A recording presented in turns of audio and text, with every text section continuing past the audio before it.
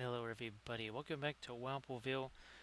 Hope that you've had yourself a good day. Sorry, this is a little bit later. All of a sudden, there's a whole bunch of last second messages. I'm just going to get my references out here. Okay, where are you guys hiding? There you are. That's the one that I need because this is the one that I'm going to be working up. Show you that in just a sec here. So we're going to get. Nope, that's not it. Where's my reference? There it is. At some point, we'll get there. That's what we're going to be painting. You got Epsilon 3, you even got a little Narn cruiser down there. You've got, well, yeah, that's a Minbari ship there. Can't tell, that's like an Earth cruiser over there in the corner. But there's kind of a smattering of different ships there. Hey there, Armored Wolf. Again, sorry, this is like all of a sudden there was a bunch of messages that I had to send. Now, this stuff we were flipping through here, this is a tiny sampling of some of the previous B5 stuff that I've done over the year. Now this one was this one was especially hilarious because this was a yeah, Armored Wolf. I kind of thought of that. Well, it's Flat Thursday. I think it would have been a little bit different if it wasn't a Flat Thursday. Also, I don't have a Wapelia Spellbrush figure prepped to paint. I don't think so. No. So this was remember when Men in Black was a big thing? So this was Minbari in Black. Yeah, that was super fun back in the day. Now, where is my Oh, here we go. So yeah, that's see, it is a birthday today. So Armored Wolf, yeah, that I don't know what it is about the cake. Well, first of all, it was super moist, right? Then that's the cake part. Again, normally the frosting is a big deal. Now, obviously, it might have gotten a little bit melty sitting on the porch. It wasn't out there long. Thanks for letting me know because when I heard cake, I thought, oh, it's going to be a piece of tiramisu with the pizza. And they're like, the cake arrived. I'm like, wait a minute, but there was no doorbell. So yeah, they never rang the doorbell. This was last week. Speaking of Flat Thursday, there. Yeah, Armored Wolf. Thanks for that because it was all crazy. I'll tell you some stories as we get going with our drawing here. I was trying to get stuff ready for Kathy's sister Karen because her birthday's the 29th. And there was two things that I had gotten for her on eBay, and I know I brought them in. I have no idea where they are. They're gone. I can't find them. Then I'm looking for the wrapping paper. All I could find was like the pieces of wrapping paper that I've just saved for kind of small things. And of course, I couldn't find the wrap until today because my brother all of a sudden he wanted to see the special family train cars that I've been painting. Oh, by the way, perspective here. Right, oh, let's get Epsilon 3 here. Needs to cross a little further this way maybe. Again, okay, there's Epsilon 3 right there. Hey there, Blades. So, yep, the Mitza was now this is not this year's Mitza. I think I sent you a picture of that, but there was a Mitza, which was right on time there, Armored Wolf, because I hadn't eaten anything. Basically, when you said that, I didn't eat nothing. I just said, okay, we'll wait for the pizza to arrive. I wasn't sure what the other items were. There was two different sauces, Armored Wolf. Actually, one of them kind of smelled like almost like a mushroom type sauce. Yeah, it kind of smelled like a mushroom type sauce, actually, which was that was kind of wild. So thanks for being here, Blades. Appreciate that, of course. Yeah, well, let's get our we got 12 of these, right? Yep, there's 4 times 3. That's I'm not good at math, but that sounds like 12. I think you're supposed to go like that.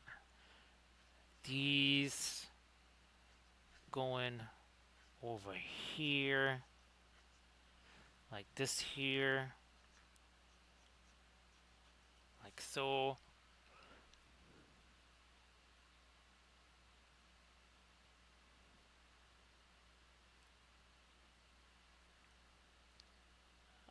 So let's see. It was the okay. So Italian beef. Because I tried the Giardinera. I was saying, hey there, Michael, how you doing? So happy Thursday there, Michael. And of course, well, Michael, maybe wait a little bit, Michael. Same thing there, Blades. Wait before you share stuff. So more folks will be in here, of course. Yeah, wait for more folks to show up. Nice to see you there, Nurgle Matthew. And again, everybody, a big shout out to Armored Wolf. Send in the birthday foods there. That is always appreciated. This comes out to about there.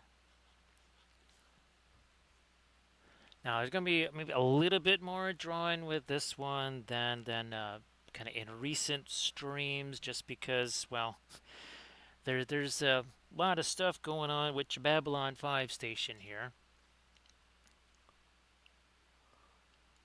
It's my birthday today, Michael. That's why we've got this right here. So we have Giro Paint and Trunco right there. That was one of the more favorite cards that I made right there. Really enjoyed the heck out of that. And again, here's some of the old B5 stuff right here. Actually, this was actually signed by Mira Furlan. So yeah, I actually have a signed version of this. And then, of course, whoops, this is when Men in Black was real popular. So that's Minbari in Black. And we actually made t-shirts out of that. Nice to see you there, Sector X.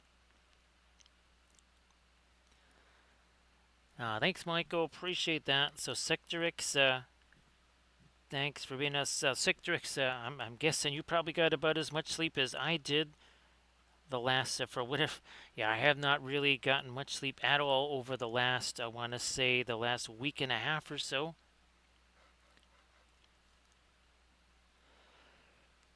Nice to see you there, Lead Logic. So yeah, actually, Lead Logic. I decided to kind of course, throw that in the intro there. I think one of my favorite parts, aspects of the opening credits, Lead Logic, was that they changed every season. Yeah, that was something that I really enjoyed about it. Well, one of the many things.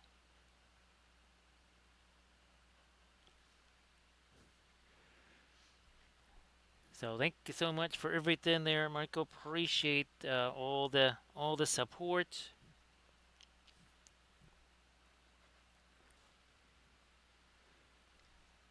Oh, let's try this.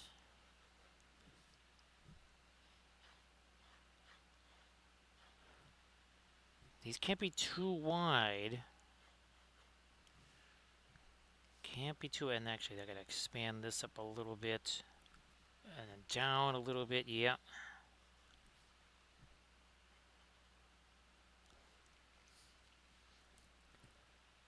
So I hope that folks have had a decent, of course, I'm very much disoriented as far as what day it is and what time it is and everything else. Actually, you know what? This goes further back. And it is a little bit flatter and wider because, again, perspective and all that stuff. So let's do a change on that.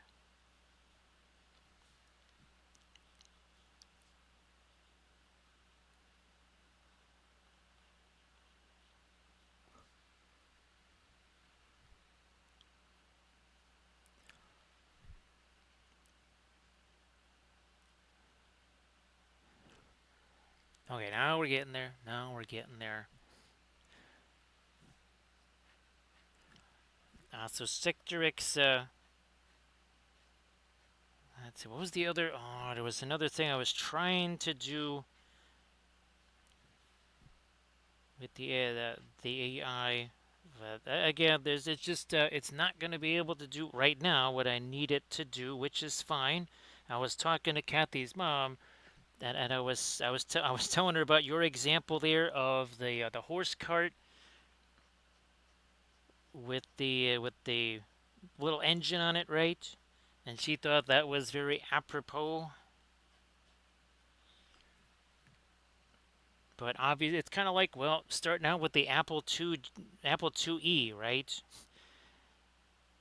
Because today's computers, even like the even your phone, think of how much more powerful that is, like infinitely more powerful than an old Apple IIe.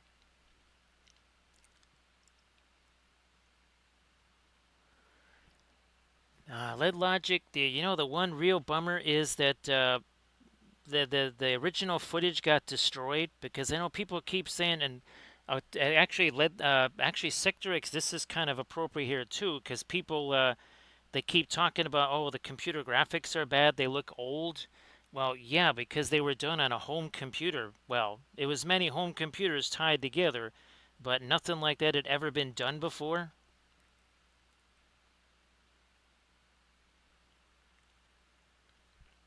So yeah, actually, I was working on Amiga 2000s using Lightwave at that very time, which was really wild to be basically kind of using the same thing that they were at the time. Obviously, we had one Amiga 2000. We did not have an entire suite of Amiga 2000s. Actually, you know what? I've never done this before. I'm gonna do this. I've never taken multiple pictures of the drawing stage here. Now, again, a lot of it's just gonna get wiped out anyway, so I probably shouldn't get too crazy with this here.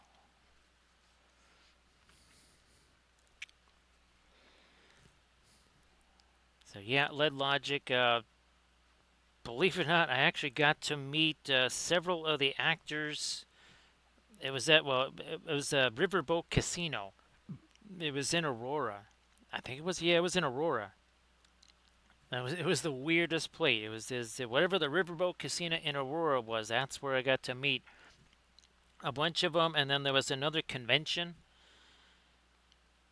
Actually, one of the other people that was there at that convention was also the guy that played Gowron in Next Gen.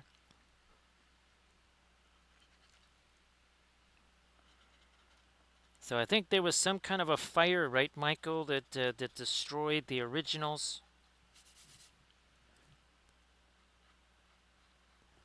Yeah, we're starting to get this organized here.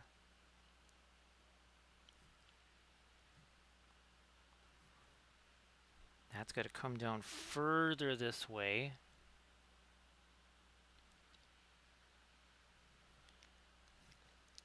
And then we've got another one, another spherical shape here.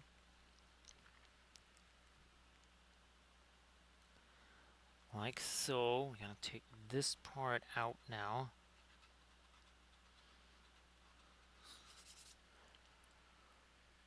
And then this comes down. Actually, I got to move this up a little bit. So that comes down.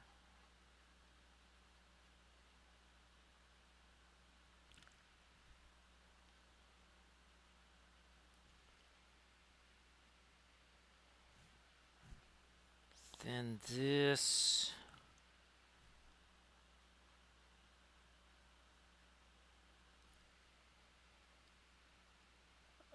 Let's see, some of the lost that was lost. Yeah,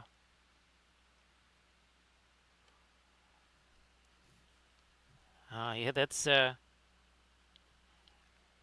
it's funny, Michael, because we talk about it all the time with our STL files, even just our STL files, about backing those up and then backing up the backups, right, right, Michael? Actually, Michael, there's a few more folks. Same thing there, Blades.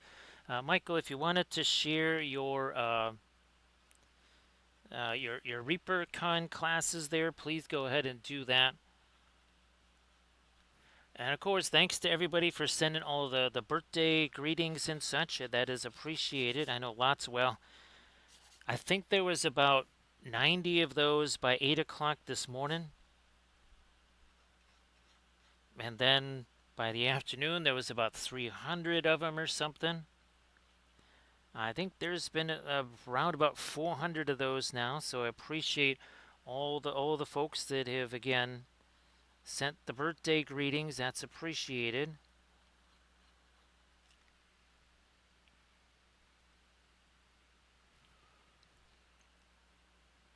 Now I don't know how many years it's been now since I've last time I saw any TV show was probably in April of 2023. So yeah, over 2 years ago is the last time I've seen TV of any kind, as in any kind whatsoever. So yeah, I'm gonna be a little bit shy on knowledge of all things TV shows. That's for sure.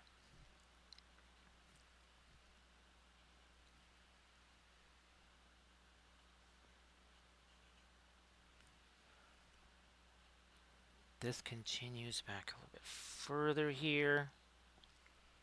Everybody, please check out that little listing of the tabletop events at ReaperCon Labor Day weekend.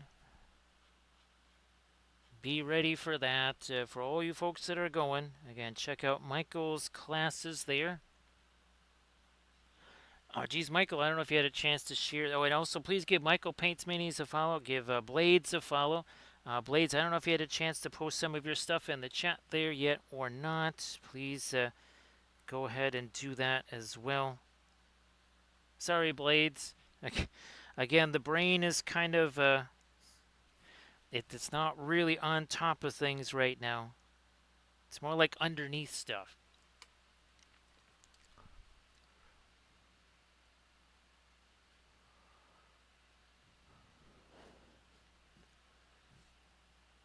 Yeah, Sectrix, you and I, not so much time for being able to check that out, right? Well, we're also monitoring other things too. And actually, Sectrix, I was kind of hoping that, as certain things get degraded, that means certain things are not kind of flying through the air as much anymore. I mean, I've heard kind of percentage drops of what it was kind of like last week and what it's like now. Thank you so much, Pura Vida. Appreciate that. How you doing, Valfera? Thank you so much, Pura Vida.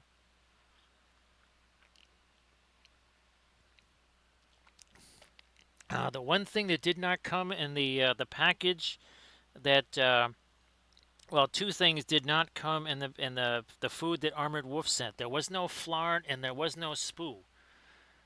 So yeah, how you doing there, Eighth Gate? Thank you so much. Now the one image I couldn't find was the Flarn King little joke image that I created. I'll describe that later on, but now we're starting to get there. Yeah, we're starting to get a little bit more solid here with our station. Now we're getting there. Because this is your diplomatic sector right here. I think this is your hydroponics there. Well, this is where a lot of your crops were grown right here. So great to see you there, Valfera. Hopefully recovering from all gravitational challenges there. Actually, Valfera, you would say forget this spinning part. Actually, Valfera, you would rather stay out here. Yeah, you would ditch the gravity parts of the station, right, Valfera? Say no, thank you, no, thank you. I'll stay out here where it's safer.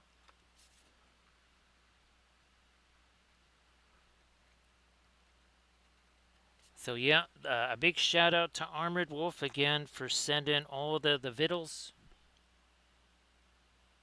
Those are much appreciated and definitely, well, we certainly partook of those.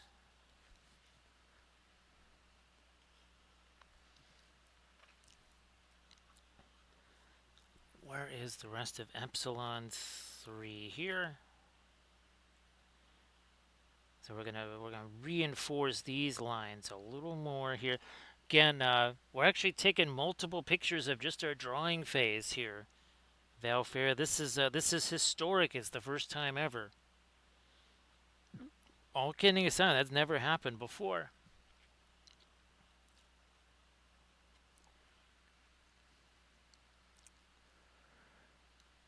So Pure Vita, it's been a little bit frustrating. There's just so many things trying to get accomplished, and of course, lots of things trying to get in the way of that. So yeah, it's definitely been a little bit on the consternation side of things. Just trying to continue to hammer away at stuff.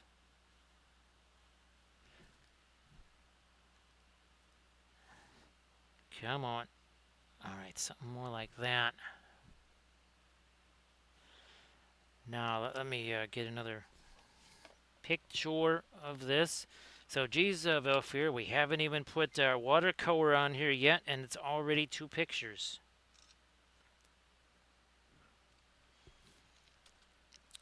This is, I don't know if I ever actually painted the actual station itself outside of just a cursory,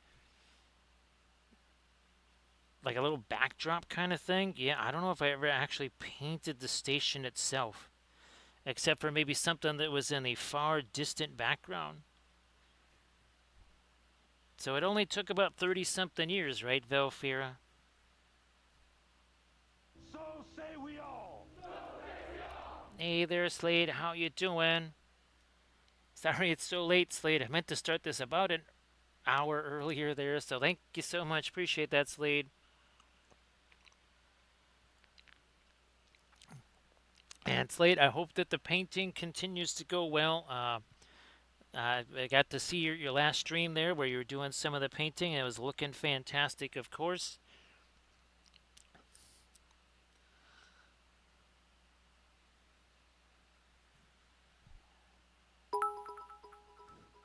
Thanks, Pura Vida. I do believe that activates not a space station, but a certain vehicle of a terrestrial nature here. I think it's this one. Might just be this one right here. There it is. It's a level 3. Which means in addition to that... Uh-oh. What's this? What's this? Oh, there it is. It's the Hype Train cookie. Hype Train cookie. Now, well, we don't have the Hype Train Racer, but we do have this. There it is. There's the Linseed Racer. That's the first time we've been able to activate that. Well, here, let's just activate. Let's activate everything here. There it is. Everything's coming at you. There's the Dauntless. It's all coming your way.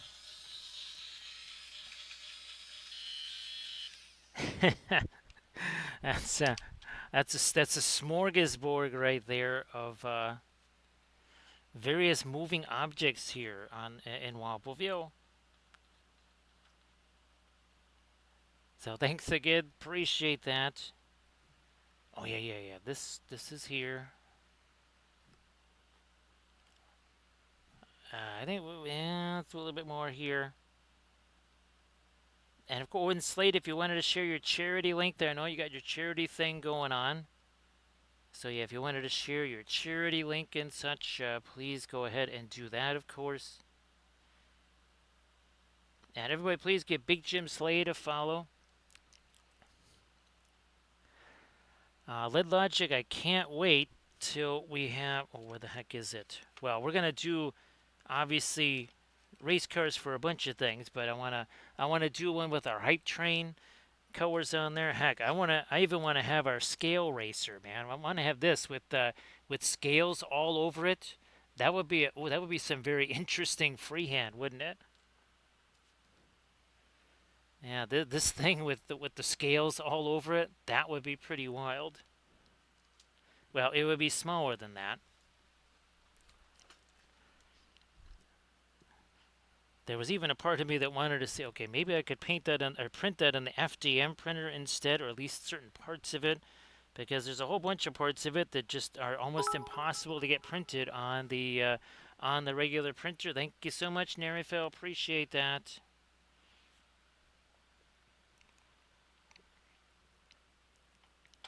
So Nerifel, well, let's see. We were certainly using. I think you did. You see both of these streams, Nerifel? We were definitely using the Puro Orange on this one too. And by the way, oh yeah, that's still.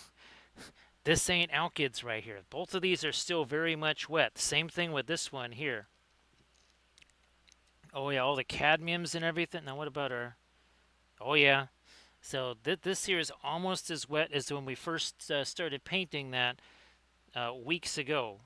Well, not weeks ago. It was basically last Friday and Saturday. So it's been about a week, and that is nowhere near dry there.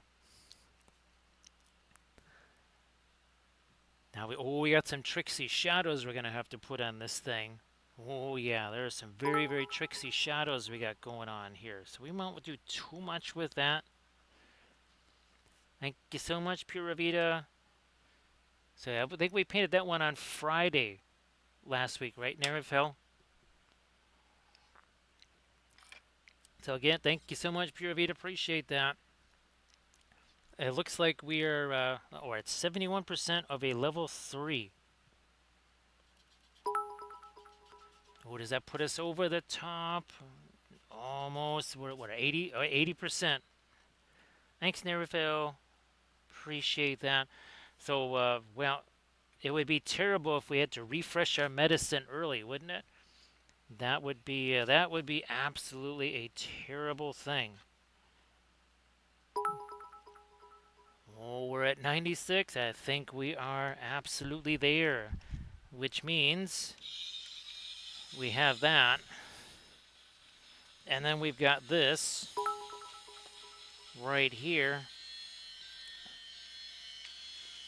Sounds to me like a wheel of hype train. Oh, you're upside down. There you are. It's a wheel of hype trains. There it is. Where does the wheel stop? Does it ever stop? Does it stop for Jiro? Does it stop for yellow hype, red hype, blue hype? So say we all. Who does it stop for? It's also very hypnotized. This is the true hypno train right here. Yeah. You are getting very sleepy. You wish to use the oil paints because you're getting very, very sleepy. We need to make an image of this thing. Actually, Slade, do you think I can take a bunch of images? I think it's in GPT. It can actually make a GIF of this, right? I can make a GIF of that instead of like an animation. A GIF. Well, the whole point of a GIF, right, is like minimal bandwidth usage animation, right? Yeah, I gotta see if there's a way to do that. So yeah, there you go, Sectrix. It's another challenge. Can we make a GIF out of some pictures of our wheel of hype trains there? Yeah, I'm sure it can do something like that. I think even GPT does that, and doesn't have to be super fancy. Thanks, Slade. Yeah, I'll shoot you. Anna, is it best to just have an image of the plate, or did you want individual images of the taters and trains themselves, or both? Because yeah, Slate, one of the weird things I've noticed is that sometimes fewer pictures are better. Like if you give it too many references, it actually just kind of gets lost. I don't know if that's something you've encountered. Okay, yeah, so we'll get you images of each one. All right, so here's a last picture of the drawing. Last picture of the drawing phase here. Now we start to drop in some stuffs here on the rest of it. All right, here, let's do this.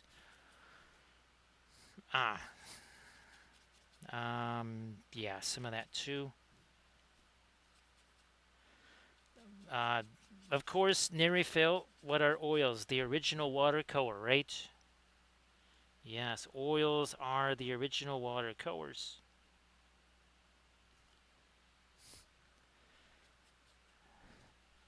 Now, Blades, I think I did. I shot you some of the musics right. If I didn't, my apologies. Now, I think well, I'm trying to figure out the best way to get that one, the song for my sister, right? Right, Valfair. I'm trying to get that one out there to her. But they don't use Facebook, they don't use Instagram, and that's the two easiest ways to get that out there. So unfortunately, I'll have to think of some other way to get that to them. Actually, nobody in my family uses Facebook except for me, which again, that is not convenient. Nobody in my family uses Instagram except for me, which is inconvenient. Thank you so much, Pura Vida. Appreciate that. So no cadmiums, no cadmiums on the. But we're back to our regular alkyds here, Pura Vida. So this is just basically a yellow ochre. Now, if it was the Gamlin stuff, it would be. Oh no, if it would be Mars Yellow Deep, that would be a Williamsburg color here. So that's what it would be right there. Oh, geez, thanks, Armored Wolf. Appreciate that, Armored Wolf. And now, does that put us at a level 4, or does that put us at a level 5? Let me just finish out my watercolors here. Let me finish my watercolor glaze. So that gets us up to a level 5. Oh yeah, almost a level 5. So 73% of level 5. Thanks, Armored Wolf. Appreciate that. Look out. There it goes. Yes, you wish to use the oils because the oils are like watercolors. Yes, they're just like watercolors.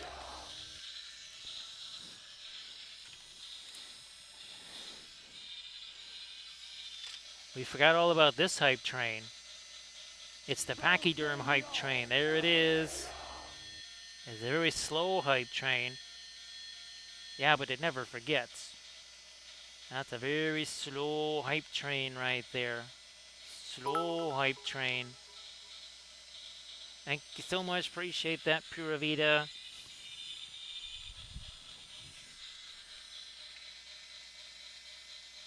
I don't know, man. It's getting dangerous. There's all kinds of trains here. There's race cars. I swear there was a plane, too. I'd say that I blinked and I missed it, but yeah, I can't blink.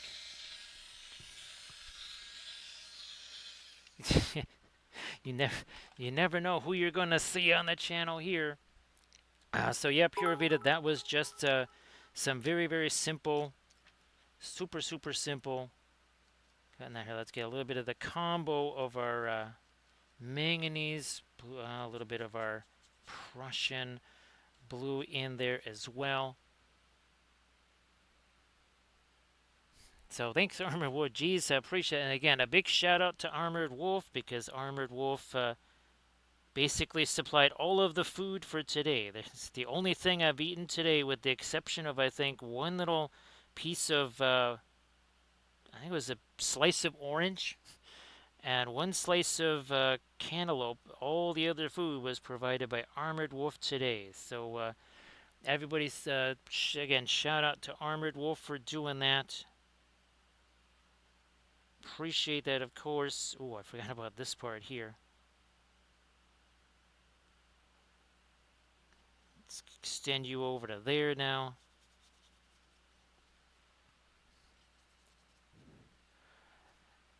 So yeah, was this Epsilon 3, right? And they were, was it maybe third season was the first time they went down there, Valfera? I can't remember. I think it was third season. I know they weren't exactly allowed to go down there. I don't remember what the. It's again. It's been a while since I've seen it. Thank you so much, Armored Wolf, for posting the link to the merch there. Now, I think I might even, well, I think I have me some violet. So yeah, this is going to actually change a little bit more towards violet right there. I'm gonna give. Where's my ultramarine blue? Let's just get that out here. There you are. Just get this out there. Nice to see you there, Arid. Thank you so much. Appreciate that, Arid. Grays. We need ourselves some grays here. Oh, look at that. We have Payne's Gray too.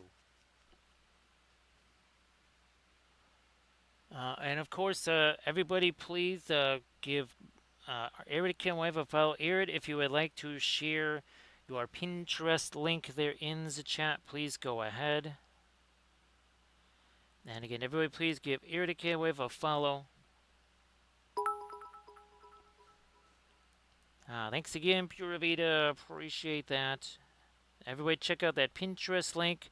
Again, Blades, if you wanted to share stuff in the chat, not sure you had a chance. And of course, again, Slade, if you wanted to share things in the chat, I know you can get your charity thing going on. So please go ahead and feel free to share that as well. Definitely don't mind refreshing this particular ration right here. So how you doing there, Asmo? And yes, it is that day right there. And of course, Armored Wolf again supplied the pizza.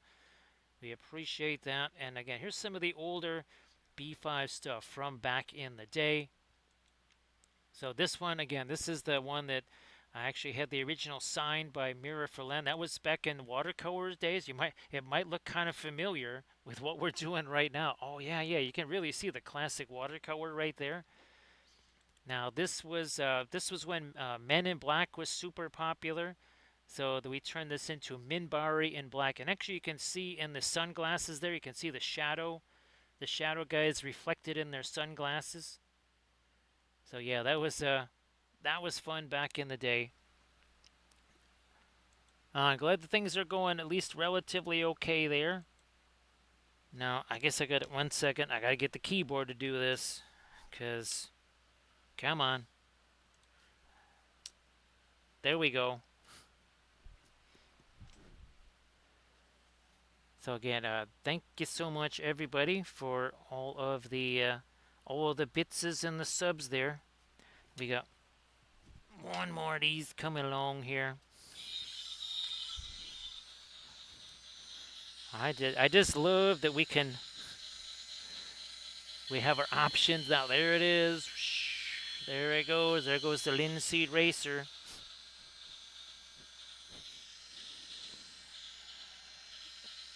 And of course, there we have a flyby right there.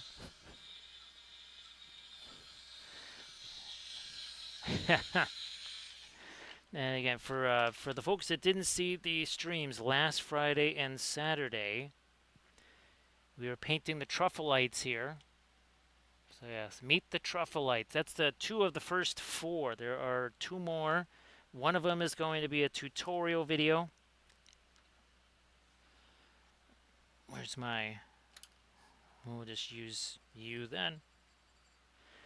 And of course, I did put the latest tutorial up on the Patreon. But speaking of which, yeah, the latest tutorial is up on the Patreon page. I almost forgot about that. Thank you so much, Pura Vida. I think did we make it to our level 5? I think we got pretty close. Thank you so much, Pura Vida. Now, Arid, you're doing your usual Friday, Saturday streams this week, right? So again, everybody please give Arid Kenwave a follow so that you can check out the streams again tomorrow and Saturday.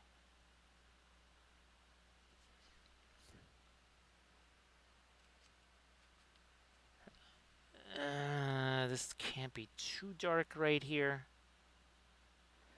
And I think I'll do the spine and then we'll get our picture taken. So I think we've actually got almost, if we do that, we have almost 5 pictures already, Velfera.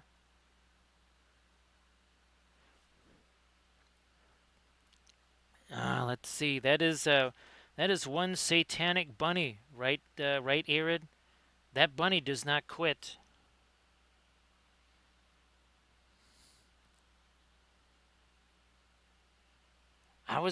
Well, actually, Arid, I was gonna ask how that happened. Now, you did say the other day, Arid, that you were really sore from the commute to work there.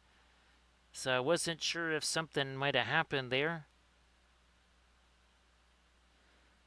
Actually, that's kind of what happened to.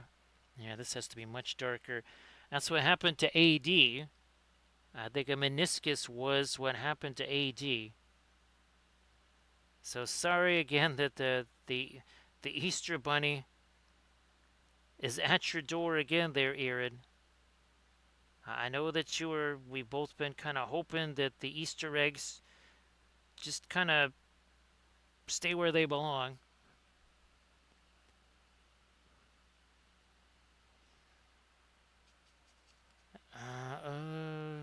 No, no, no, no, no, no, no. Some of this, maybe in a little bit of that.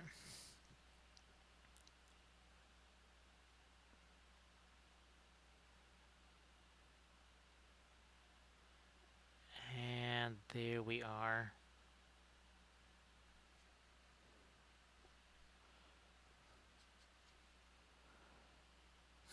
Okay, we needed a little bit more of our yellow in there, also in there. And I think now we can. It's our highly detailed painting right there. We'll take a picture of that. Again, oils the original watercolors. Where's my camera here? So yeah, we went. I think we were at 73% of a level 5. And here it says it was level 6 there. So again, Pura Vida, Armored Wolf, appreciate it. And Nerifeld, thank you so much, everybody. Chucking in all the bitses there. So appreciate that. Again, I'll be totally heartbroken to have to go secure uh, yeah, some new rations there. It'll be terrible. It'll be so awful. Now we gotta just start really cranking in some of our dark here in the well, sky section. How's about we start doing that? Yep, we needs to do that now.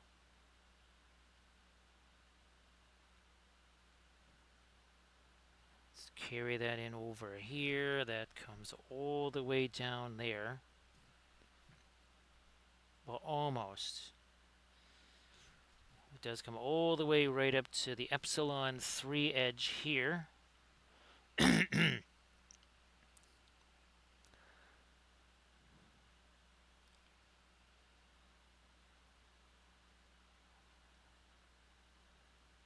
So yeah, that's well, we took, I think actually technically, Valfra, I think I took 3 of the drawing phase. There's never been multiple images of the drawing phase ever, so that's kind of a first.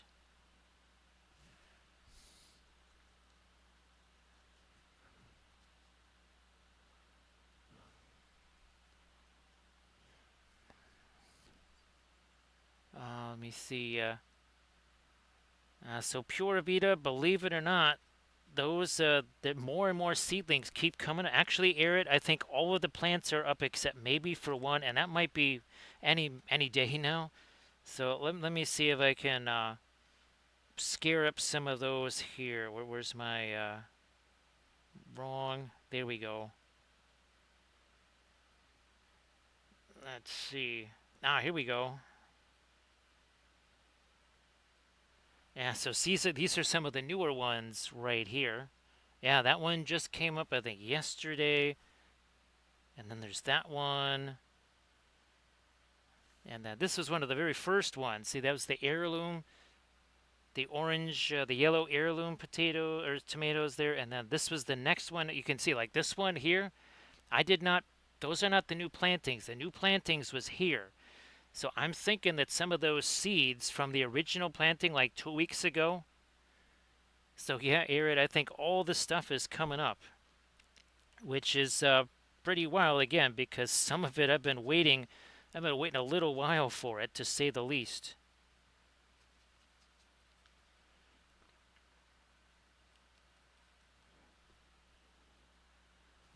Definitely been waiting a little while for it. No, that is not. That's got too much of our dark in there. How's about we also welcome in Rottweiler 1616. Nice to see you back there, Chaotic Painting. How you doing? Everybody, please give Rottweiler 1616 a follow if you could. That'd be sensational. So say we all. So thank you so much, Rottweiler. Appreciate that. Rottweiler, of course. I think the Stern Guard are all done, right? Nice to see you there, Camda. Appreciate the raid there, Rottweiler. Thank you so much. So yeah, we're taking a little trip back down memory lane here. We're doing a little bit of Babylon 5 art. We're going to show you a couple of things. These are some Babylon 5 paintings. It's just a couple of them.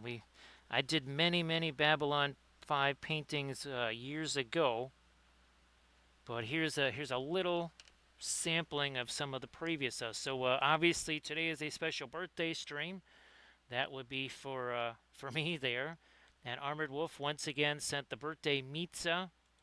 So here's some of the Babylon 5 art from back in the day. Again, this is just a few. This one right here, and you can kind of see that. That's an old watercolor, and of course, oils are the original watercolors. That one actually, that was signed by Mira Furlan herself. And then back in the day, Men in Black was real popular. So we did Mimbari Black. And on the sunglasses there, we have the shadow guy reflected on them. So, yep, Camda. Oh, boy, that Valfera, that sounds good. Actually, Valfera, you'll have to send me a picture of those. Yeah, send me a picture of those if you don't mind. And, of course, whatever you do, Valfera, don't put this on it. Again, the most lethal condiment known to the human species right there.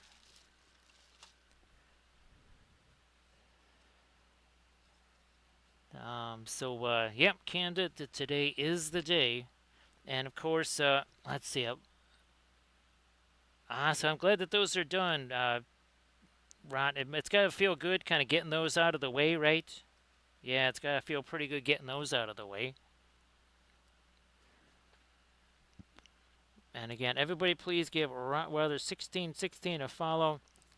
And of course, Rottweiler, if you want to share any of that stuff in the chat, please go ahead and do that too. Camdo, why don't you share some of your oil painted goodies there as well?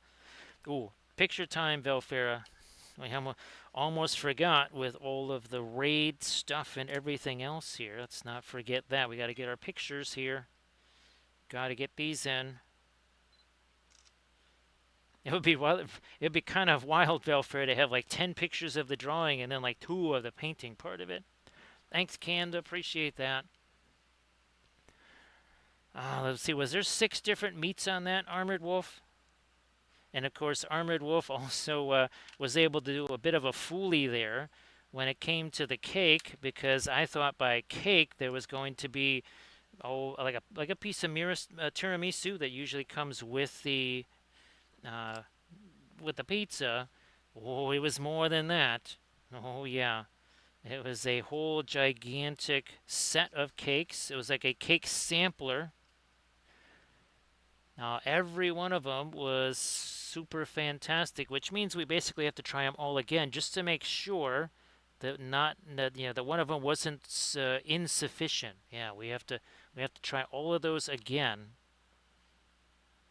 just to make sure, because you never know, one of them may not be quite up to par compared to the others, so we have to try them all again and then again. Everybody check out that Instagram link that Camda just shared. Again, some oil painted goodness there. Actually, we have another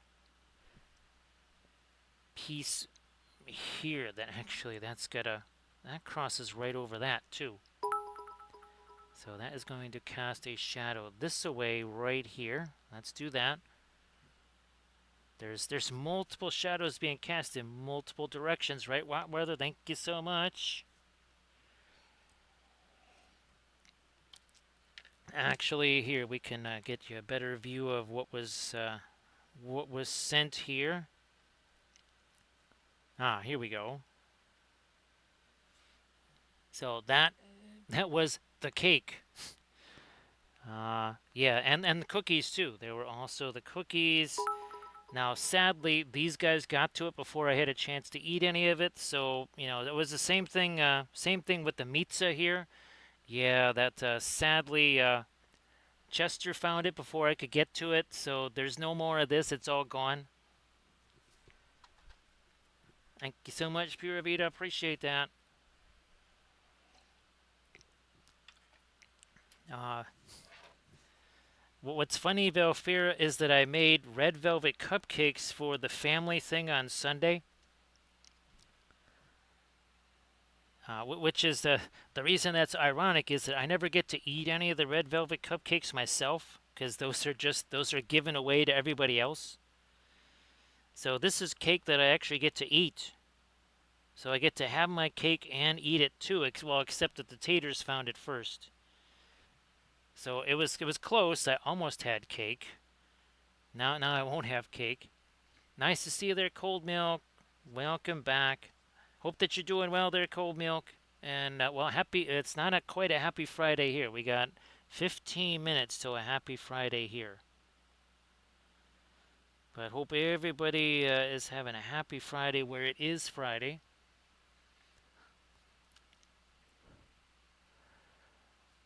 So yep, Velfira. When they find when they find the cookies and stuff, it's all over with. Yep, it is all over with, right, Rottweiler? Oh, actually, there's now a Wappleville song. Yes, there is a Wappleville song. We're scrolling back. Ah, here it is. Here it is. There is now a Wappleville song, and of course, here is the town of Wappleville. There's the church. There's the jail. There's the cantina. You can see the train station off in the corner. That's La Flamante Rose. That's the House of Horizontal Refreshment right there. You can see the water tower. There's a better view of the train station. Actually, you can see the backside of the jail there. More rail yards. You can see the Wappleville sign in the upper left-hand corner. Now, there's a ton of blog posts that show how all of this was done. Now, this will tell you how long ago this was. This was all MDF terrain. Remember when MDF terrain was all the rage? That's that's all basically burnt wood. It still smells like burnt wood to this day. What, 13 years later? So yeah, there's articles on how all this was done. The shingles on the roofs, that's just cereal boxes. And there's wallpaper on the walls. There's carpeting on the floors. Basically, I printed it out just on a regular printer on sticky paper. Now, of course, it would have been really nice to have the oils back in the day for all this stuff. I still have Wild West unpainted Wild West Exodus stuff. Just think of how the oils would have made short work of all of this. Yeah, the oils would have just wiped all that out in no time flat. Also, that was the start of the bark and branch method of basing there. Yes, good old bark and branch, and that's a testament to it's still good after all this time. So that method is very much rock solid. Don't have to worry about the longevity of it at all. Oh, sorry about that, Pura Vida. Now, this is the sound, and of course, I've never been able to get this to work. All the other sounds have worked. I think this is it. That's what you're supposed to hear, is that. For whatever reason, again, every single other sound works, and this came from the exact same source as all the other sound. I didn't do anything different. That one just doesn't work. Don't know why. It just doesn't work. I have no clue why. I wish I knew, because then I could get it to work, but I don't know, and therefore it does not work. There maybe one day we figure out what is going on and we get that to work. I don't know. Blending brush, we can maybe use this here as a little bit of a blending brush. There we go. Yep, Pura Vida blinking. You can't do it under any circumstance, right? Pura Vida, even when you're doing bits. Yes, under no circumstances blink, right? Because, well, clearly something's going to get missed. Most likely by me. So sorry about that, Pura Vida. You know what? Oh, nah, that really shouldn't get too much darker. This needs to be darker back here, though. That we will hit. It actually, believe it or not, needs to even be darker than our backdrop, almost. Yep, so let's make that darker right there.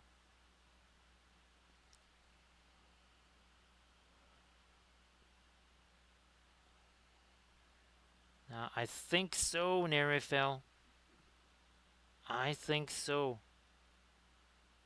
Actually, Nerifel, I think now there's a couple of new songs, Nerifel, that I still have to send you. I think I sent you a big old batch of them, though. Yeah, I'll send you some more. Again, I'll have to look and see which ones I already did send you, so you're not getting the same ones again. But here is, again, some of our previous ones. So this was our last Flat Thursday right here. That's a Hobbits in Space. Week before that was our Flat Tops for Flat Thursday, and then here again, that's when was our first. Well, there's your Sauron right there. Space Sauron, Space Australia, Spacescape, right? And then again, here's our Space Lion, Space Shadowfax, Space Gandalf. Is this Space Balrog? Yeah, that's Space Balrog right there.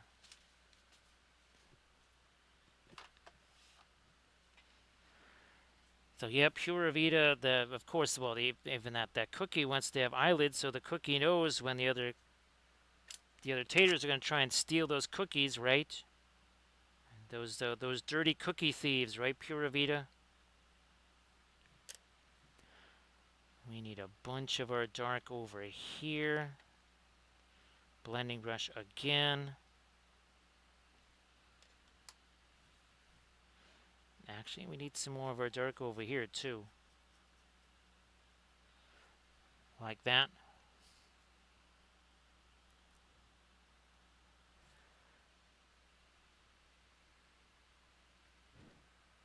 We're going to do this. We're going to do this. I'm going to try and darken that up back here a little more, I think. Yeah, let's do that.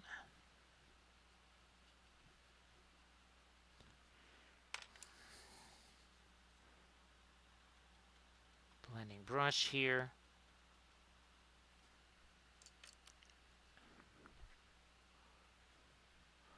Now, we need to get some of those shadowy things going here that are cast by our big old gigantic solar cells here. Actually, yeah, all that needs to be darker.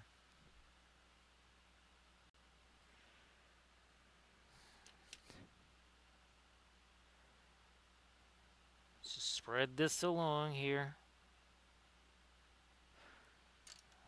We need some more dark down here too, I believe.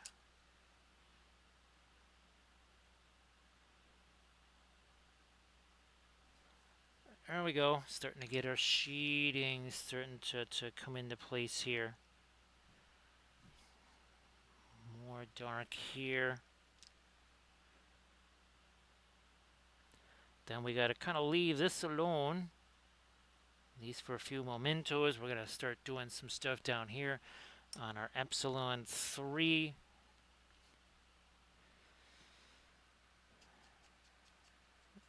Actually, let's see now. Ron, you got to be getting closer and closer to starting up that podcast, or not sorry, the gaming stuff. Because we were talking about the Stream Deck that you got last time around, right, Rottweiler? I guess my next question was, oh yeah, that's right, because I was asking Recoil what kind of dice you guys had, and have you had any problems in your test filmings of it or whatever you want to call with the dice reflecting? Because sometimes that'll happen with dice, right, Rottweiler? Where all of a sudden they're doing that pesky reflection and you can't see what's on the dice. And sometimes you never really know which dice are going to do that. Now, there's times where I'm like, okay, this dice should be fine, and of course it's so reflective you can't see nothing. And then there's other dice where I say, oh man, there's no way you're gonna see this, and that one's fine. There seems to be no rhyme or reason to it. Darken you up a little more up here, I think. Yeah, a little something up there.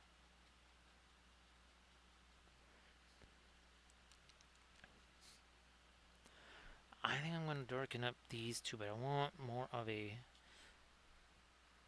violet look to that. So we'll darken up the ends of our solar panels here, but not that part, so that is going to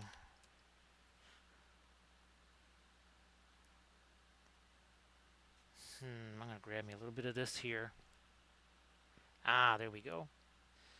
I just needed a little something something to reactivate that. Okay, now we're getting there.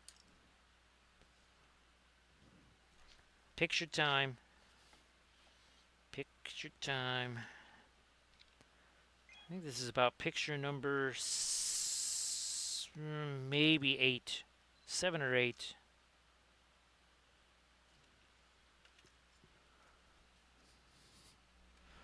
And of course, Nerifa, I don't know if you had a chance to share any of your stuff in the chat there, but yeah, you want to share stuff, please go ahead. And you might have won a certain prize there that you might want to show off. I think so. I should definitely do that. And Pura Vida, of course, same thing. If there's something that you wanted to share, anything in the chat, I'm sorry that I haven't really asked you there. But yeah, there's something you'd like to share, please go ahead and do that, of course.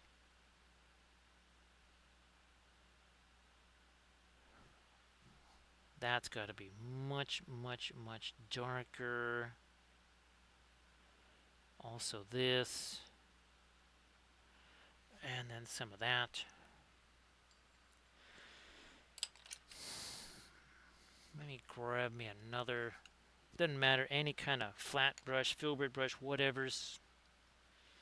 Get some of this and a little bit of you.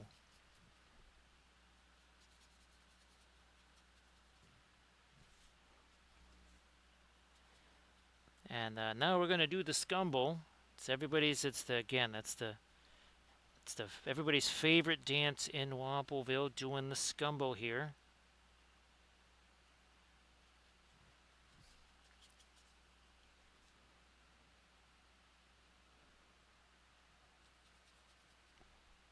Let me see.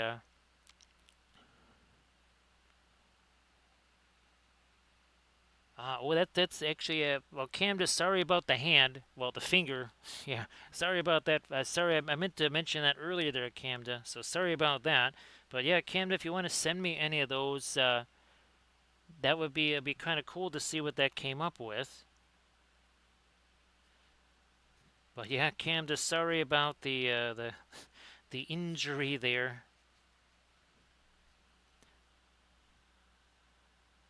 Hopefully that's going to last you a while there, Pura Vida. Let me get some of this. And some of our ochre here. Now that is more opaque. Even though we put lighter colors in there, those are opaque, so it's gonna change what we have there just as a smidge.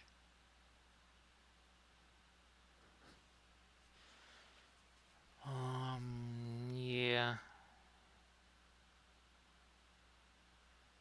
Come on. There we go. So Irid, I guess, is it more and more MRIs or something like that, Irid, as far as, what happens with that to try and get that going, get that right again? Because I know what AD did, and well, here's hoping that AD. I know AD is also they moved, so that's probably another reason why AD hasn't been streaming too much. 1 second there. There you go, Camda.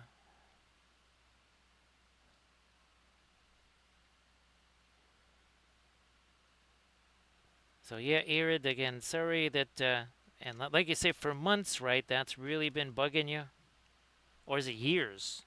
Yeah, I think it's been years. I think even before you moved up there, right?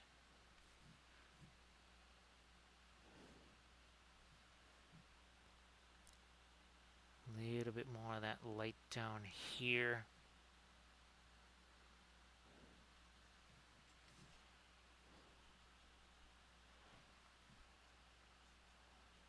I'm just gonna try and put in a little something, something here for now.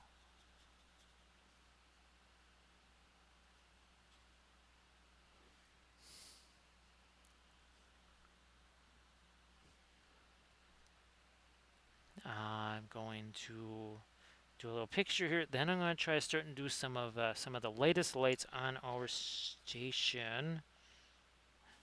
You can see we kind of cycle around. We work on a section. We say, all right, let's get that little time to set. Then we hit another section. We say, all right, let's work on this. Then we'll give that time to set.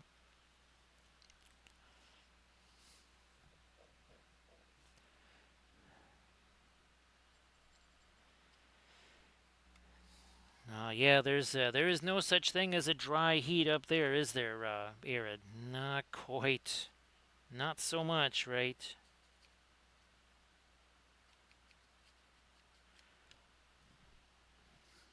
Now, in here, we are going to start working in just some general lighter colors for sure.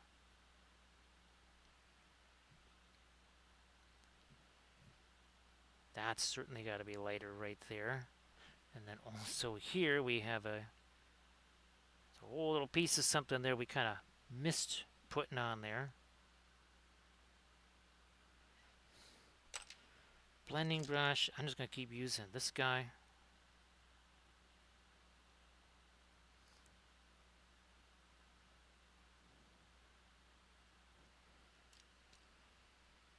Nice to see you there, Doji.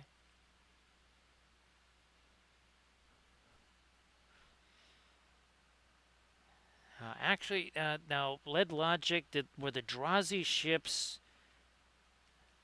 Were those the ones? I don't want to say they looked like Vorlon ships, but they had that. They kind of had that little marking on the tail, right? I swear that's what the Drazi ships looked like. I think they had more talking parts, right? Lead Logic than any of the other non-aligned worlds.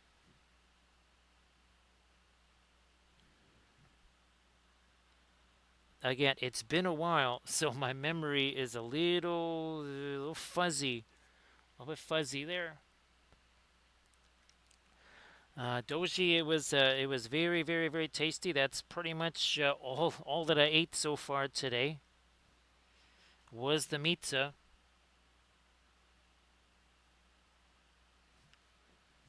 And then, of course, the strategy, of course, is always then we take at least half of it and we freeze those pieces. And I think Armored Wolf wasn't one time. It was almost like a month went by before I ended up having the last of the pieces of Mitza. I think it was something like that. It was almost a month that those were in the freezer.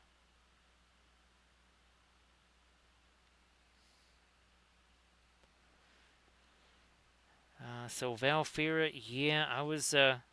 I mean, it's kind of the same way here. Now, actually, Valfira, you're going to be getting the same 100+ degrees there because I think it is supposed to be 100+ here for, well, 3 days or something like that. Now, actually, Michael, is that supposed to? Are you supposed to be getting in on that same thing? Or is it actually going to be hotter up here than it is now? Because I keep thinking, Michael, if it's going to be that hot up here, it's going to be like 300 degrees down there by you.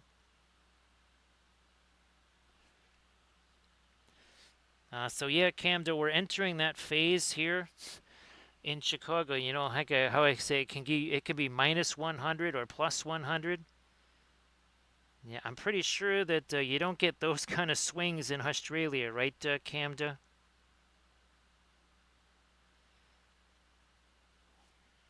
Yeah, I don't think you get quite that kind of extreme. No problem there, Doji. Well, hopefully, Doji. Speaking of baked goods, there was multiple baked goods. I made the. Oh, let me get a picture of this here. I made the red velvet cupcakes again for the family for Sunday, and then Armored Wolf was kind enough to send the pizza and just a little bit of dessert. Yeah, just a little bit of dessert right there.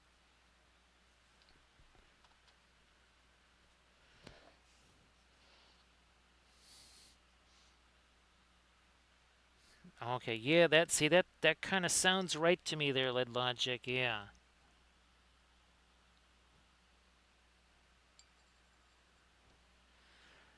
So you just have two seasons there, then cam to hot and hotter. Now we're really gonna try and scare up some of our lightest light here in a couple of places, like there, a little something there,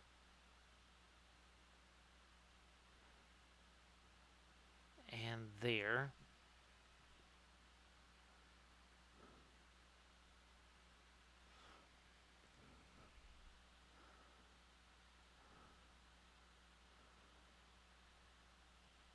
Now, yeah, I think the difference is for you, it goes up from there. Here it will be going back down again. It'll just be kind of regular here afterwards. But I think for you, it's going to be insane, and then it gets more insane.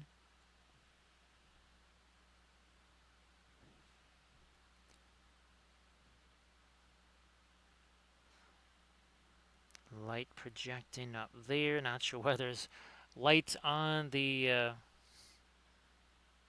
solar panels instead of just letting the, well, light hit the solar panels, but as in the sun.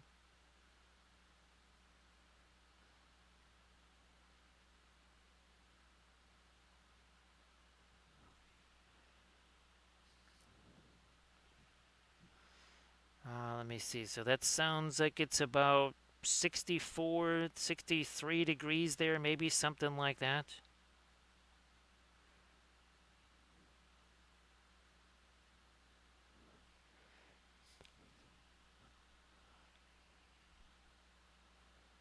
More of that here. Maybe, nope, that's not going to do. Maybe this. Maybe this here. To start figuring out the structure of all of your power elements back here.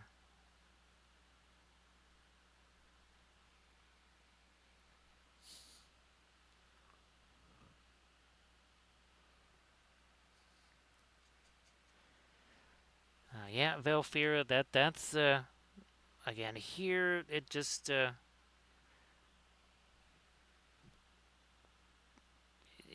July we could be having frost. I mean, that's just kind of how it goes here because even in February it's not unusual. It's oh look, it's 70 degrees and oh look, now there's 20 inches of snow on the ground. Nah, not all the way over there.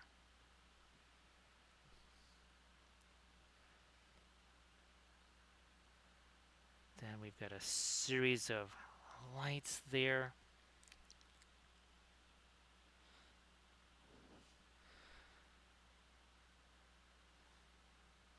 Yeah, Camden, I think here the even in this brick house that heater does not click on until it's probably about 49 degrees outside, something like that.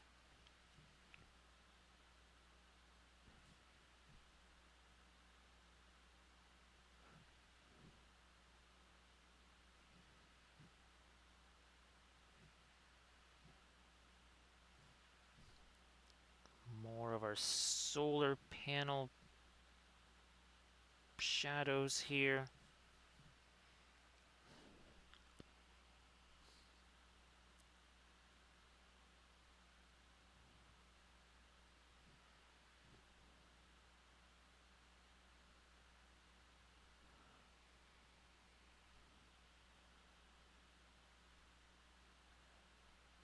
Okay.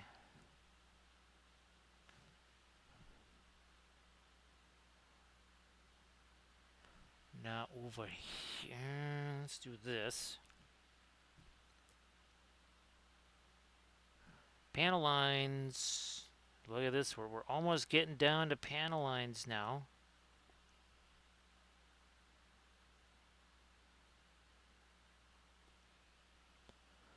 So see you later there, Doji. Again, take care there, Doji. And of course, Doji, if you want to share your stuff real quick in the chat before you head out, like always, please go ahead, of course, and do that.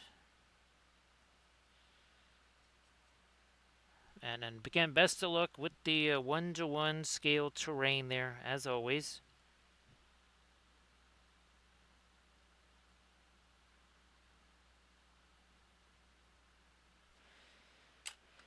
I need me a small. Let me try this guy here.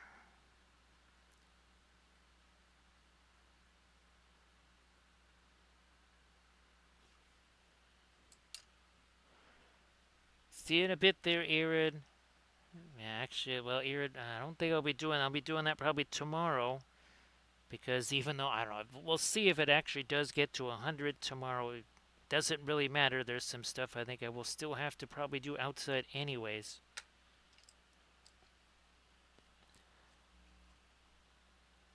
So see you later there, Doji. Okay, now we're starting to get some of the blue in there. We gotta get some of the blue over here.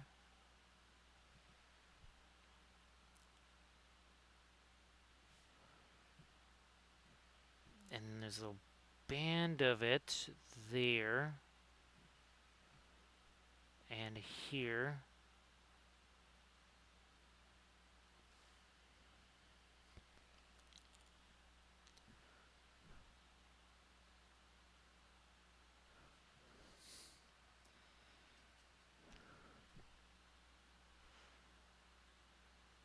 Tone these down a little more, and then we'll be coming back with some of our more of our opaque stuff there on the solar panels. Maybe making these darker too along this edge here.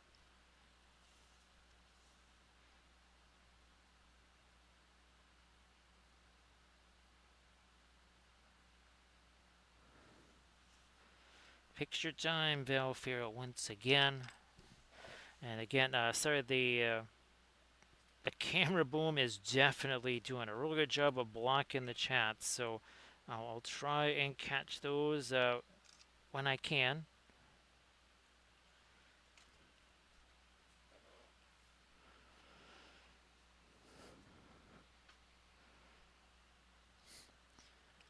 Yeah, now, oh, here's our reference, Pure Vita. So there we go. So that's the reference kind of that we're working from right there. And again, here is some of the older B5 2D art. So this is the first piece of 2D art that I have done for Babylon 5 since the 1990s. It's been a little while. I gotta say, it might have been a little while since the last time I had a chance to do some B5 2D art. And I just figured, well, birthday is an appropriate time.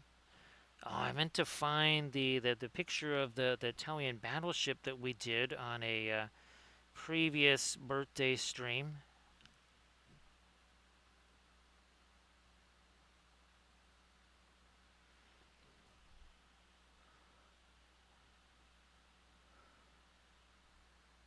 Hey there, Trash. Yeah, Trash. I'll try to get you the files there.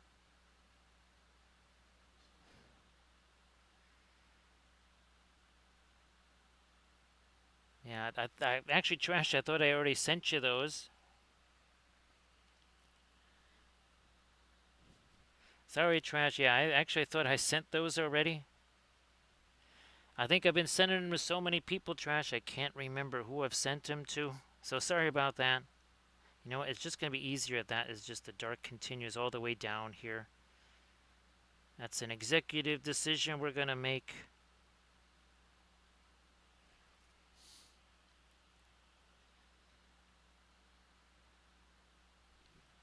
Camda, just shoot me an email again because that is definitely the best way. Well, I mean, they're so minimal. That is definitely the best way to send them. I think they're still a little bit too big to send in a Facebook or Instagram. Now, the other problem is they're on different machines, and they're not in the easiest places to get to.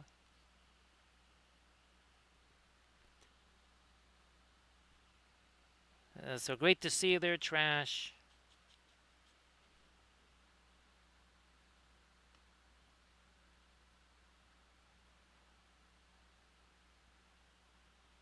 So yeah, not sure, but they literally have lights on all of the solar panels there, which is interesting. Interesting choice. The bold strategy.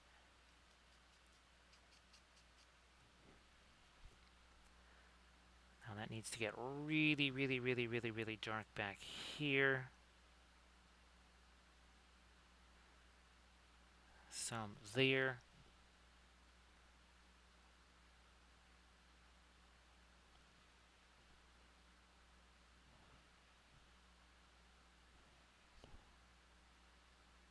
You know what? I'm just going to make you dark and in shadow.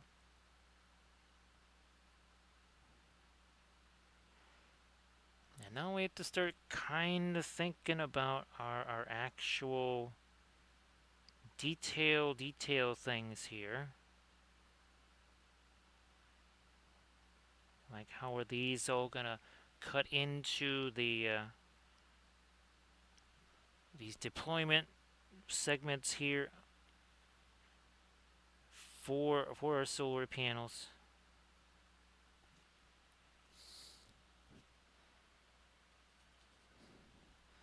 That needs to. Whoa, not quite that dark. Holy smokes! Even that is darker than what we were looking for. We retreat a bit there. We go. There we go. Okay, yeah, that was getting a little bit too dark there.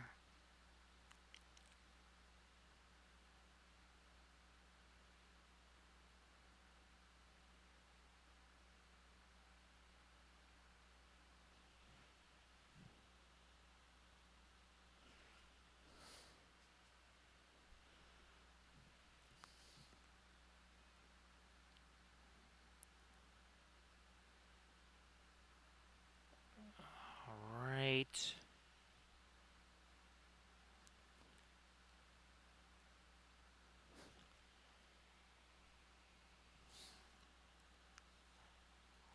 That I'm gonna cut that down. Let's just smidge right there again, and we'll use our solar panels to do that. No, actually, I think I might get something a little bit later here for our backdrop. Let me try this.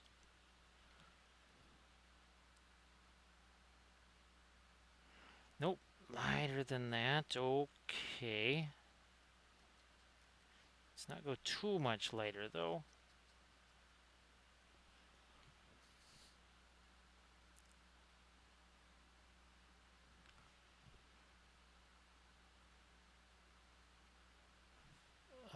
More light up here.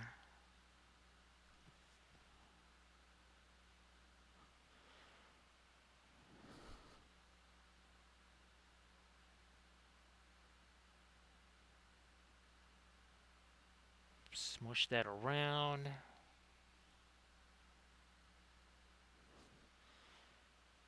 Maybe some of this here. Manganese blue.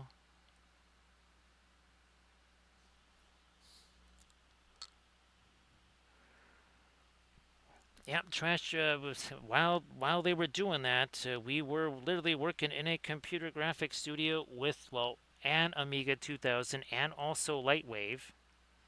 We couldn't quite do what they were doing because, well, they had a whole bunch of those chained together, literally.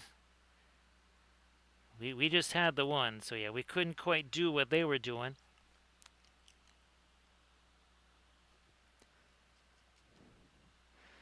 And of course, Trash, if you wanted to share anything in the chat, please go ahead and do that. Sorry if I neglected to say that earlier. But yeah, Trash, you want to share something in the chat, please go ahead. This has nothing on it.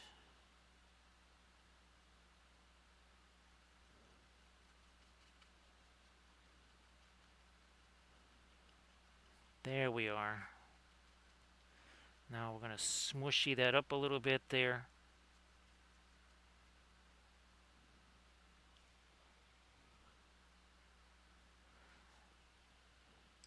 You can see we're starting to get a little more of the edge contrast as well.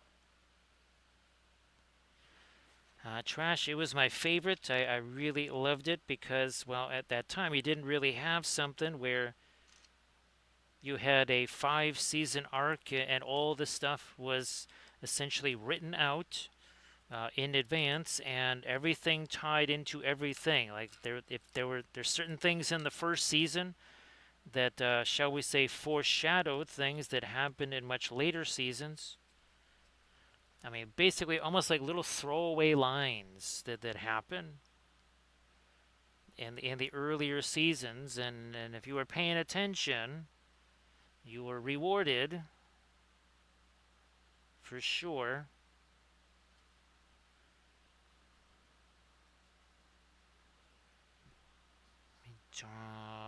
Yeah. We'll make this darker too.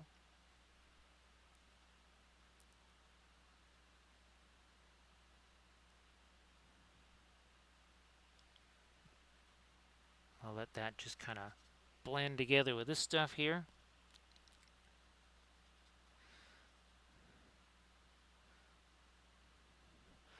I think one of the things I enjoyed about it most was that the humans were not the all-powerful race. They were actually one of the least powerful.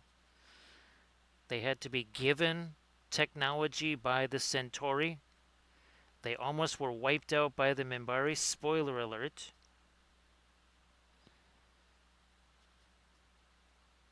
So yeah, the humans were like... Well, they kind of started out like number 4 or 5 on the power rankings there, as far as civs go.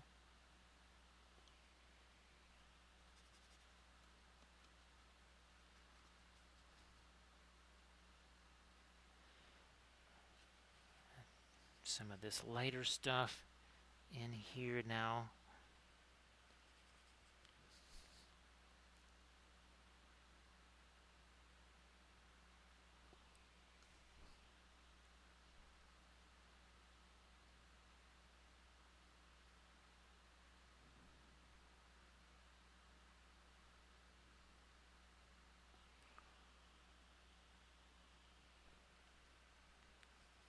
So trash. I was very much pro Centauri there. Yes.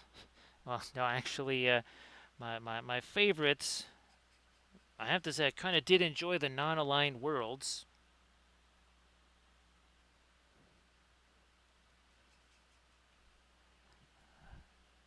Actually, trash. I was bummed that they never did the series on the Rangers. Well, they kind of did like the one episode maybe, and that was about it.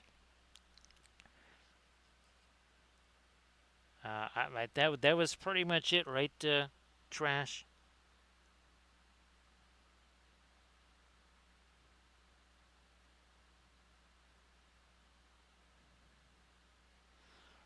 Okay, so now we're starting to get some more juice going on our Epsilon 3 here.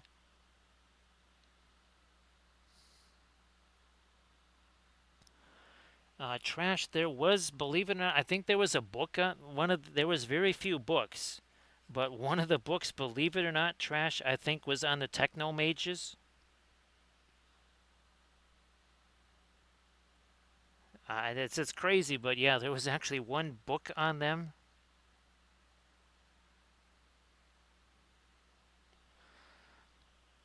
So Camden even less than BSG, because well, you had Vorlons, Shadows, kind of up there, 1A and 1B. Then you had the Minbari. Then you had the Centauri. Then you had the Narn, and then you had the humans.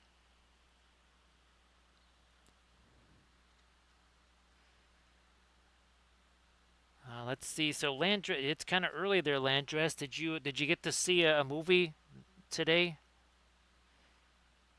Because usually it's a little bit later. So great to see you there, Landrast.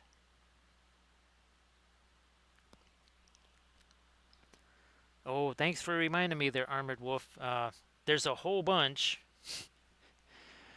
Over the next, I want to say, 8 days or so, you're basically going to be seeing a new video every day on the Linseed Fellowship because, well, there's hundreds of videos to transfer there, and we're going to start basically doing one a day pretty much every day. Because if I did one a day, well, just to get the ones that were already in existence. So you got to sign up to this channel if you want to watch, well, stuff like this after the fact.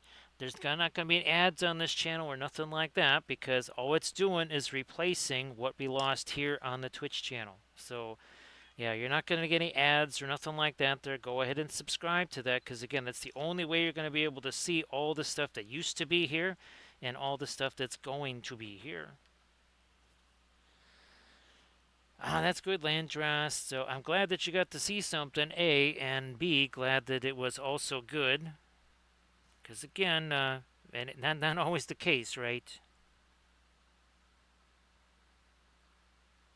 Okay, so now we're starting to get this set here. Sometimes again, there's a little addition by subtraction.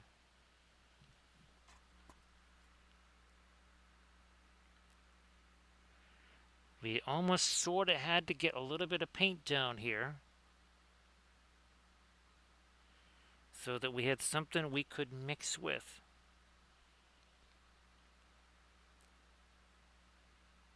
And we'll come back and restore our solar panels there. That's easy to restore those.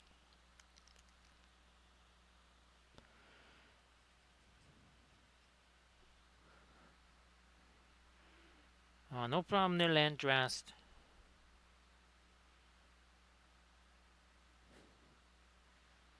Okay, let me get lighter here.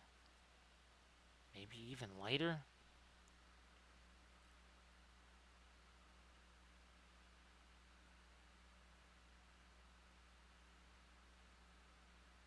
Even lighter down there, okay.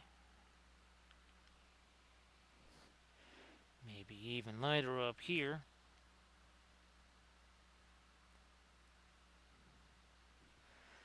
How's about a whole lot lighter up there? Also, we're starting to soften up that edge there.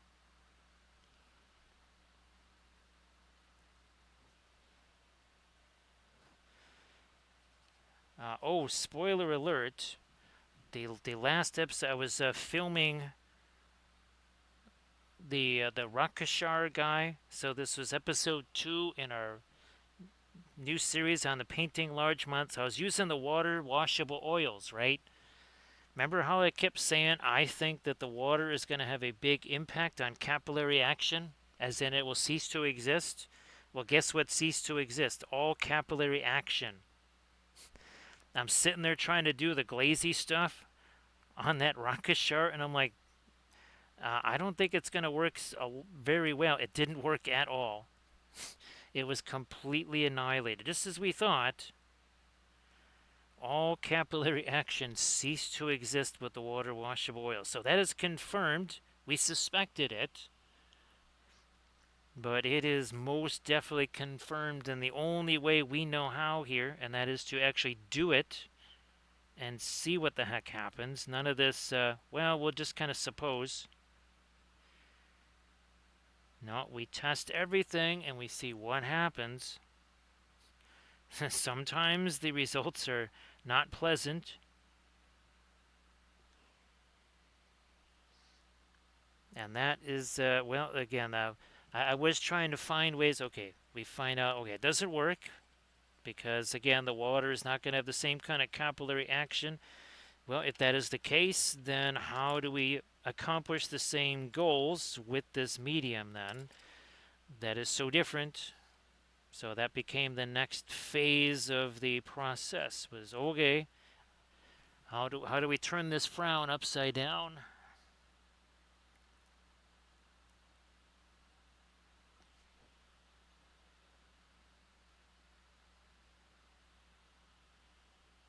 So trash, there's the sealed in the lower left-hand corner there. So it was actually, it was a few miles long. Trash, because they remember in the, I think it wasn't it 2.5 miles long, because they mention it even in the opening credits. Trash.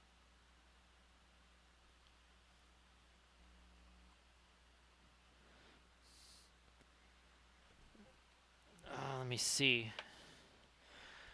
So there is a medium for it, Landrest. It's unusable, unfortunately, because as it says right here, it causes massive amounts of whatchamacallit, shininess.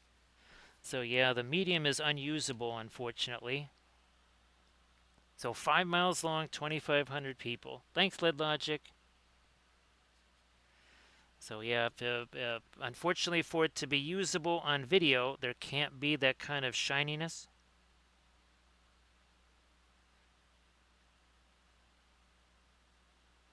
So yeah, Landrest. Well, we got 2 more episodes at least in that series, possibly 3. So Landrest, I'll be sure to mention that and show, because I know I've showed it in the. Oh God, what was the original episode Landrest that I did? I showed that stuff. But yeah, it says right there on the container that it's kind of like the cold medicine. Landrest will cause extreme fatigue. Yeah, it's a bummer. Can't use that stuff on either on stream or on camera.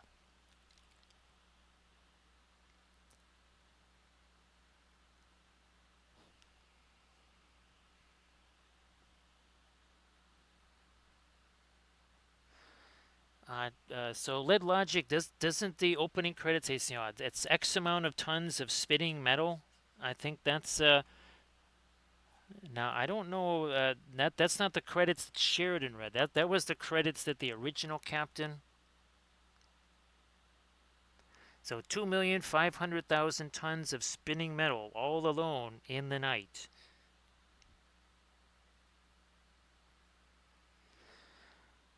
Was that the first season or 2 season Lead Logic before? Was it season 3 or season 4? Where, well, spoiler. I'm not going to do spoilers because Camda hasn't seen that. So we're not going to do spoilers there. Yeah, Camda's going to be like, ah, which leads to the the rather hilarious thing where uh, one of our group of friends, this was years ago, he hadn't, I don't think he hadn't read The Lord of the Rings or anything, like just like me before I saw the movies. And um, the one guy, he's trying to say, oh yeah, it's really great. And the guy says, oh, I'm kind of bummed though because I really like Gandalf. He was one of my favorite characters. And he said, and he says, oh, don't worry, he comes back. And he's like, wait, what? Or no, actually, he didn't know he was gonna die. That's right. He said, "Oh yeah, I really like Gandalf." And he says, "Oh, that well, he's gonna die." He says, "Wait a minute, what?" And he says, "Oh, don't worry, he comes back again." So he didn't do just a one-time spoiler thing; he did a two-time spoiler thing. Actually, Lead Logic, I actually got to meet him. That was on that whatchamacallit there on that casino boat. Yeah, I actually got to meet the guy that played Sinclair.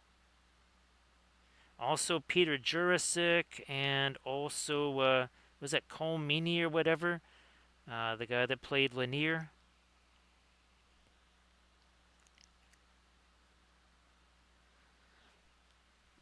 Landress, were you going to be doing some painting this weekend?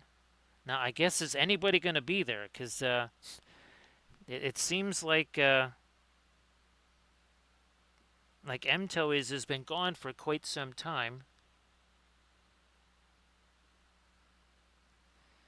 Because I can't remember the last time. Well, I don't think you guys have done any kind of RPG stuff in a long time, right, Landrast? Like, I don't know, many months? Sounds like that was about 7, 8 months ago was the last time he got to play.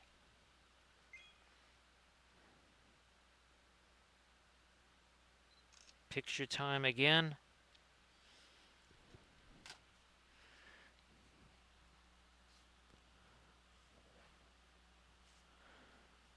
Now, so Trash had a little different experience with Peter Jurasik than I did. So the last time was probably about 5.5 months ago, ish. So yeah, Trash. He actually. Oh, I have a painting, like an original painting that I painted that he signed. So that's another prized possession.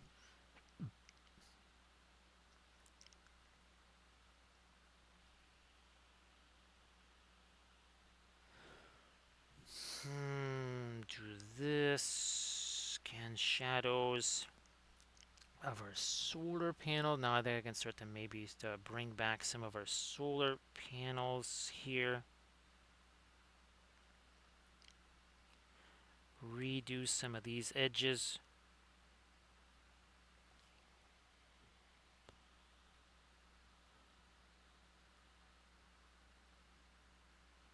Nope, nope, nope, no. Where's my violet? Over here. Where is me violet?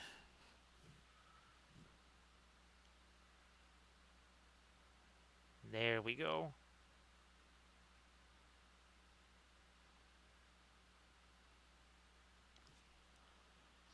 So have a good night's sleep there, Trash. Yeah, the Saturday stream is there. There's not going to be a whole lot of sleep after that. That could be another all-nighter right there. Actually, what was it? Oh yeah, so tomorrow we'll be doing the third fungus person there, another one of the truffleites. Because the fourth one, I'm gonna be doing a tutorial video on that.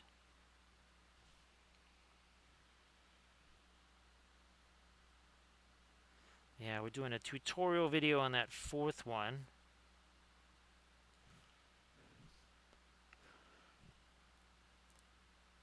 We need to get this patch of dark right here. Now, there was a convention where, I don't know if people remember Zach.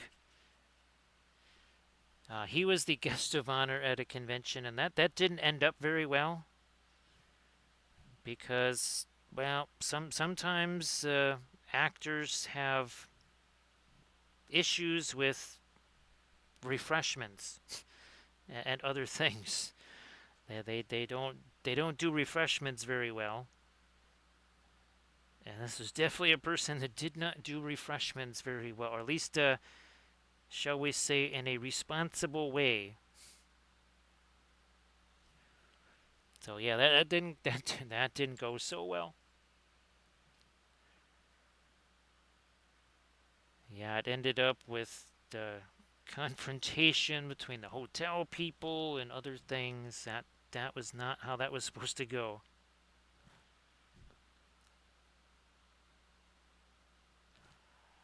We need a little light along this thing now. Blending brush. What we using for blending? This one here, sure.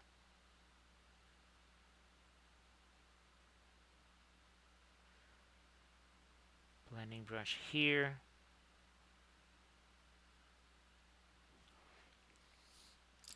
Oh, by the way, some stuff showed up here. So these arrived today.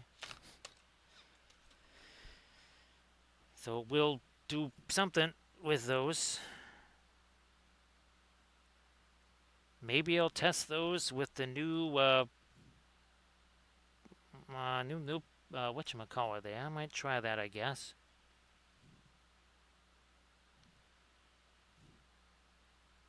So that's got a little bit of an interior glow. I'm gonna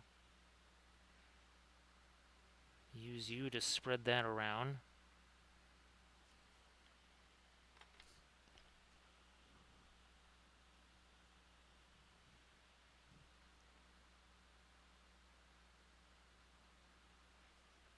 Other blending brush, where you hiding? There you are.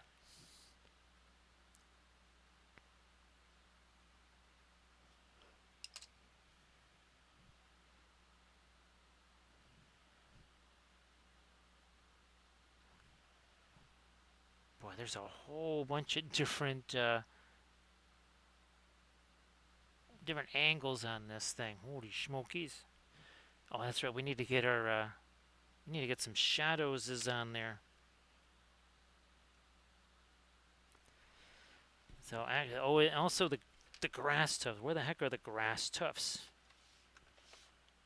I don't know where those went, but these and the grass tufts are definitely nothing special. But yeah, these arrived here. We are using some other golden maple brushes right now.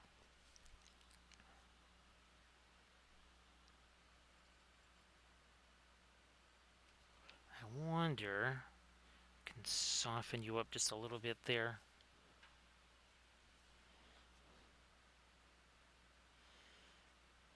Where's my ultramarine blue here and some of the Payne's gray?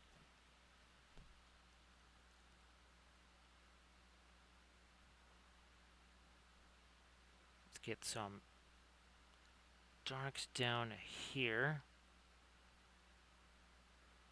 We need those. Also, we need to define this a little bit clearer. So this, I didn't know this was here. So now we're going to define this a little bit more. I mean, this is what's actually casting the shadow over here. So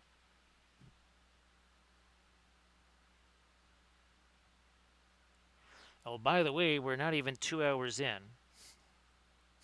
Yeah, 1 hour 49 minutes ago, this had no paint on it.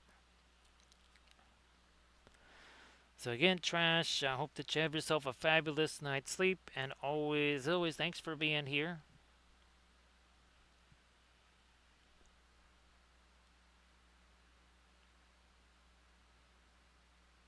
Shadow number 2. Shadow number 3.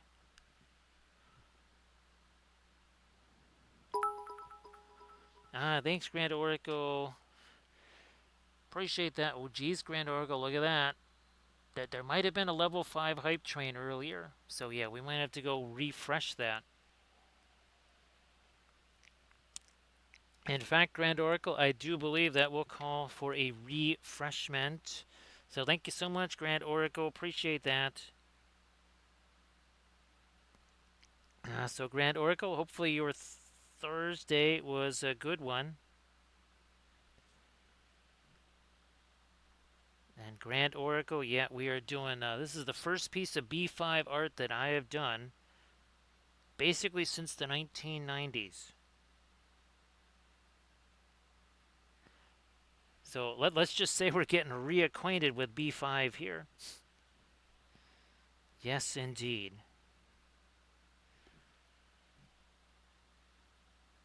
So hopefully, Grand Oracle, you got some fun planned. And oh, I hope that the printer is still doing well. Actually, Grand Oracle, uh, in further evidence that our computers and our phones and stuff aren't listening to us at all.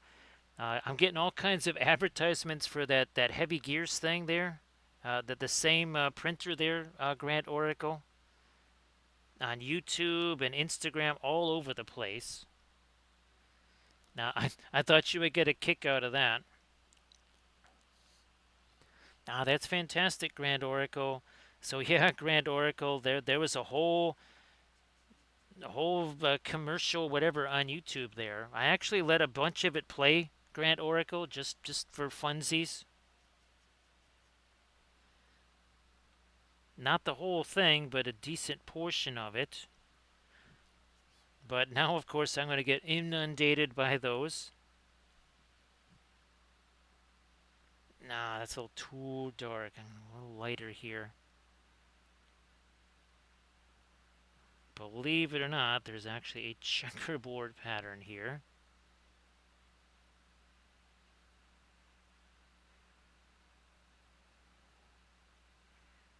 All the way down there, a little bit of it up here.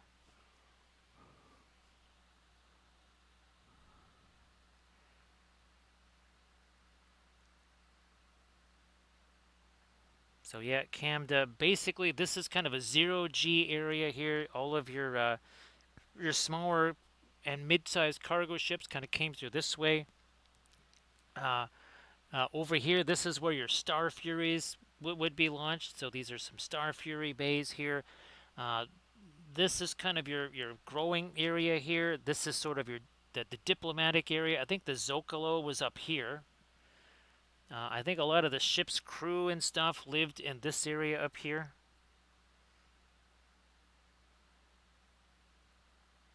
So yeah, the Zocalo was kind of like a open bazaar, kind of like a marketplace.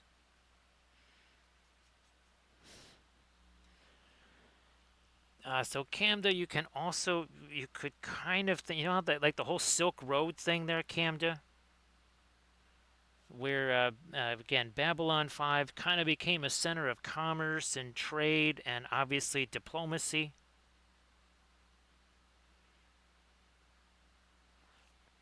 So you kind of have almost like a United Nations in space there, Camda, where you have initially you got the humans, the Narn, the Centauri, and the Vorlons and the Minbari. They're all basically like on the permanent council. And then you have again the rest of the non-aligned worlds.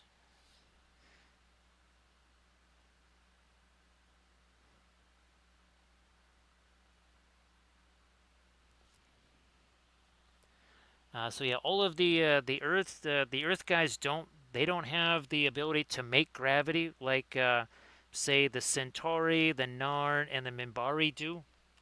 So all of their ships and all of their space stations, they all do the rotation to generate gravity.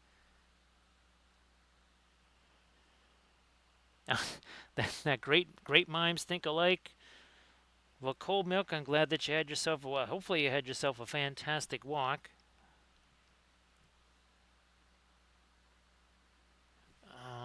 Okay, this right here, we need a little bit more of that. That's what we need. More of that. Whoops. Not quite that much of that. Let's back away from that a wee bit there.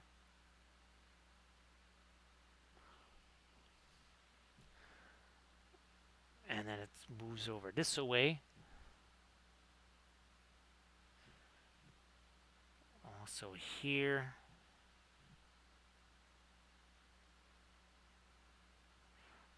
Also up here.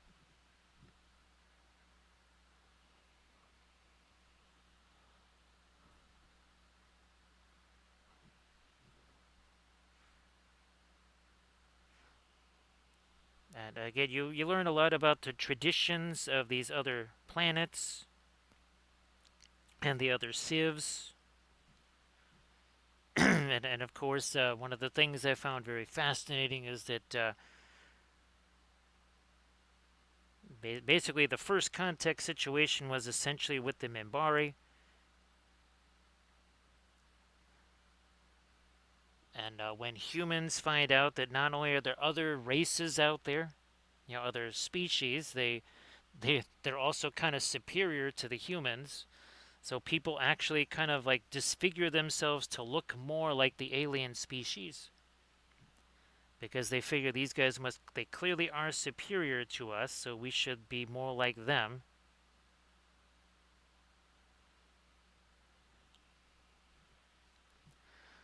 Now we need this bit over here, right in there.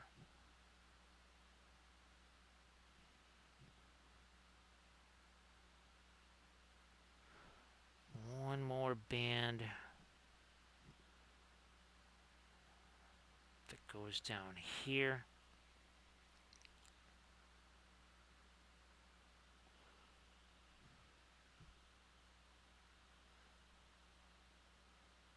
Oh, and also, too, the original Lower Decks. It was B5 that did a Lower Decks episode long before any other show did a Lower Decks type of episode, or whatever. It's basically a day in the life of the station as told by two maintenance guys.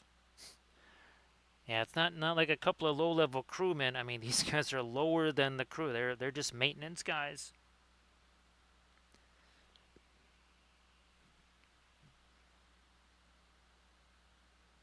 And that's one of my favorite episodes there.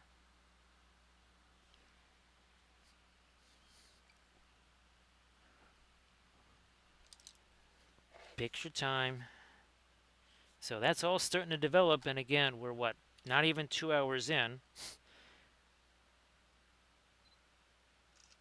We've certainly never painted, again, anything quite like this before. Something this much of a mechanical type nature here. So hopefully this is fun to watch. And again, thanks to everybody for all the contributions there with all the bitses and subs and everything. We appreciate that for our birthday today. That really has made things extra special. And of course, thanks for everybody for joining me here on the birthday stream. So again, this is right here. This is the opening to the cargo bay. Most ships are coming through this right here.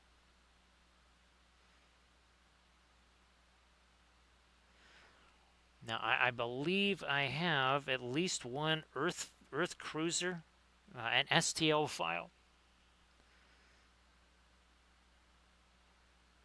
Now that would be a very interesting Armada Mondays for sure. Okay, fine. I'm just going to use this for right now. It's not quite the brush I'm looking for, but we'll make this work for us here. Thanks so much, Kagomi's Fury. So say we all. Uh-oh. Looky there. See that? See that? We got to get some more there.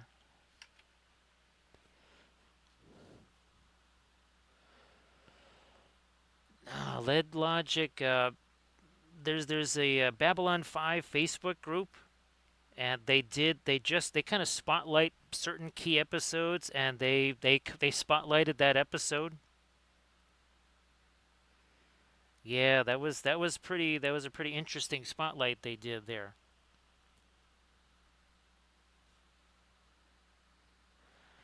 Well, actually, Grand Oracle, there's a certain medium that might actually make that much more easy to do. I have no idea what it's called, but I know you've been using it, and I know you're familiar with it, and I think you'll be able to utilize that and do some pretty nifty things with it. I have no idea what that medium is, but I think you'll do something really nifty.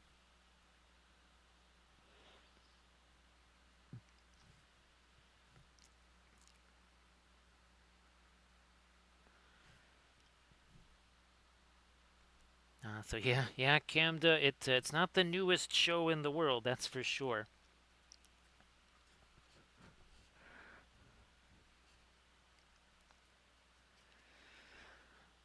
Yeah, Grand Oracan. I mean, obviously, then you can utilize the oils afterwards, and yeah, there's we have so many nifty tools, right, Grand Oracle, to try and do all these different things. Nah, that's too bright. Too bright. I'm gonna back off of that. That's more like it. So Pura Vida, thanks for everything. Thank you so much, Pura Vida. Thanks for helping to top off the birthday. Uh-oh. Wait a minute. Maybe we did the opposite there. So thanks again, Pura Vida. Appreciate everything. Actually, Pura Vida, hopefully we see it tomorrow. Tomorrow night. Yeah, hopefully we see it tomorrow night. Thank you so much for a parting shot there, Pura Vida. See what we did there? Again, we're going to have to get me some more of that.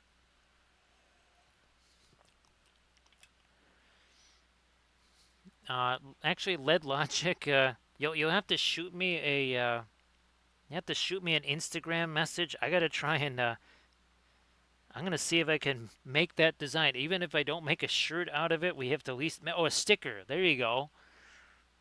Yeah, we have to make actually we could make a sticker out of this.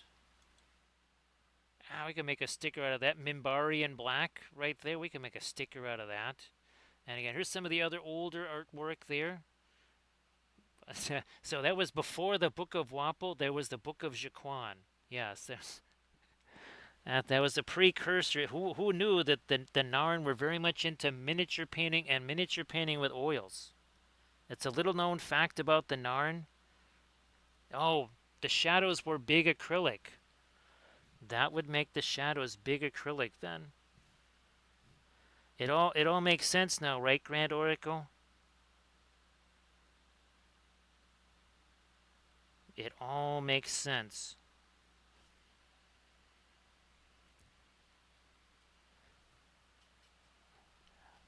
Yep. See, we reveal things little by little. We reveal things.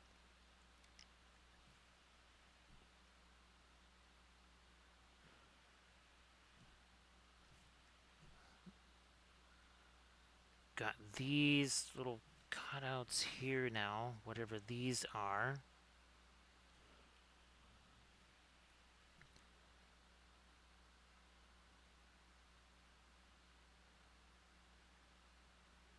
And again, we're starting to drop in a little bit more of our details and stuff now. It's been a couple of hours. Sees what we can do with this here.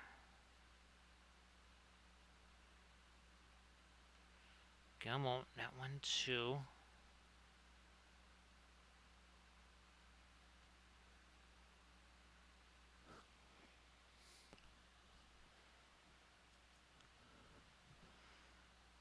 The Wappleville Comedy Club is always open, right, Grand Oracle?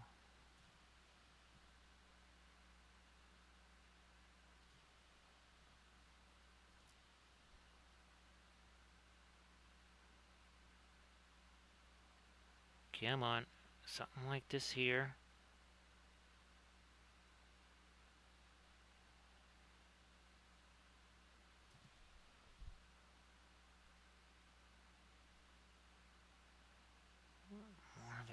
there.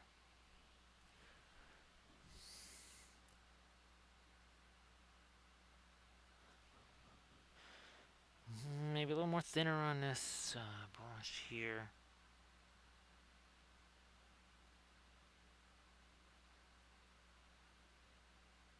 Catching some edges on that solar panel there. Actually, maybe we should do some spattery. No, let's do the darkest of the. Then we'll do spattery stars. Where's what are you looking like here? Okay. So we're going to get you, some of you, and we're going to really ram in some of the darkest of our dark spacey stuff here. That's a highly technical astronomical term, spacey stuff.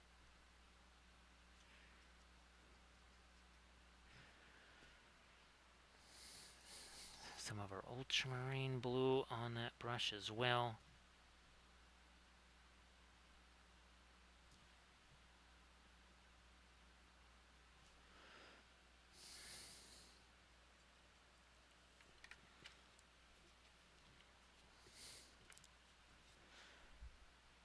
Some of this, some of our violet.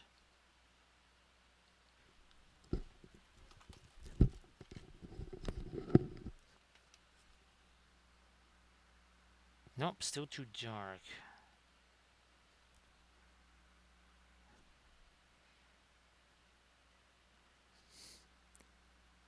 That's better. Okay, we will use... Nope, there's the brush I'm looking for.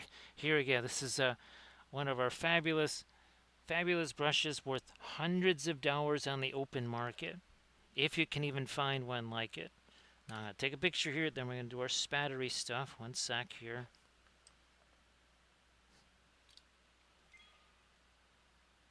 Not that close. Alright, time to spatter in some stars, because, well, they're going to probably get on them solar panels right there.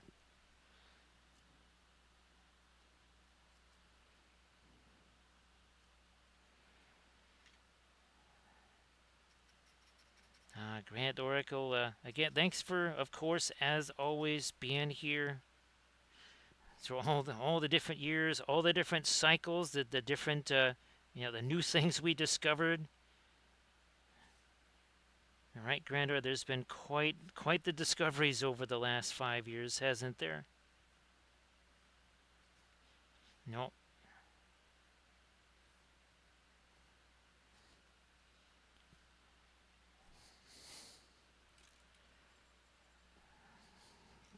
Getting that paper towel here 1 second. There we go. Okay. Now we'll undo some of our spattery things.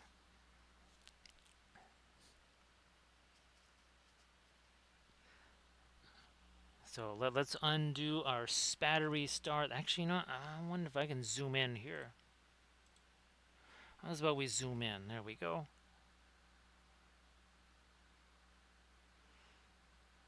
Oh, look at that. Spattery things, those go away. Also, solar panels start getting a little bit lighter. Who enters my domain? How you doing there, Bulchard B? Well, B, we have Babylon 5 for your viewing pleasure here. Everybody please give Bulchard B a follow. So, yeah, Grand Oracle, and again, thanks so much for being here. And how you? Glad to see you're still here, Blade. So everybody, please give Bulchard B a follow. So Bulchard B, if you want to share anything in the chat, please go ahead. We are painting a little bit of Babylon 5 magic right here. So this was basically my favorite show, and of course, it's also this time of year. That, well, technically that was yesterday. That was 1 hour and 3 minutes ago. That was true, but maybe not so much now. So here's some of the older Babylon 5 art here. Again, this is an original painting that I did that got signed by the actress, by Mirla Furlan. Actually, going back to here, Peter Jurasik, the guy that played Londo, I actually had a painting that he signed for me. And then this at this time, Men in Black was super popular, so we did Minbari in Black. So that's another painting that we did. And here is the station that we are painting right now. So that's Babylon 5, the last best hope for peace. And there is Babylon 5 here. Now, I wasn't sure. Now, Boltard B, did you get to see what this was last Thursday right here? This was our Hobbitses in Space. That's the Space Shire right there. A week before that was Flat Tops for Flat Thursday. So yeah, here's some of our other Space Australia right there, Spacescape. So yeah, we've done lots of those. Our last two miniature stream, and we're going to be doing another one of these again tomorrow, I do believe. These are the fungus people from Archvillain right here. The we're calling them the Truffleites. So yeah, some fabulous Truffleites for you. And actually, this was another stream over the way. Oh, we actually finally got a chance to add the flock and foliage to that. Yes, indeed.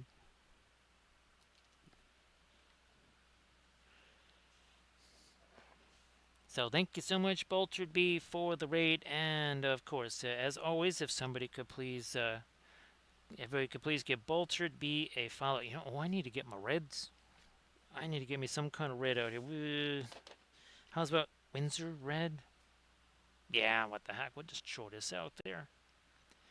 Needless to say, Grand Oracle, the difference in the Alkids versus, say, all of the high-powered Palette of Doom. Yeah, so almost a week later, the Zygomore, those are still wet. Yeah, those are still very much wet, Grand Oracle. So at least now it's very much confirmed that at least we can say for sure that significant difference is had by the Alkids as far as setting and drying time. That's another confirmed thing there.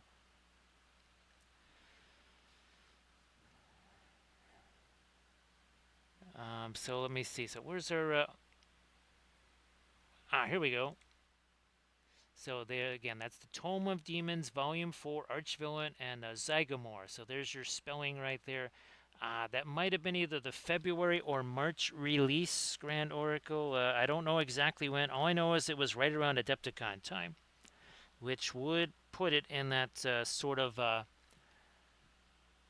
February, March time frame there.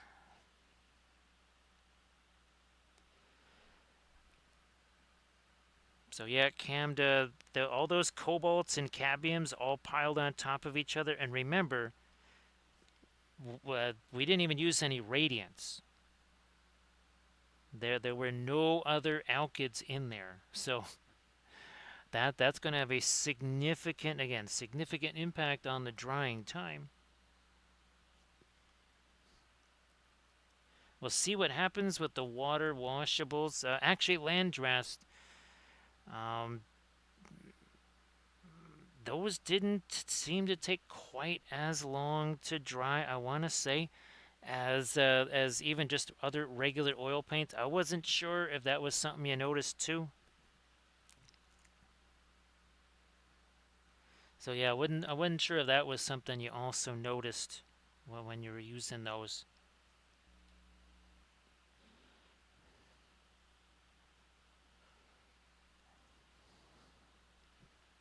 Anything? Okay, no, we're not going to do anything else there. We will. Nope, I'm going to go even more towards just the red out here.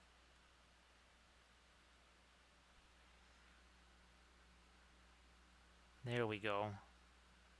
That's more like it. So yep, Camda, it was all alkyds free on the water washable stuff. There were no regular oils of any kind used, just the water washable oils. Now we're testing it on that Conquest figure because that's going to reveal, okay, was it the surface being more absorbent, being a 3D printed bust? So we'll find out what happens with regular plastic.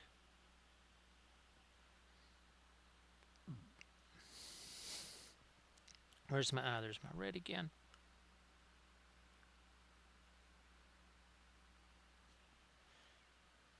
So Bolterd B, if there's anything that you wanted to post in the chat or anything like that, please go ahead. You got work in progress, whatever's. I know you were working on something. The last couple of times here, you've had a few different things going on. So if you want to share any of that in the chat, please go ahead.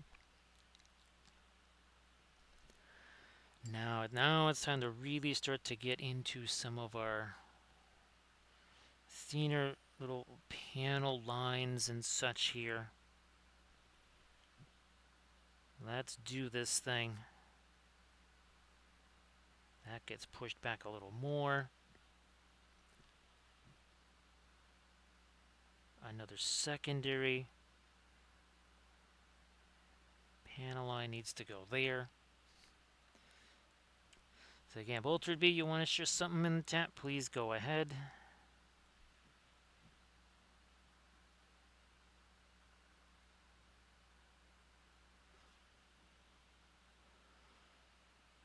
Some Gobapalooza. Yeah. Again, I know if you'd have to maybe skedaddle off to the photo booth to, show what you were doing on stream. But if you got work in progresses or something like that, you want to share those, please go ahead. Actually, let me do a little changeola here. Something like that.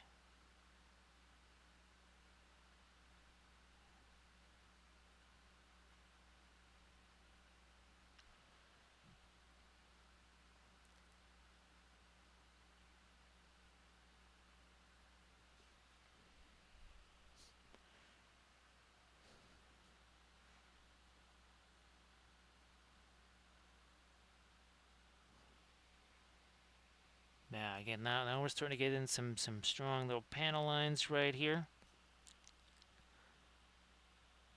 No problem there, Bolterd B. No problem. And again, as always, thank you so much for the raid. That's appreciated.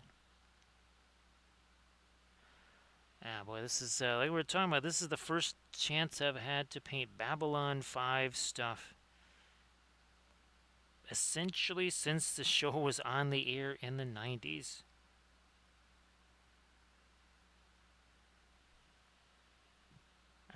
That's been a while.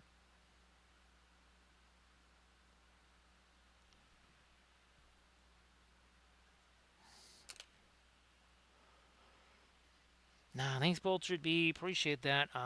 2 hours and 18 minutes ago, there was nothing on the surface. It was, again, it was almost like one of our blank canvas miniatures. It was a literal blank canvas. Yeah, there was nary a spot of paint on here.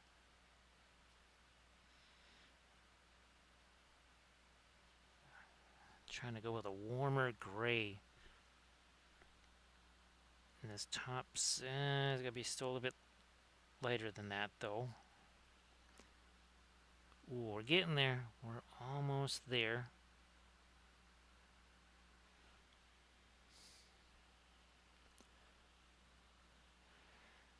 So again, this was my favorite show right here, and again, there's your Babylon 5 station. You actually have a Narn cruiser down in the corner. You have a Minbari ship in the upper left hand. Actually, that might be a Drazi ship there. Yeah, Lead Logic to check. That might actually be a Drazi ship back there. And again, here's some of our previous Babylon 5 art. So you've got the Book of Jaquan. You have some shadows there. You've got Centauri, and you got Jakar. And then, of course, this is our Minbari and Black little fun thing that we did there. And then, of course, there's Delenn in both iterations. And again, well, we don't want to say too much stuff because we don't want to do we don't want to do spoilers on Camda there before Camda gets to see the show.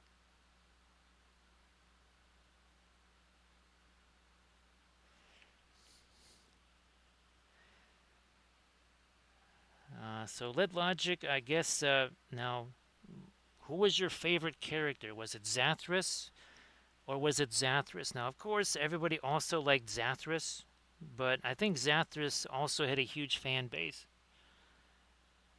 Now, of course, then there was the one. Then there was Zathras that nobody liked.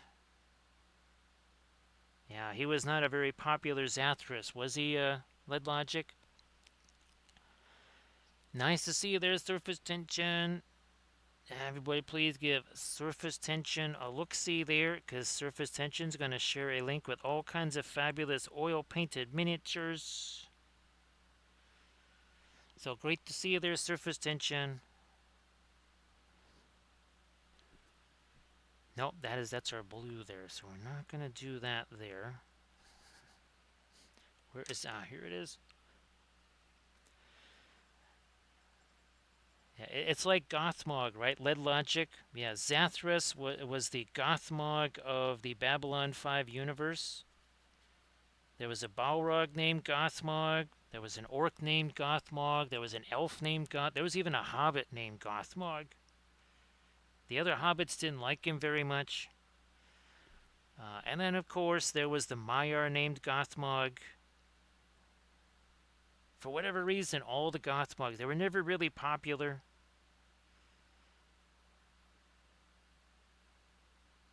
Yeah. So Surface Tension, I hope that you had yourself a fabulous Thursday and that your Friday morning is going great.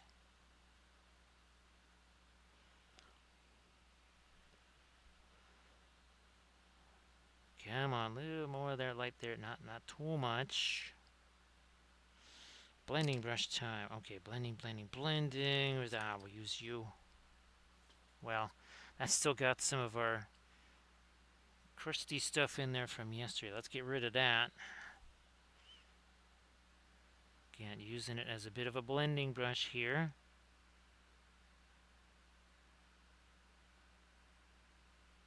There you go.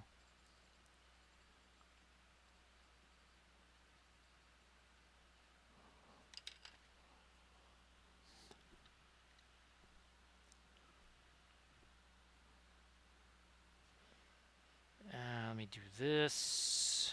A bit more of our light on the edges of our checkerboard here.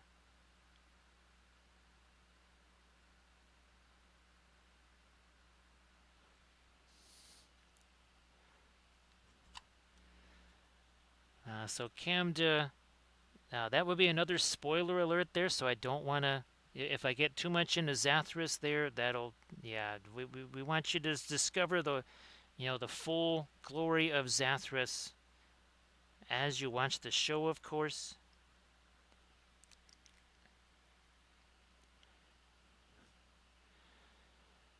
Surface tension, I do believe here it's, at least what they keep talking about is that it would be about 100 degrees or more for the next 3 days. So I wasn't sure if you were experiencing that kind of heat there. Surface tension.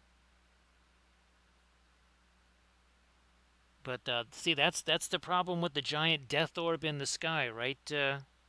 Right, surface tension. Now, usually Welshlandia does not have the giant death orb in the sky, which makes it kind of a refuge, right, surface tension?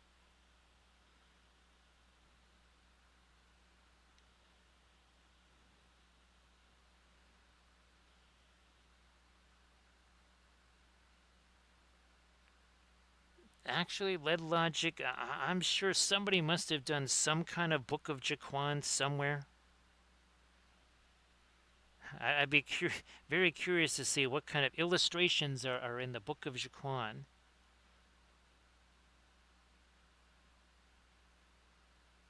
Now, of course, way back in the day, I also did, what was it? Oh, yeah, Captain Picard's Guide to Celestial Mythology, where I did basically I created star mythology for the Klingons, the Romulans, the Bajorans, And of course, obviously, I did human star mythology so that there was kind of a reference point. I think my favorite by far was doing the Bajoran star mythology because, well, there was more stuff, there was more info about their culture and their history and such. And then I did paintings based on the different mythologies. I did some full color plates of the various star patterns and such.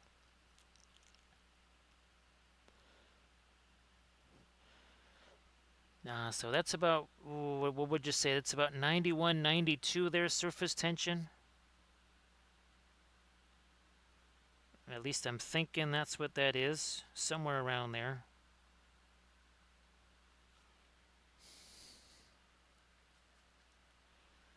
I could be wrong, but it's close enough.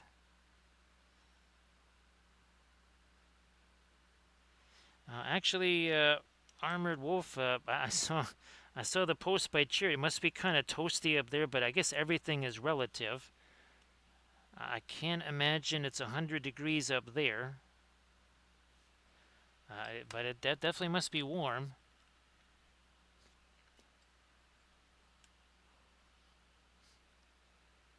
Nah, so it's a nice cool 86 there. Yeah, so here it was probably maybe 94-ish yesterday.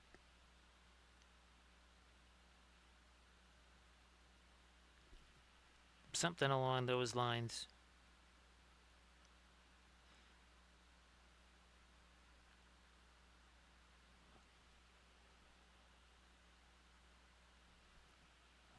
Yeah, yeah. Here we'll do this.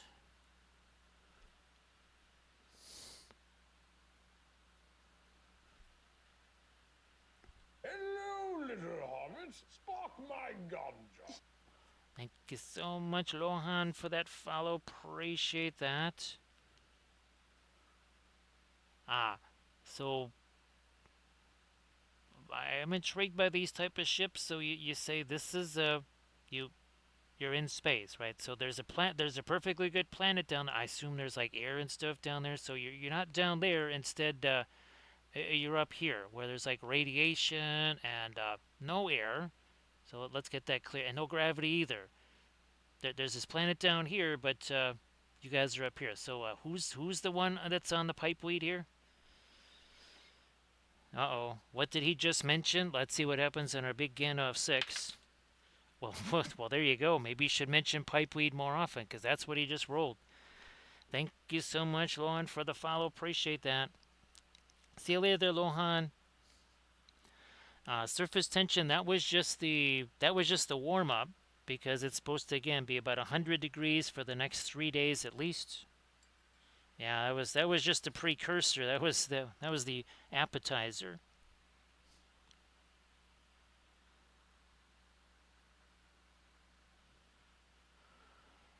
Nice to see you there, Recoil.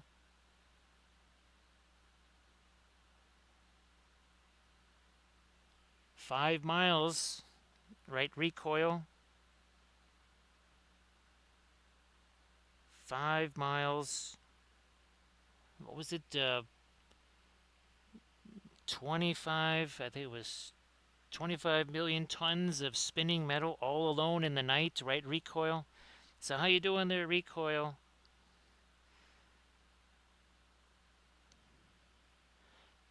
Recoil, for whatever reason, I think it was on Facebook, all these pictures of Geelong Stadium were popped up, and they call it let's see, what is it, the I was calling it the cat box. They don't call it that, but they there was all these pictures of their stadium all ready, I guess, for their next home game.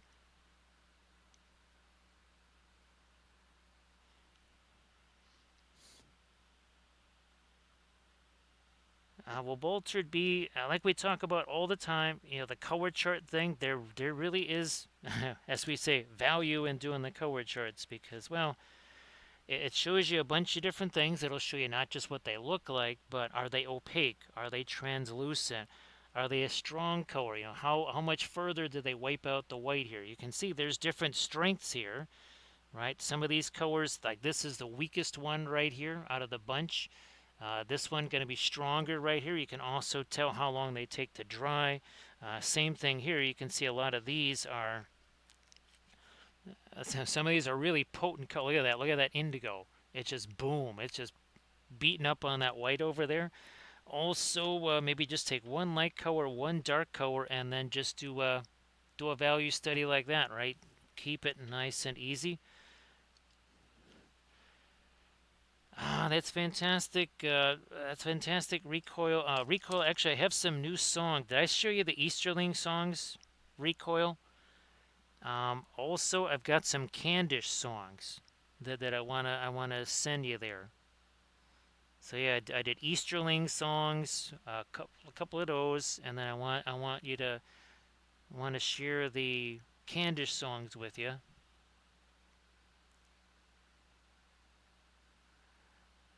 I tried using that other program again. It was disastrous. It was laughably bad for something that's supposed to be specifically for music.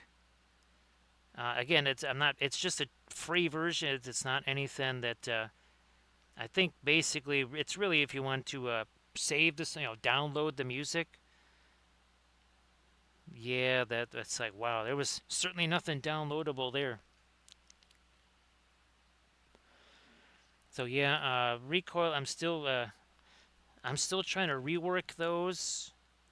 They're kind of along the lines of, oh wow, that's, oh my goodness. I mean, it's like it's really really good, and then oh man, why did they do that? So it's kind of one of those things. And unfortunately, the way it works, you can't kind of say that, okay, keep everything exactly the same, but just change that one little thing. Yeah, it doesn't quite work like that. It basically redoes the whole thing from scratch and makes it entirely different.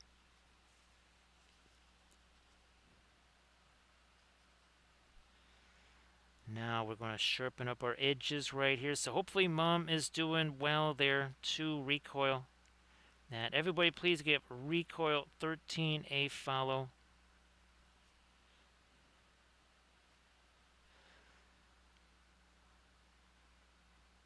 What's fun, recoil, now what I learned the hard way too is that you have to save your prompts because you lose the prompts. Once it makes the thing, the prompt is gone.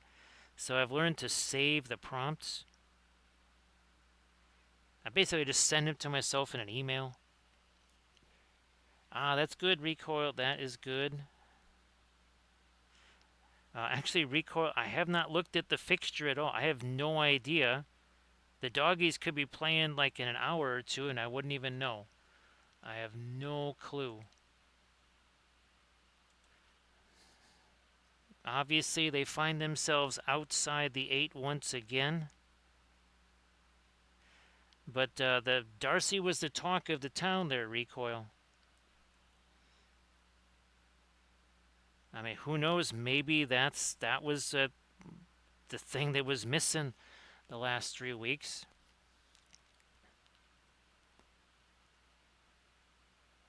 So let's see what's going on the fixture here.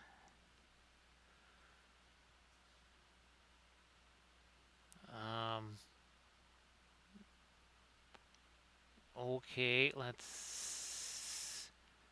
Wow. Okay, I guess Fremantle already won. Yep. So Freeman. Oh man, this is not good. So Frio already won. Um, Cats and Lions. That's actually a big game. Um, oh, look at this. Camda's team, the Magpies, they're playing St. Kilda. I mean, Camda just bleeds black and white. Actually, I think Camda actually has a replica, like of every player that ever played for Collingwood. They're all just kind of lined up. So Camda's beloved Collingwood Magpies. Let's see. Who would have thought somebody that lives out west would be such a huge Magpies fan? Yes, Camda is a traitor to his people of the West, being a massive Magpies fan.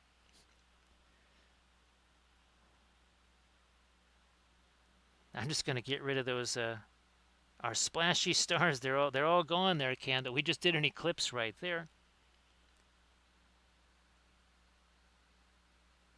We had just did an eclipse on some of those stars over there. Also this one.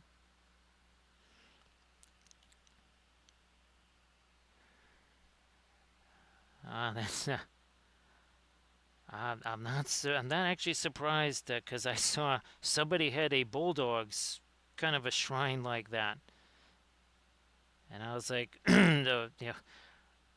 all I have is the championship hat that somebody got me, and then of course Recoil and Mum were kind enough to add to my Bulldogs gear just in the last few weeks there.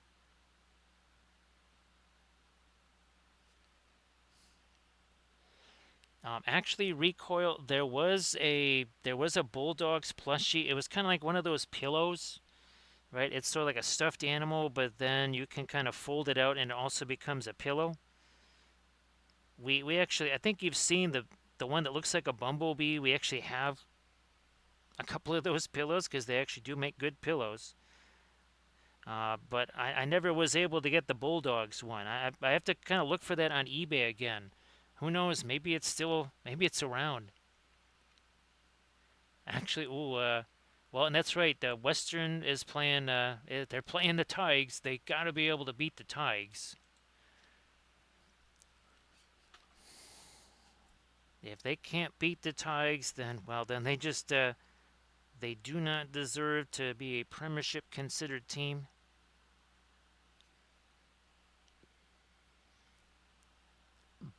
Let me start tightening up some of this here. Yeah, let's do that. On our little checkerboards over here. There we go.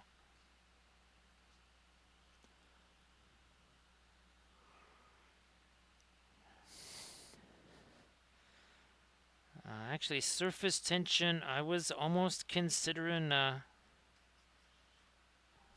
maybe even a few terrestrial vehicles. Well, actually, I was thinking of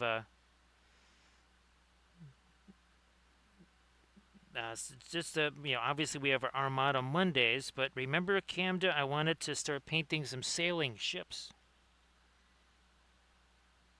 And I've actually been stockpiling a whole bunch of pictures of sailing ships. So that is something else I was really wanting to do for Flat Thursdays was some sailing ships. Because, well, we've kind of been doing it from day one. Where is that thing? Yep, from day one we've been doing ship painting. Remember we did an ornament to that?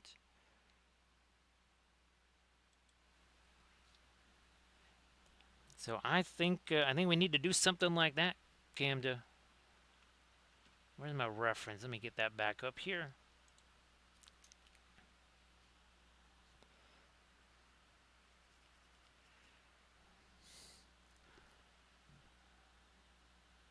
Whoops. Okay, that make that too dark right there. Let's get rid of that. There we go. Look at that. It's like an eraser. It's just like an eraser. Now we actually have to start getting a little bit of a deck plate type texture on this too. Oh yeah, texture. What was it called? Bump maps or something like that, where you could try to save rendering time on your texture. Or was it texture mapping or something like that? It was basically a little trick that they would use where it would look like there's all this texture there, but it's really nothing but basically a film that's stretched over the surface. There is no actual texture there. It's literally just something that they put on there to kind of simulate that in areas where you're not really supposed to be seeing it up close. Now, Rico, I'll send you some of the, yeah, so far, let's put it this way, the AI hasn't really come up with anything decent for that. But what I haven't tried is to actually, well, import a photo or, a picture of a ship and then have it do that. So that's something I might try. I think that might work out. Recoil is doing the old picture trick there. Yeah, I haven't tried that yet.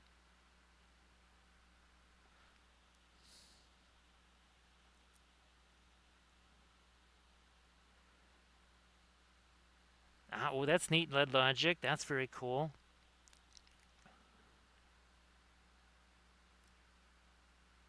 That is very cool. Come on, there we are.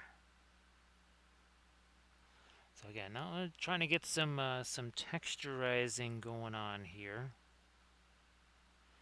That is going to need a bit of a shadow right here too.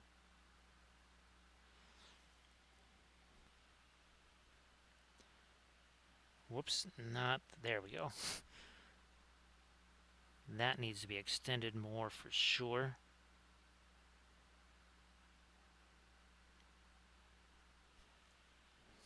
More of our lights over here, as in like lights, as in lights like that.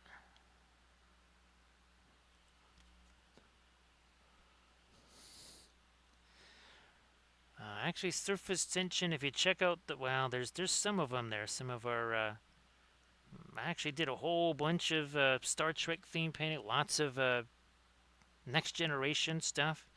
Actually, surface tension, I did a painting of, what was that, your Enterprise C? Was it Narenda 3, I think was the battle there with the Romulans. Yeah, that's on the blog. If I can find the picture, I'll try and send you that surface tension.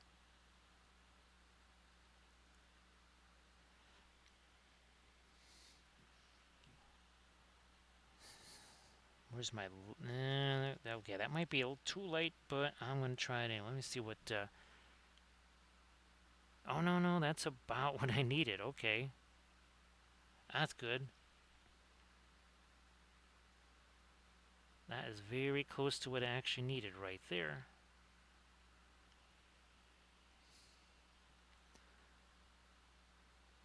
So again, just starting to do more and more and more of our side details here.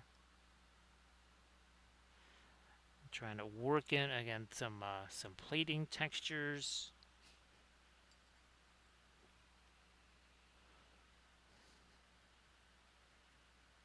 Let me see if no more of this here.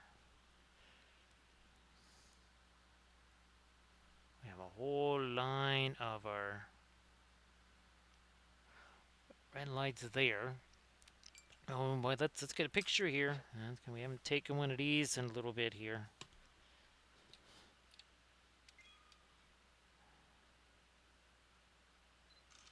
There we go.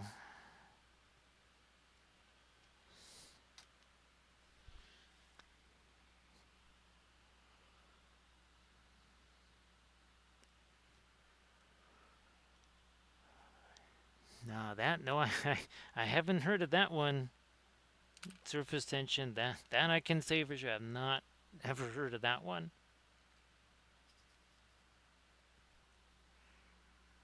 What is going on there? There's a little piece of junk on that brush. Let's get rid of that.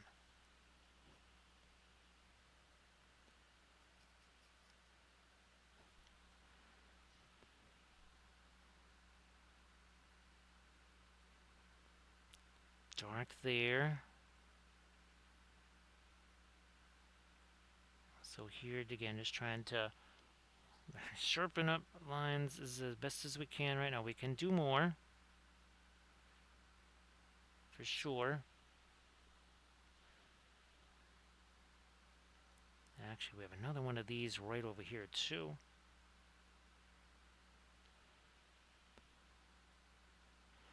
And another one of those over here.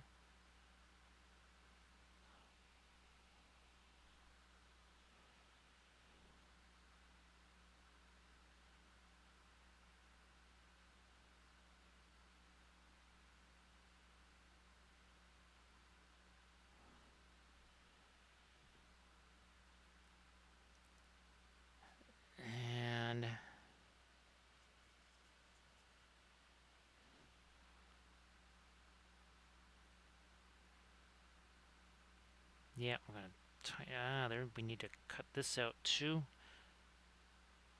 Push that back. These things, they're actually, nah, I'm just gonna get rid of those.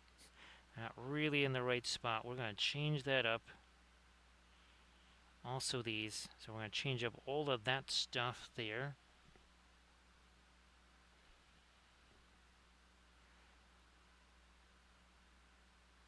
Okay, changes made.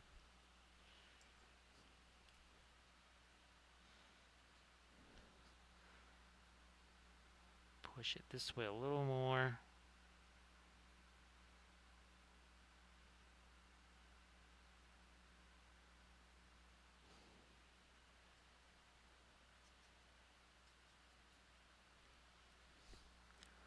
And now we'll try this again. I think that, oh yeah. Much better. That was not quite right the first time around.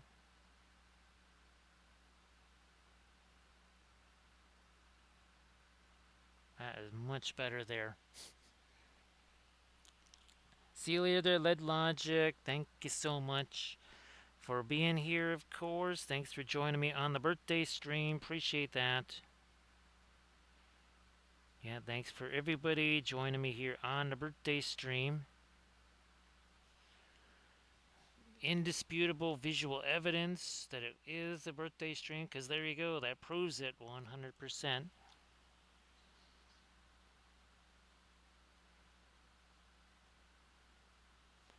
Blending brush. Ooh, it's a good thing I tested that. There's a whole bunch of our thinner on that. That would not have been bueno. There we go. Okay.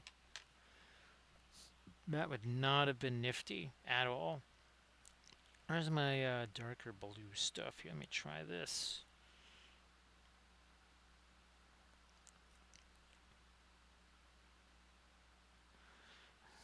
Some of our little lights again. It doesn't matter if there's a shadow here because they're lights, so you'd see those no matter what.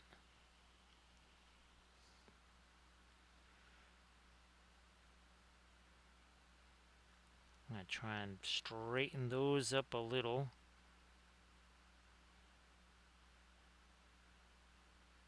Next set of lights over here.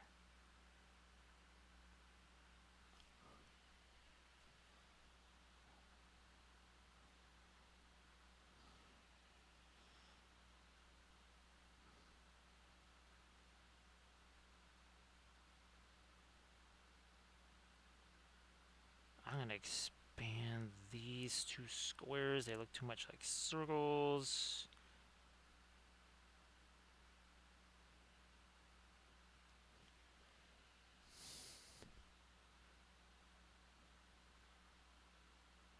Now, of course, it's 1:42 and I can hear fireworks going off.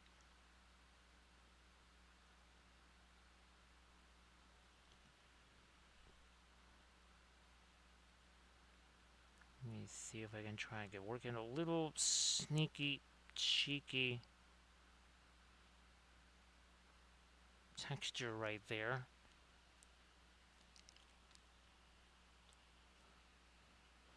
So thank you so much. Appreciate that, Mom.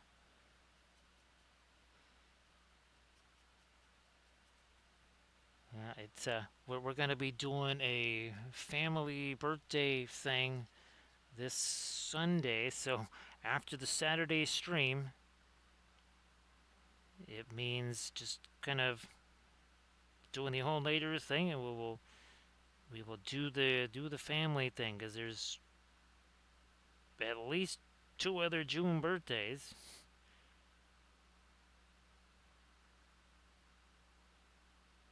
There's my niece and my sister-in-law. Let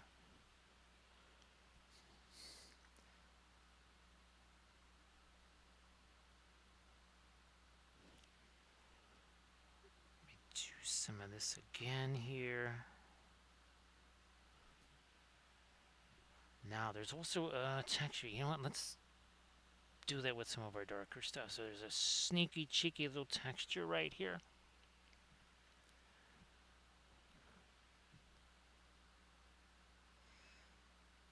So thank you so much, Mom.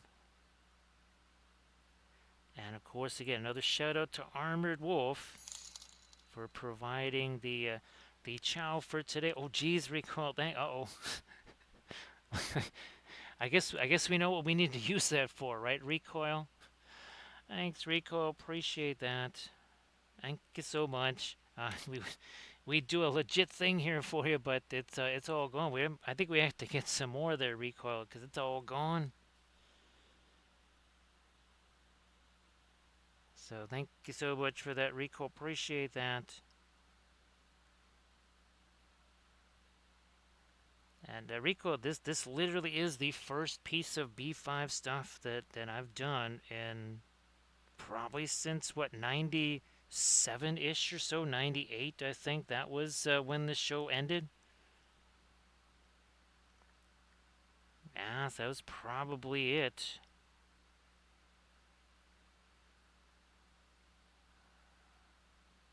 Unless no, I think that was it.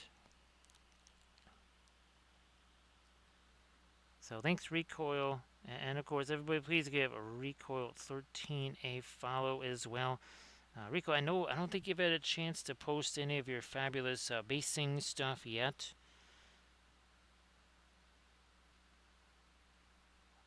Oh yeah, the we did that first episode, that like the really true test of the water washable oils. Now, thanks. Actually, Rico, we do have. Here we go. 1 second. We do have Bobo here. Bobo says thanks, because that's going to get Bobo some more cookies for sure. He's like, there's some cake too, right? Yeah, and of course, there he is.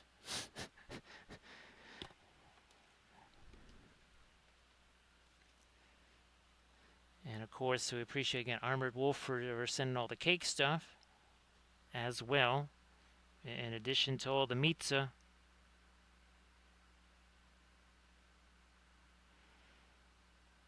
Oh, yeah, let's do that right up there. We gotta push that little thing right over there. So recoil, there's, that does mean we will, I think, snag a few more of the, there was a couple of other sculpts. Well, actually, we can get that Star Fury sculpt. Recoil, that's it? Yes, we gotta get the Star Fury sculpt. So that we can paint that for Armada Mondays. Because that would be super fun.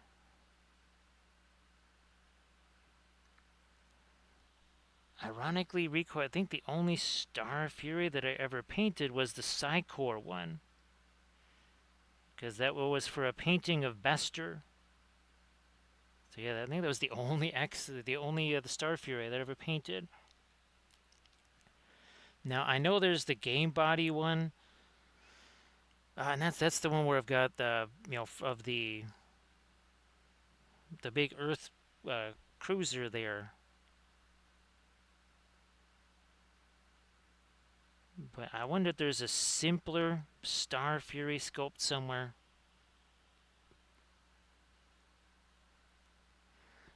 Actually, Recoil, didn't Bester show up actually in a Star Fury? Because he had one of those, right?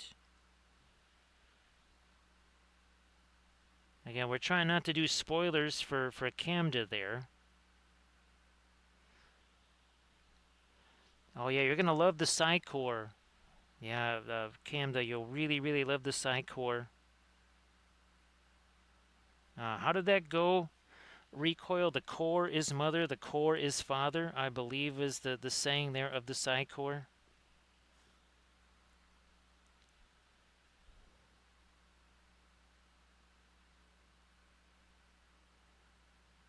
Couple more of our lights right down in there.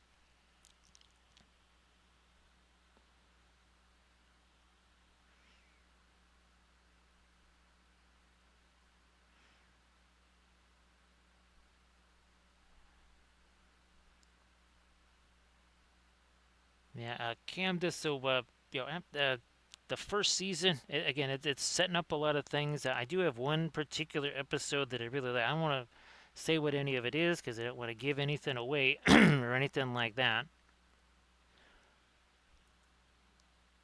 But again, all of the characters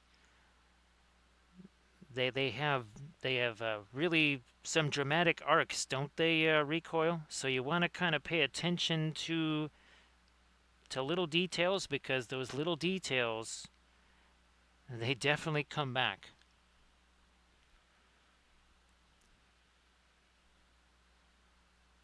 Some more of the little blinky lights there.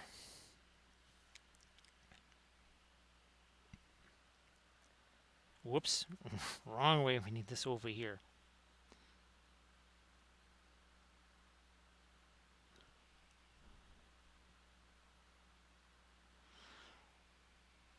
Actually, well, I bet you well, let's see.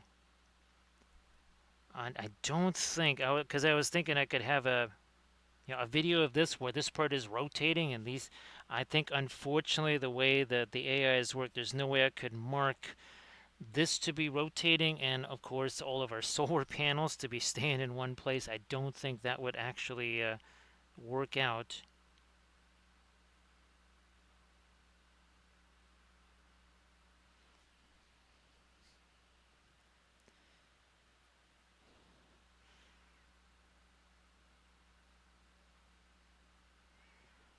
Rico, oh God, now Kathy used to do this with a couple of her friends overseas.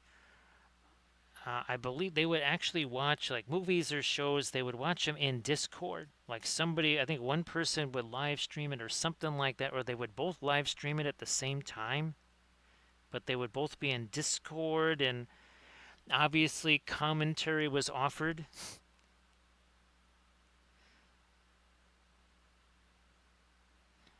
I was just thinking there, yeah, Rico, at some we'll have to have a Babylon 5 viewing party. All right, well, stay safe there from the death orb in the sky, surface tension. But we'll see you. We'll see you on Friday there, surface. Well, your Friday night, your Saturday morning, my Friday night. So have a good one there, surface tension, and as always, appreciate you being here.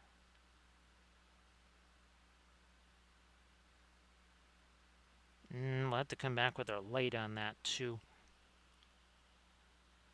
Hey there, real brush guy. How you doing? So Real Brush Guy, everybody please give Real Brush Guy a follow. And of course, Brush Guy, why don't you post some stuffs in the chat there? I hope that you're doing well. Again, this is well, it's been this day. It has been that day. It's been a Jiro Babo kind of day. Their favorite day because well, it involves cake. It involves cake because again, Armored Wolf came through. As always, bestest moderator on Twitch with some serious pizzas and some serious cake. Very, very serious cake there. Now, let me see if I can get some little panel lines on this too. Again, it's also going to kind of show the angle of these things.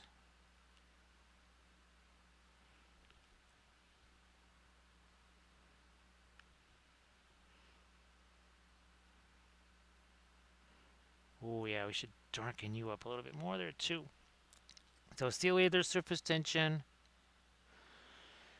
Oh, that's right, Brush Guy. You were saying you're going to be in between things, right? So again, Brush Guy.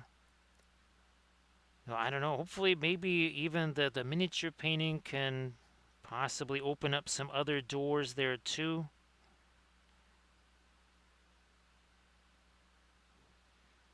But everybody, please also give Real Brush Guy a follow. Check out the Instagram link that Real Brush Guy just shared. And again, please give Real Brush Guy a follow.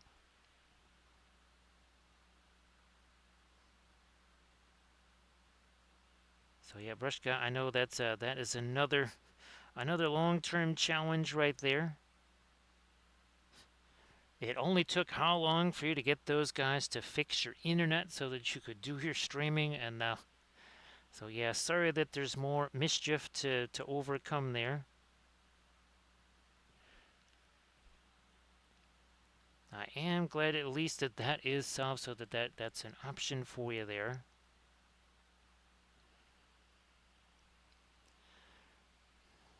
Thanks, Brush Guy. It has been a long time since we last had to paint some. Had a chance to paint some B5 stuff. So again, there's one of our old painting. Here's one again. Whoops, there. That's not it. That's the one I'm looking for right there. That was actually a watercolor. That's an original that actually I have signed by Mira Furlan. And then here's another one I was able to find. That's Minbari in Black, because Men in Black was super popular at that time. So that was our Minbari in Black. I had a lot of fun with that.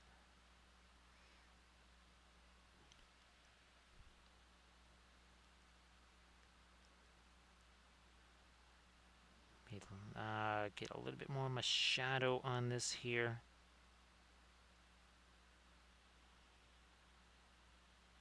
Tighten up that line too. Nice to see you there, Neshlin.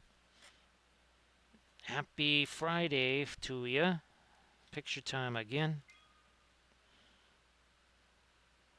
Actually, recoil. I think I might have taken 3 different pictures of just the drawing process on this guy, because I knew that there was a couple of little lines. Oh, Minas Tirith. That's probably the last time. Remember Minas Tirith, that forced perspective from below? Yeah, that was probably the last super challenging kind of perspective type drawing thing that we had to do. Yeah, that was not super easy either. I think the Osgiliath one probably could also be considered something like that.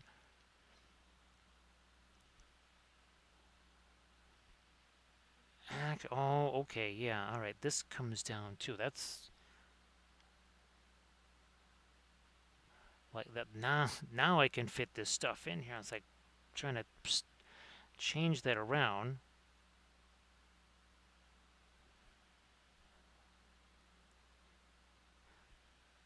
Okay, much easier then. All right, fine. That's a whole lot easier now.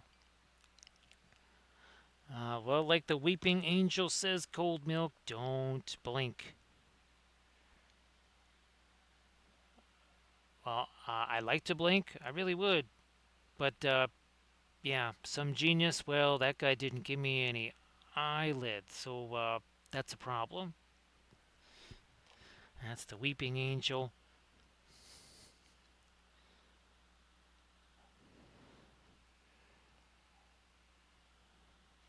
So, yeah, recoil, those, the Minbari in Black, they're actually, it was a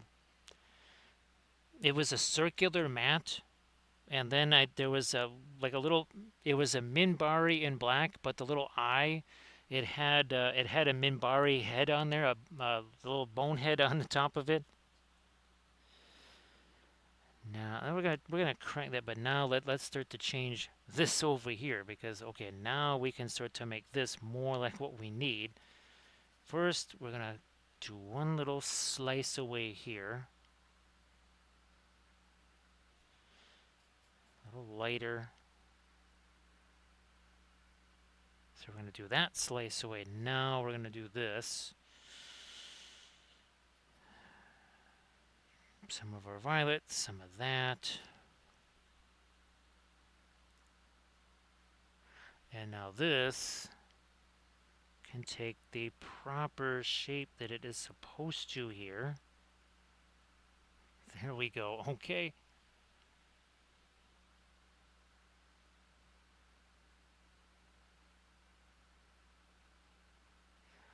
Okay, that's getting there.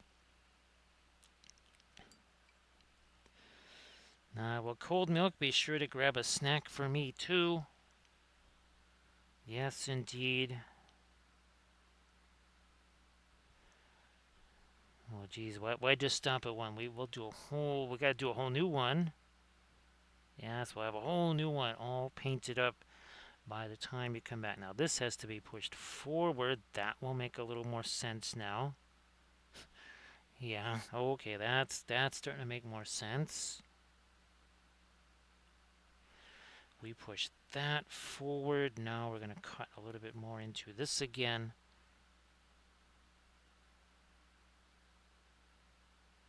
Like you do there.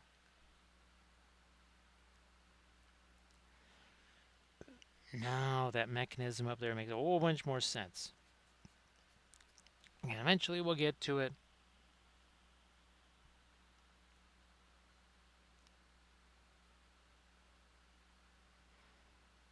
I have to say, Camda, that normally post-stream, any kind of food that is had is sort of on the healthier side, but I have a feeling that there might be cakehead after the stream. I'm just throwing that possibility out there. I think the usual post-stream food might be a little different today than it normally is.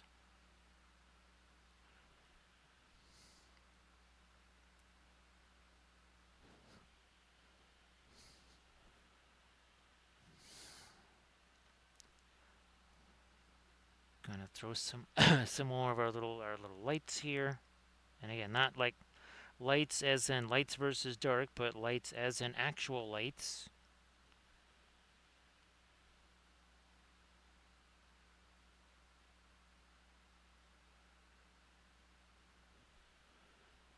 More of those down over here. And then we got this band. All lights over there. That's going to have to be darker, I think. Let's do that too. Yeah, that wasn't supposed to go there. We'll just wipe some of that away. Now, so Rico, were you watching the stream when I was talking about? I'm pretty sure that the Babylon 5 Lower Decks was the first show to ever do a Lower Decks type of episode, and it truly was a Lower Decks because it was just a couple of maintenance guys. Yeah, it wasn't like lower ranking crew members. Yeah, it was just the maintenance guys.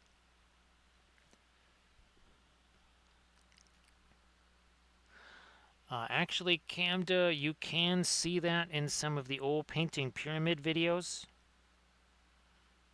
because there is literally finger painting in some of the old painting pyramid videos. Obviously, there's not too much of that with the oils, because if I do that, the likelihood of me transferring the oil paints to other things, like other miniatures and stuff, where we don't want that to go, is elevated. 1 second here. There we go. So Rico, I swear it is. They were the first ones to do an episode like that. That was before the next gen episode.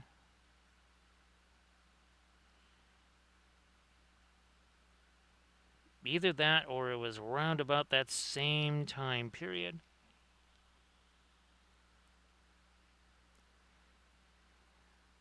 Actually, yeah, Camda, in my live classes, there was one point where I took the brushes away, and they had to actually paint with their fingers. Now again, obviously that was with the acrylics, because with the oils it would just be too messy. But yes, indeed, there was a point with the acrylic paints where there was painting with the fingers.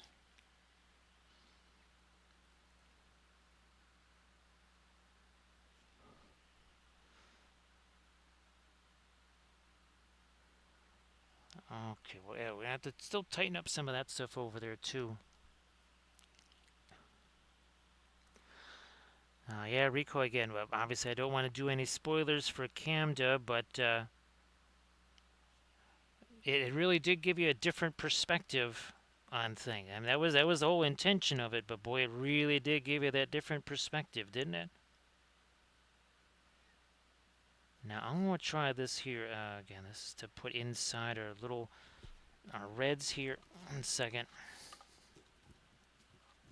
Oh, no wonder it's wrapped around the chair twice.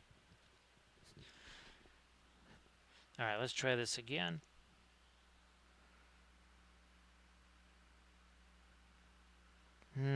Still not quite light enough. I'm almost, you know what? I'm going to grab it anyways. Where's my, here it is. Let's just throw me out some of the Paul Rubens Floral Orange. Why not? Oh, that was the other thing about painting that, whatever the big Rakashar guy. There's no fluorescence. I'm doing all this fiery object source lighting, and there is no fluorescent paint on the palette to be had because we're only using the water washables. So basically, all I have is Indian yellow, cadmium yellow, and like white. That's it. And obviously, I think I got the permanent alizarin or something. I don't even have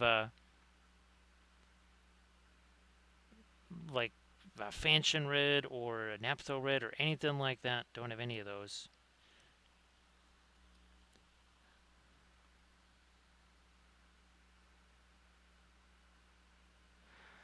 Definitely, it's wild, Camden. You get spoiled with those, right? Again, because well, we're seeing the whole with the drying times and stuff, with the palette of doom, the palette of Khazad-dûm. No, Zahad-dûm. That's right. Never mind. Wrong cave. That's Zahad-dûm, not Khazad-dûm.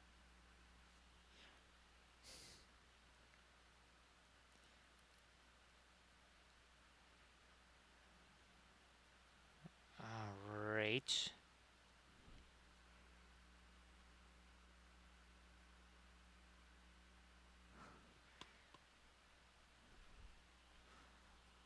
Get the little blinky lights back here again. Got some of our floral orange in there now.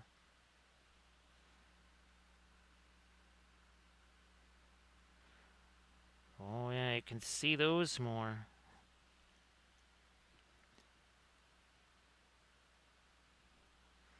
What about these guys? Oh yeah.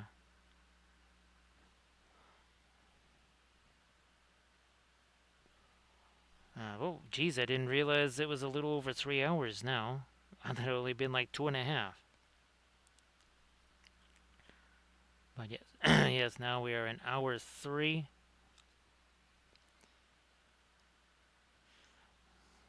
We get into some more and some more of our little details here.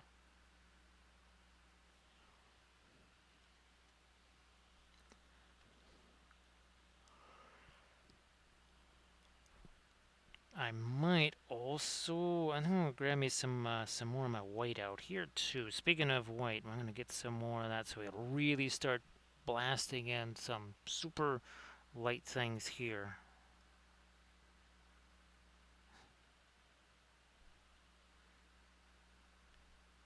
Let's not forget our, speaking of lights, let's not forget those down there.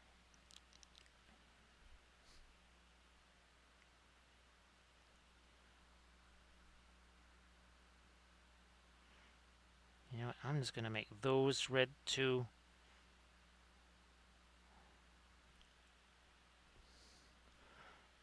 Oh, that's right. Geez, I forgot about there were also some gun mounts over here. Let's get this one right here. Almost forgot that.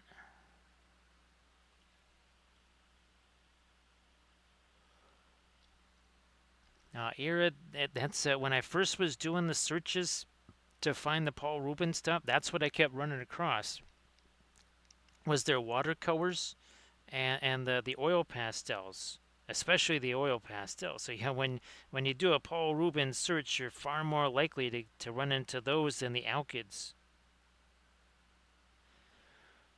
And again, Irid, if you wanted to share some of your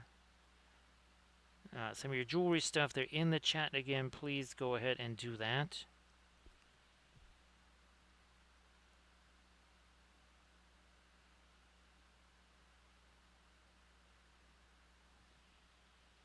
Everybody, please check out that Pinterest link that Iridicam Wave just shared.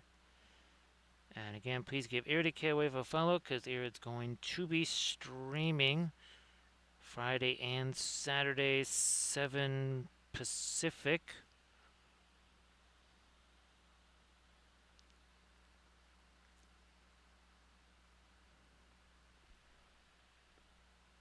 You know what? Actually, I'm going to do that.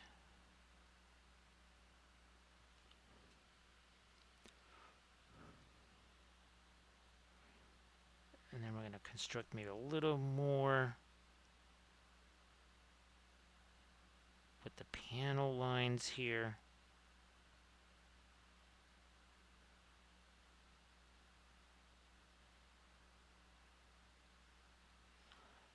And now we're going to try and get our line of stuff here on the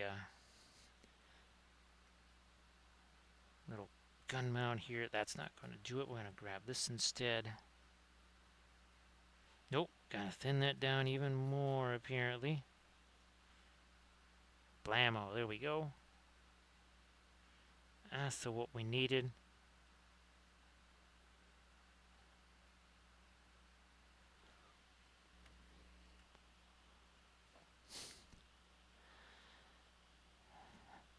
So yeah, Cam did their. I don't know. Did you ever hear of Craypaws? Because that's something I had when I was a kid. I actually did enjoy those when I was a kid. Yeah, they were called Craypaws, and essentially they were like oil pastels but for kids.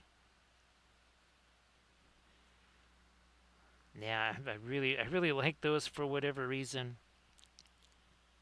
See, Arid knows what those are.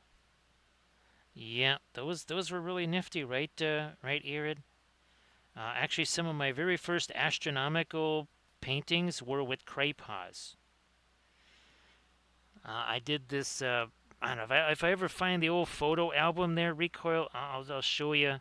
But there was a whole bunch of basically Craypaws type spacescapes that I did as part of this science project.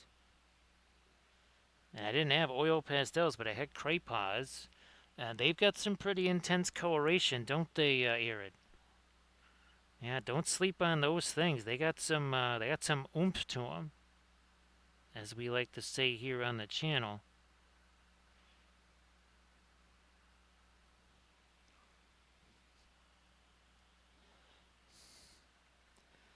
So yeah, Recoil. I remember there was something where I was, there was kind of showing the difference between different types of stars, your red giant, your red supergiants, blue supergiants, that sort of thing. And I needed something that would really show the intensity.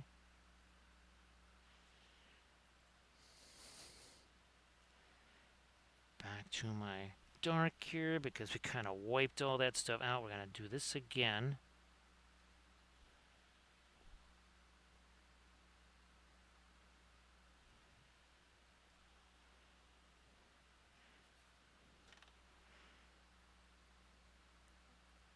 And then another little line in there.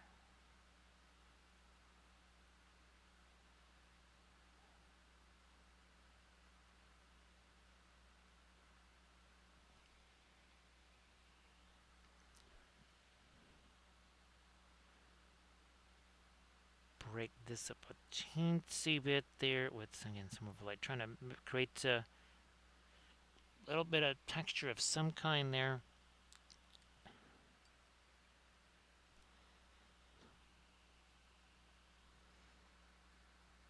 So yeah, we broke out our fluorescent orange. That was the Paul Rubens.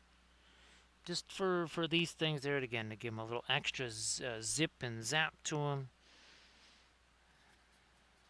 I see we need to get this a little bit lighter over here, because this needs to get in line more with this chunk over here. And we need to continue these all the way up here.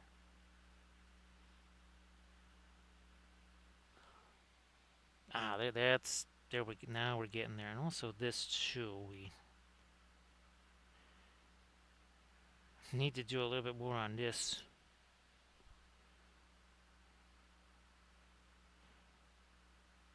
Not as intent as these other bits right here.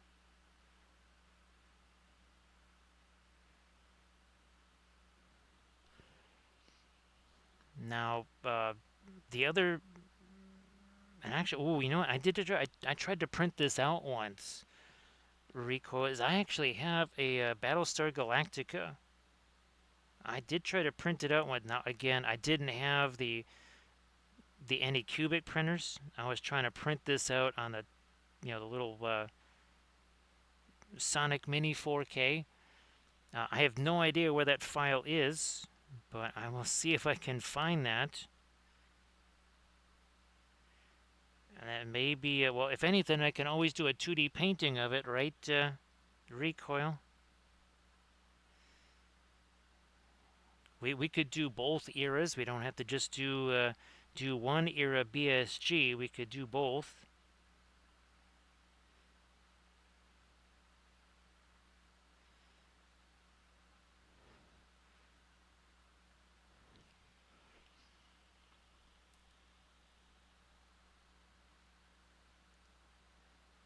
I don't think there were fluorescent Craypas. Were there, Arid? I don't think so. I mean, there might be now. Who knows what there is now? I'm sure they're still around. But yeah, those were just Craypas, and again, I was in 5th grade or something like that. Yeah, I think I was in 5th grade.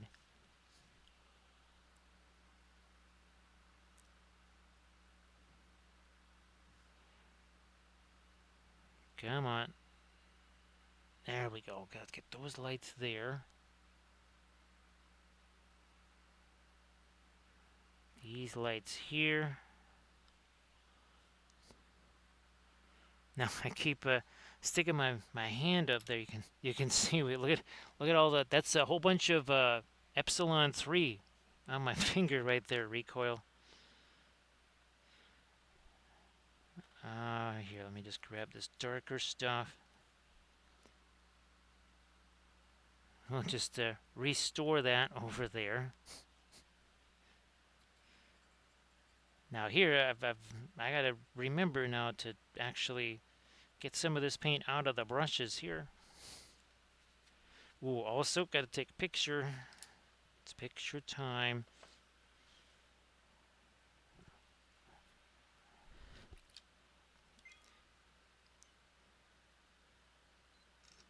There we are. Boy, actually, Rico, it's been so long. I'm kind of having a little bit of a brain squeeze trying to remember the Babylon 5 theme song, because it's been so long. Obviously, it kind of had the 1990s sci-fi show sound to it.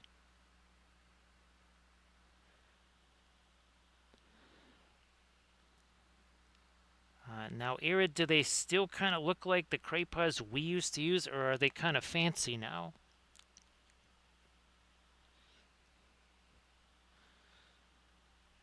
So Camda, they're sort of they're like a cross between crayons and oil pastels. That's not like the most accurate description, but it's the best one I can come up with. Yeah, and that's not precisely it, but they are They are a little bit like a cross between a crayon and an oil pastel.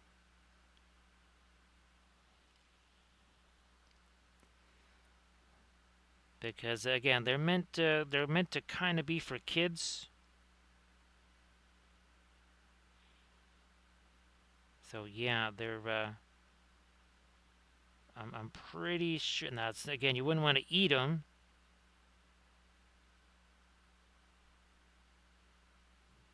But my guess is they don't have any cadmium pigmentations in them. Hey there, Sea Dragon, how you doing? Thank you so much, Sea Dragon. So well, it was one of these it was our birthday stream. And, well, lately we either paint like a Wapelius spell brush or we paint some 2D art. And again, here's some of the old 2D Babylon 5 art from back in the day. Again, that's not oils, that's actually watercolors, even though oils are the original watercolors. And then there's our Minbari in black painting. Thanks, Sea Dragon, appreciate that. Actually, there's a couple of green lights over here. There is actually a few green lights. Let me just get this radiant green over here.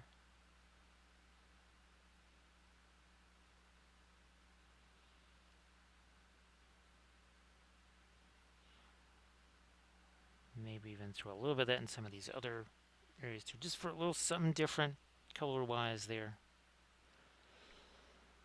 So appreciate that, Sea Dragon.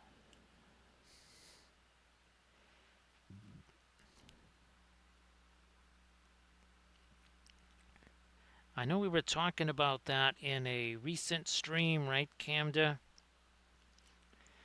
That the, trying to get a likeness is a difference of just literally micrometers. So the one eye is a little too close to the other, a little too low, a little too high, and that is all it takes to go from a not exactly photorealistic, but looking like the person to looking like the person's sibling or a cousin or something like that.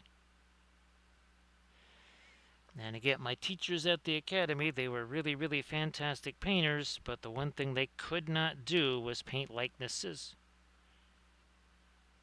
Again, you could tell, if you looked at it, you'd say, okay, this is probably who it was supposed to be, if you knew the person. You'd say, okay, yeah, they were painting that guy, or that lady, or whatever. But if you didn't know them, and you had no context, you'd be like, I'm not so sure who that is.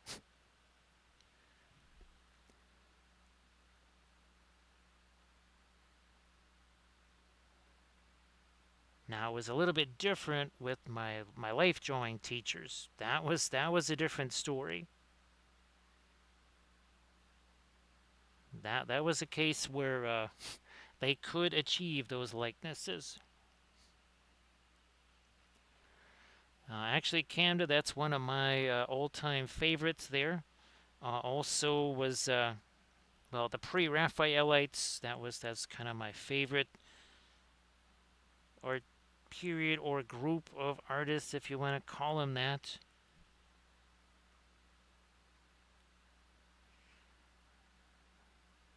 I'm trying to reorganize these things here. Now we got to get some of our light on there too. Oh, that's right. I still got to get my fast matte white back out onto the palette.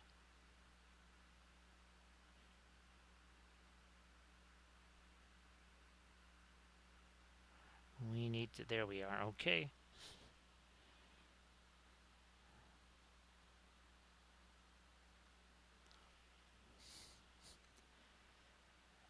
Anything else? Yeah, sure.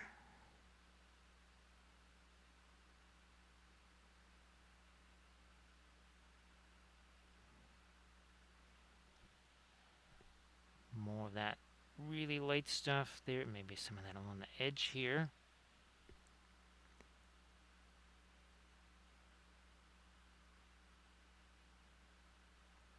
Sharpen up these lines.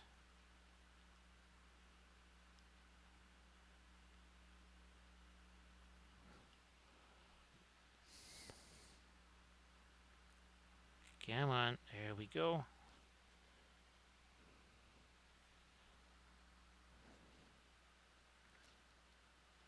Back to my violet here.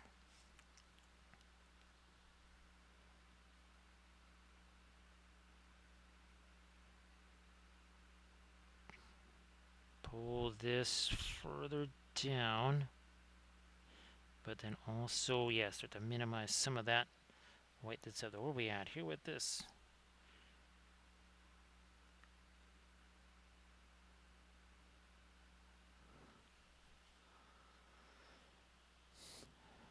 Well, that's that would be really fun to see there, Camda. That sounds fantastic.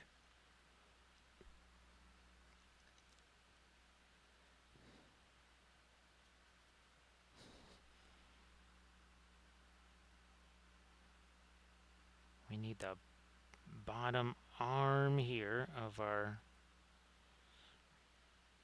deployed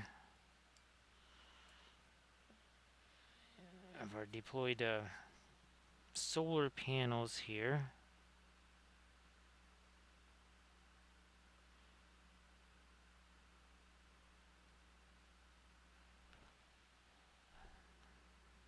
I guess we'll have that cast a little light here and then some here.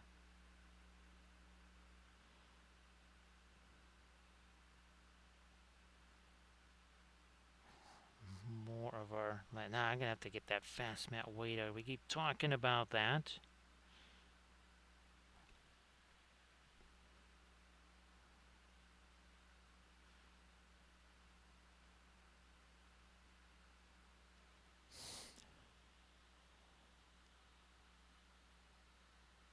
Ah, boy, yeah, Camda, that was a topic of great discussion at the academy. Was you think it was only a miniature painting thing, right? Brushstrokes or no brushstrokes? Obviously, there's a wee bit of a discussion in the whole miniature painting world when it comes to the whole brushstroke situation there.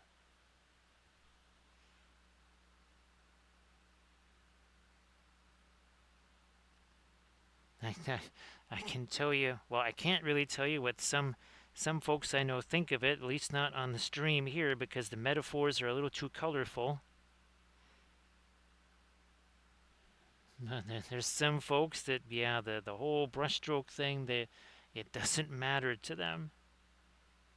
They're just like, why is that a big deal?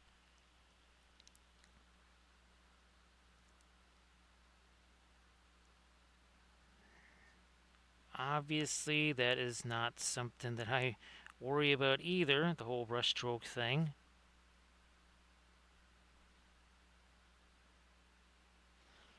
Well, the oils kind of make that also a little bit subservient too. You don't really have to necessarily think about it a ton.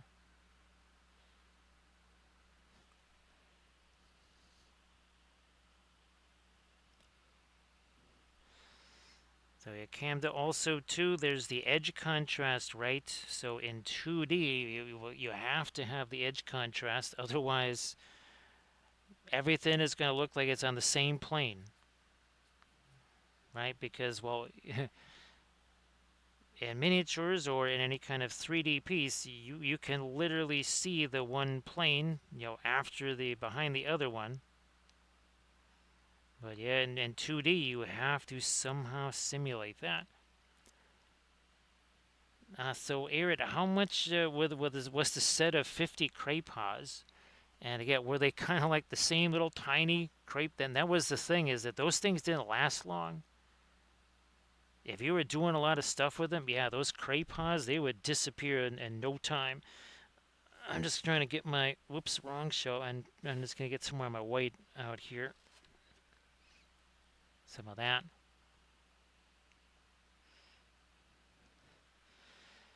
What was it? Oh, yeah, my oil painting teacher, right? Master of midtones.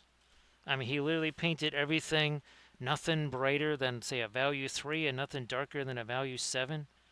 Yet there was plenty of contrast because he played with not just the color contrast game, but the saturation contrast game. Actually, Cam, I sent you the graphic. Oh, I think. Wait a minute. Let me see. It's probably one of the. Might be easier to find it, like where I sent it to you here. Well, let's see. Let me see here. No, maybe here. Where is it?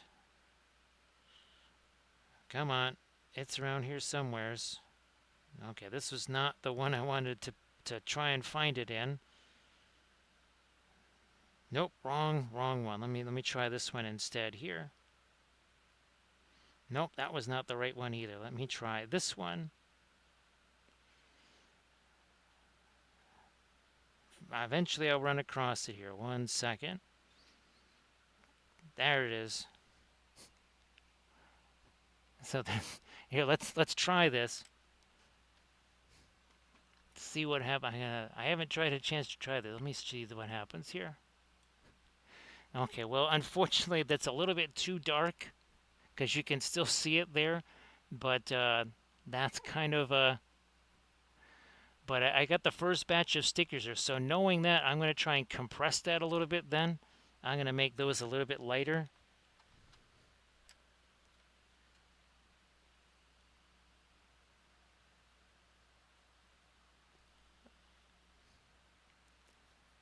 Okay. Now this is as bright as it gets here. I mean, that is essentially white. There's nowhere to go after that.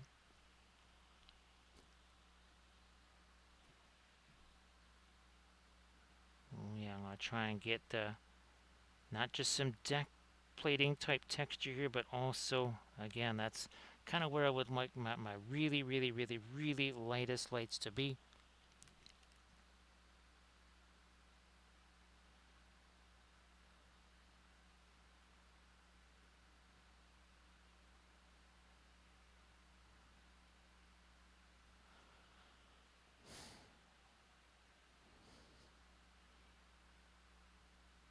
And there we are. Okay, getting that done. More of that really light stuff over here.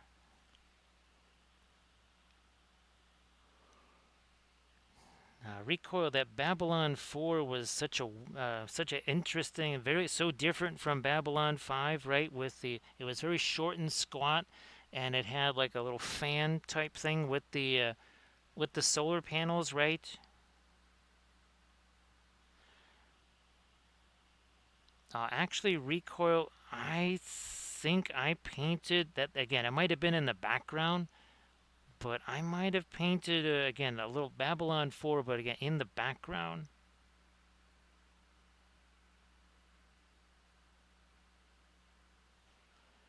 Of course, Recoil, when I was looking for reference pictures for this, you can bet Babylon 4 showed up.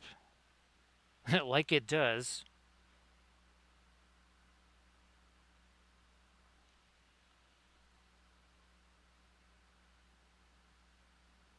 Yep, so there was a Babylon 4 sighting.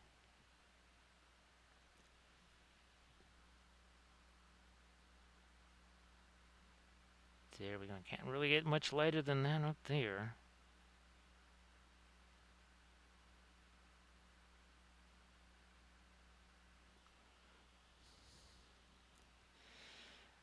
Camden, I bet you it's nowhere near as long as Babylon 5 because again, it was very short and squat. Well, at least in comparison to B5.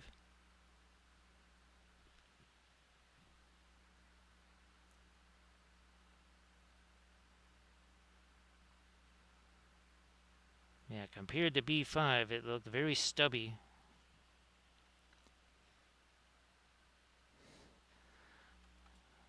I guess you just don't want to be on Babylon 0, right, Camden? Or you don't want to have to walk everywhere on Babylon 10. Although they do say, I believe, in the opening credits, it was the last of the Babylon projects.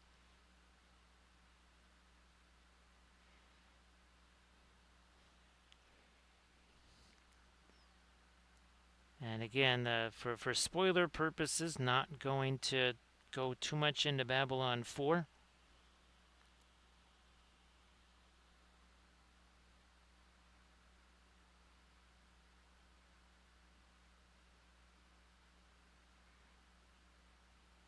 I do believe they talk about what happened to at least Babylon 2 and Babylon 3.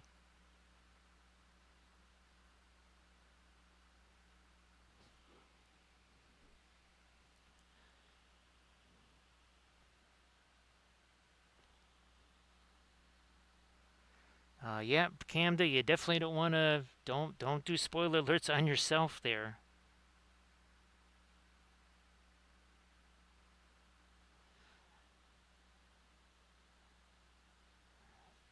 Yeah, we'll just have to mind wipe you. That's all. I think that's a third season episode. It's either a second or third season episode. We'll just have to mind wipe you. That's all. Oh, and then recoil. Then he can be another a monk. That wasn't what was the it wasn't the Franciscans. Was it the what was the order? Because they were the scribes, and they were the ones that translated code.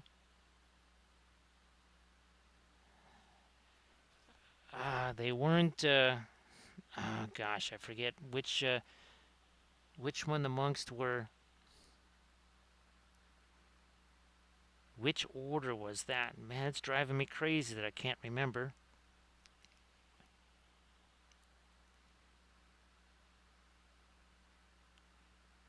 More of our lighter stuff here, then we'll get the little touch of that lighter deck texture right here.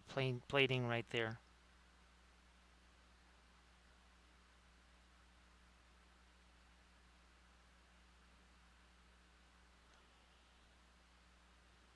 That's it.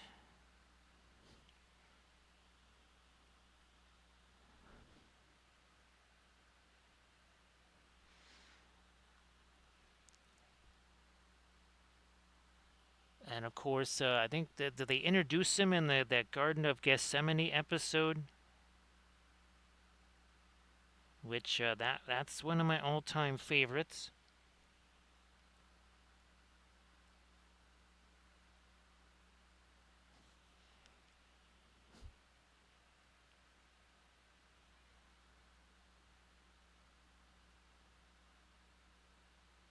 And then there was the episode with Sebastian, right? Recoil. That one was pretty wild.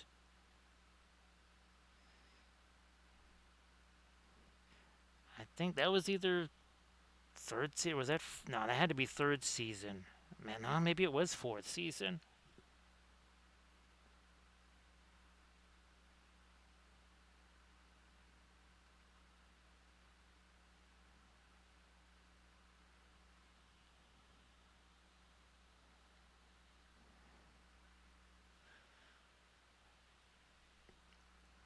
I'm gonna lighten up these little things back here even more.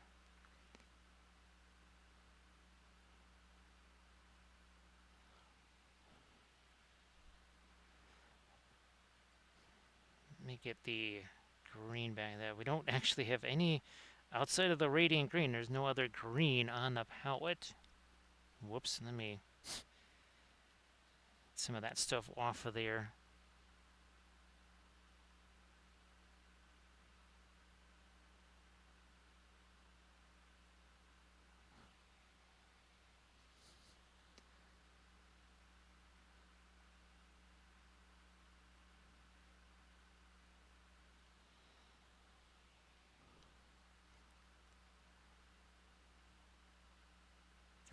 Okay.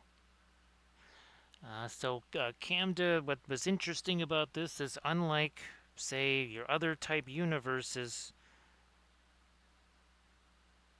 that there was no human society. Well, they still had a post office, and people were still afraid of the post office. It is very much not a Star Trek or Star Wars mindset.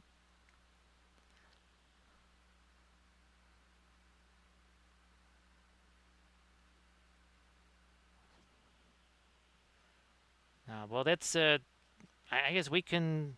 I can, without spoiling the thing, is there's an episode. I think it's the first season, right, where there's supposed to be there's some kind of, I don't know. It's not the whatever it is, but they're supposed to essentially show their culture, right? It's like that they have to show what it means to be a Narn or a Centauri or a Mimbar, and obviously, of course, Delenn shows them all of their religious stuff.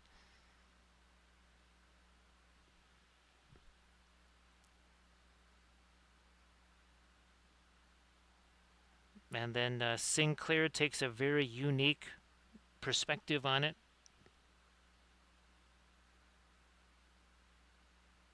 Okay, we're going to divide these up a little bit more. We're going to get rid of some of those.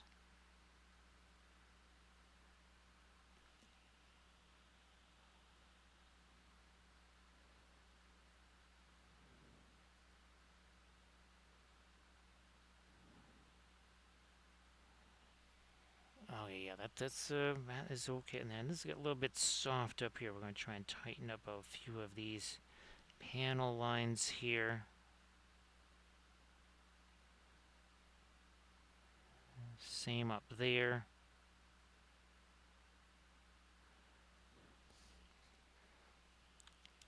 Quick picture time here. Let's do this.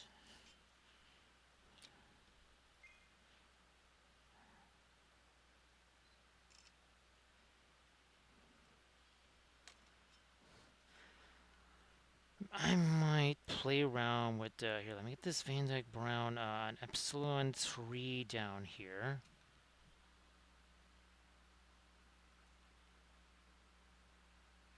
A little something there. And then maybe you start to pick out a few of the features down here.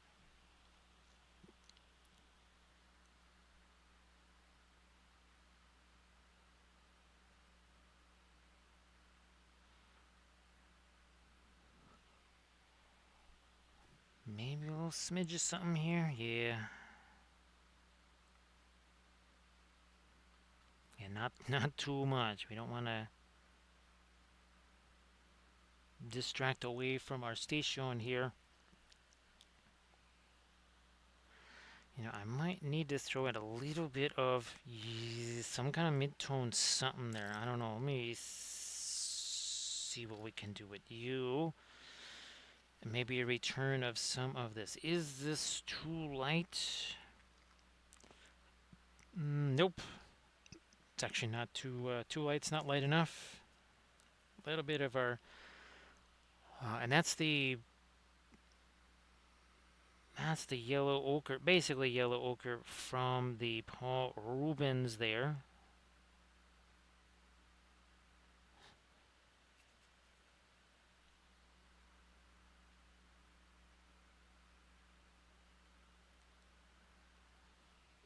Is okay. That's sort of in the neighborhood there. It's obviously right now it's kind of on the, with the wet stuff going on, it's a little shinier. So I have to put a little more, and then we maybe gotta wait. Yeah, maybe we'll wait and see what we really do have there. Maybe a touch more. So again, taking some of our not radiant violet. That is the Paul Rubens, not radiant violet there.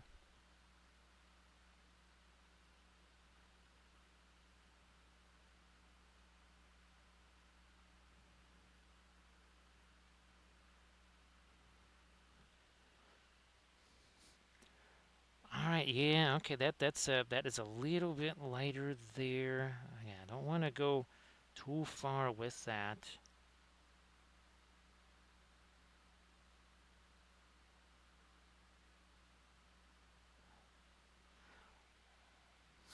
Yeah.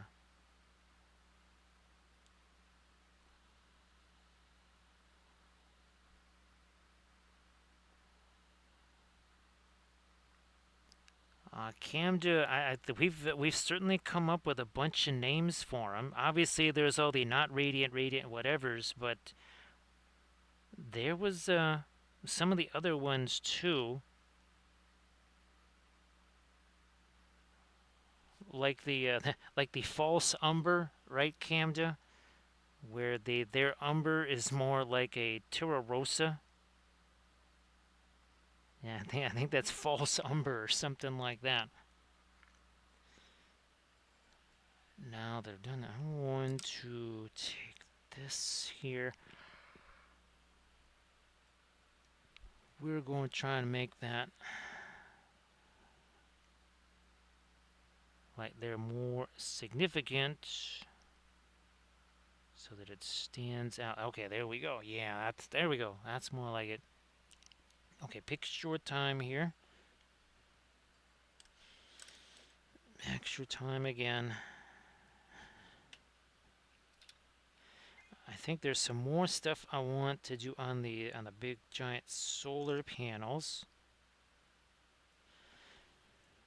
I could swear. Oh, you know what? What's that show? It's not Red Dwarf. There is like almost a Red Dwarf-esque kind of thing in at least the opening credits of the earlier seasons where they show like a guy he's not painting the station but he's doing some kind of maintenance I think on the solar panels or something. And don't they pan out from that recoil? And you get a kind of a sense of just how big the station is.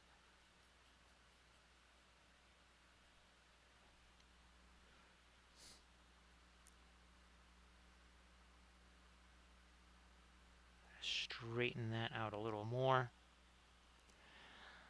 So Camda, yeah, we were kind of, we had the, well, I'll tell you a bit how we were using, because I had gotten all the Red Dwarf seasons. Uh, I think somebody had actually uh, put some Red Dwarf on DVDs, no, on VCR tapes for me, yeah. And that was like a couple of seasons worth there. And then I ended up getting all of the entire series, and we were watching that during treatment sessions. I think we maybe got to the third season, or maybe the start of the fourth. You know, darken you up a little. I gotta straighten that up too. That's a little wonky right there. Yeah, you don't want dirty solar panels in space, right, Camda?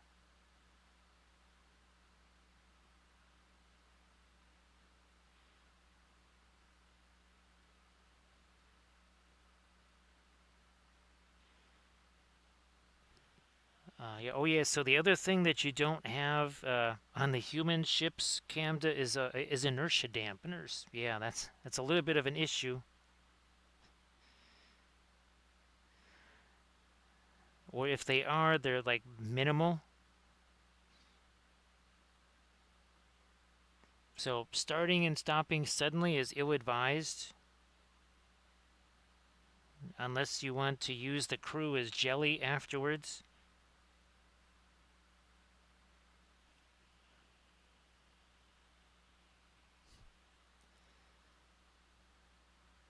Which I think they might talk about in even in Red Dwarf.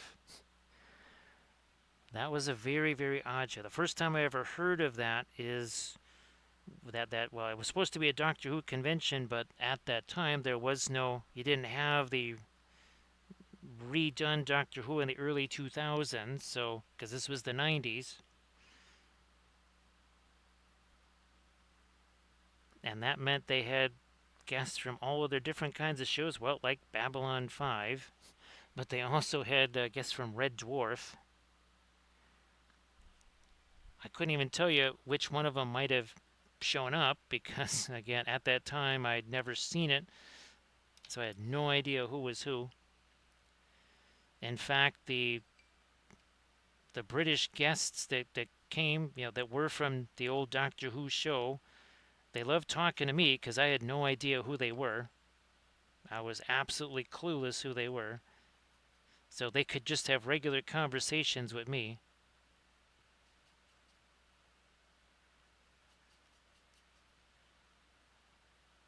Even, oh, is it David Hatch? That's right, from Battlestar Galactica.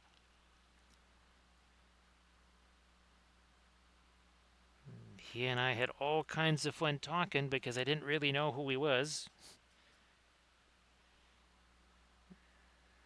which meant he could just kind of talk to me like person to person. I can still see some of my spattery stars here. And so I wanted to darken up anyway, but now I can kind of get rid of some of the spattery star residue.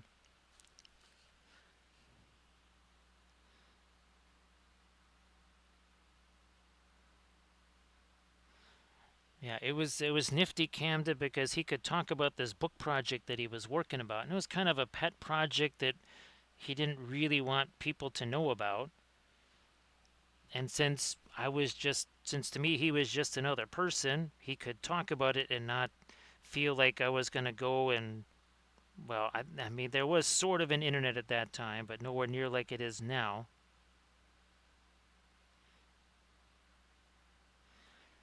And I could tell that he liked really, really talking about it instead of just kind of having to kind of couch things.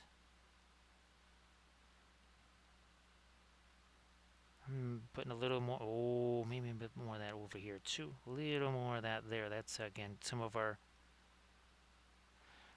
deeper bluish violet right there.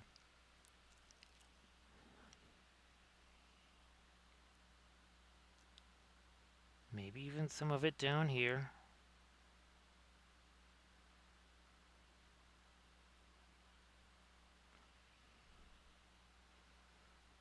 So now we're just about to enter hour 4.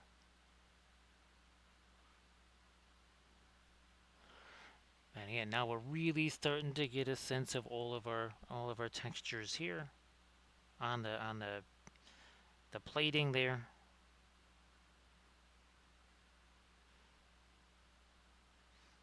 And yeah, there's some more stuff I want to still do back over here. Let me get my, nope, let me get this brush cleared out here. First, back to some of our darker stuff here.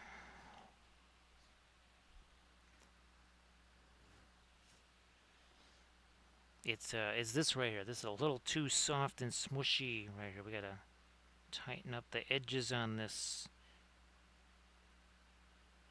Also, we need a little bit of this. Speaking of texture,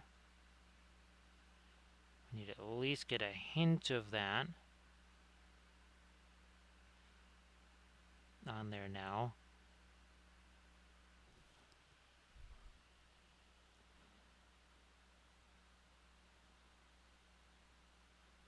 Same back here. Okay.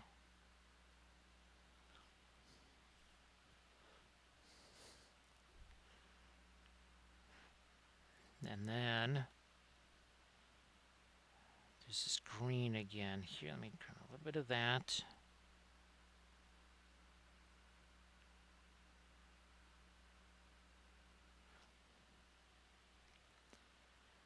And maybe something later.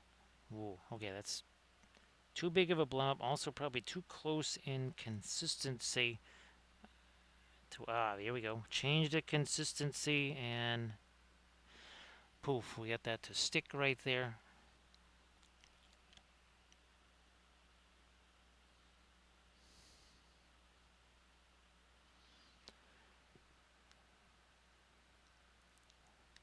Yeah, Cam, I guess sometimes it depends on what the stream is about, right? I guess sometimes maybe there's different expectations that people will have. Actually, there's a few people, geez, I'm not even sure if they stream anymore. I'm thinking, one of the streamers I'm thinking about is Captain Madlove, and it was a boisterous atmosphere, let's put it that way. It was like a carnival ride the entire time, and that was definitely not the way Kathy and I stream. Much as we have our puppet shows and our hype trains and stuff and other activities, not quite as up tempo as Captain Madlove. So I wondered if that was something that you kind of had to keep that tempo whether you wanted to or not, because people kind of got used to it.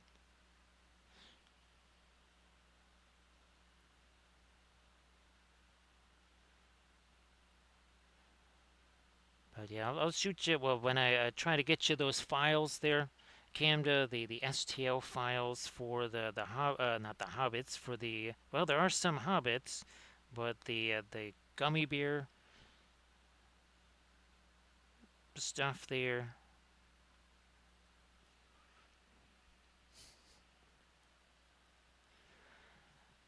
Yeah, Camda. I mean, there's plenty of things that are up tempo in our lives, right? I'm hoping that maybe again this is where people can have less up tempo and a little more chill.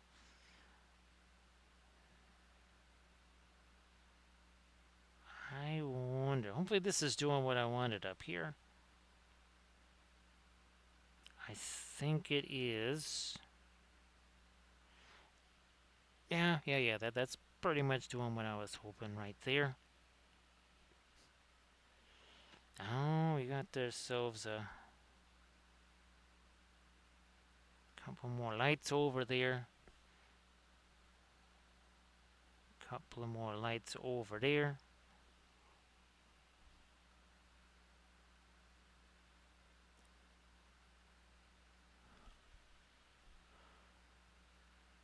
This is it's not quite an octagon shape. Well, there's multiple doors there, obviously.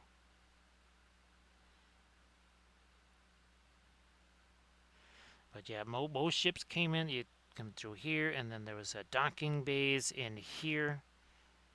Again, I think the Zocalo and the crew quarters up here. Then you get into your more your growing hydroponics area. A lot of the general living area there. Then you get into the diplomatic sector. Then down here, this was down below, or brown sector, as they also called it.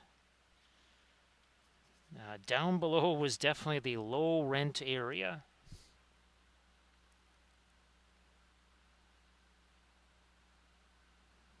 Let's just say if there was something that you were looking for that maybe wasn't quite 100% legal, that was the place you would go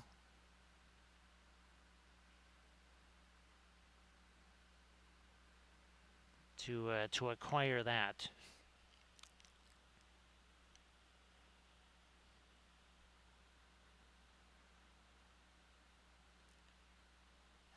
Yeah, Camden. It's I know what that is because I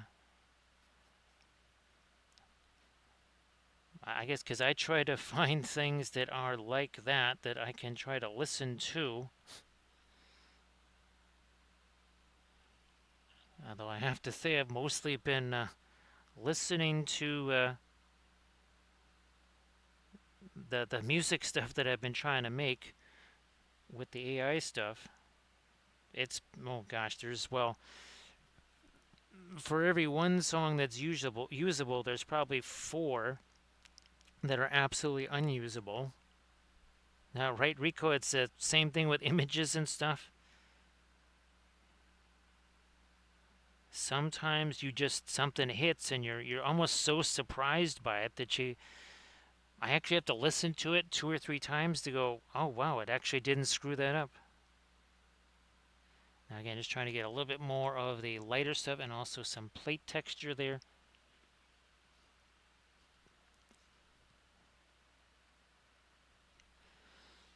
And trying to work in some of our blue there too. So again, I believe our stream tomorrow is going to be the third of the the third of the Zygomores. Is it this one? I think this is it. Yeah. So that is going to be our stream, I believe, for tomorrow. Is this one right here?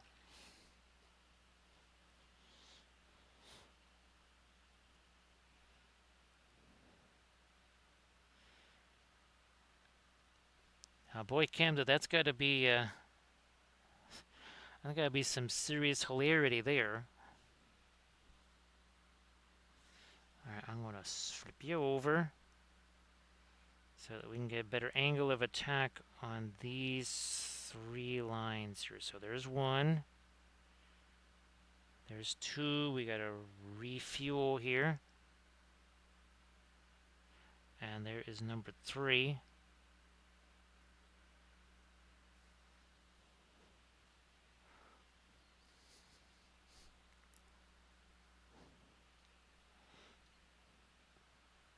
Do I need to... Let me see if I can get something really, really, really, really dark down in here. Like you do. That's some of our indigo, some of our black.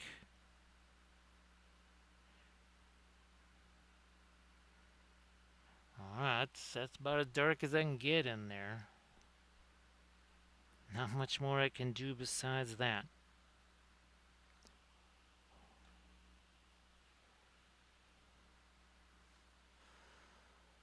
I will flip you over here to... Can tighten up a couple of those edges. I might come back in. Yeah, so now that that's not shiny anymore, I can see that. I think we lightened that up fairly well.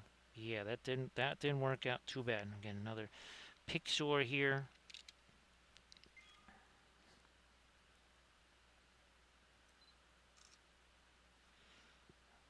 That's it.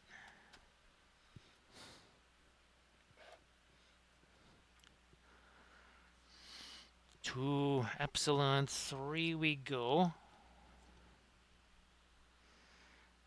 So Cold Milk got actually some dinner. So Cold Milk, hopefully dinner was yummy. Yeah, Cold Milk, we continue to refine things. 4 hour. The critical thing, Cold Milk, is that it's been 4 hours, 8 minutes, and 13 seconds. So it's all those 13 seconds. It's kind of that. That's where it all. That's where the magic happens. Cold Milk is in those extra 13 seconds. Actually, all kidding aside, Kathleen, we used to joke that the last 15% of every figure would be kind of the thing that would be the wow factor. It was always in that last 15%, and that's where the kind of the really punchy stuff would happen.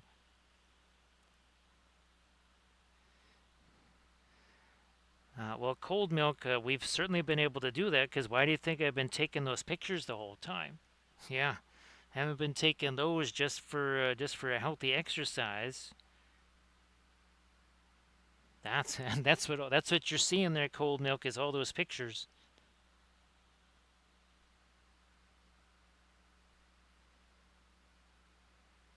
And of course, right, Camda, the deadly sin of blinking. Never, never, ever blink.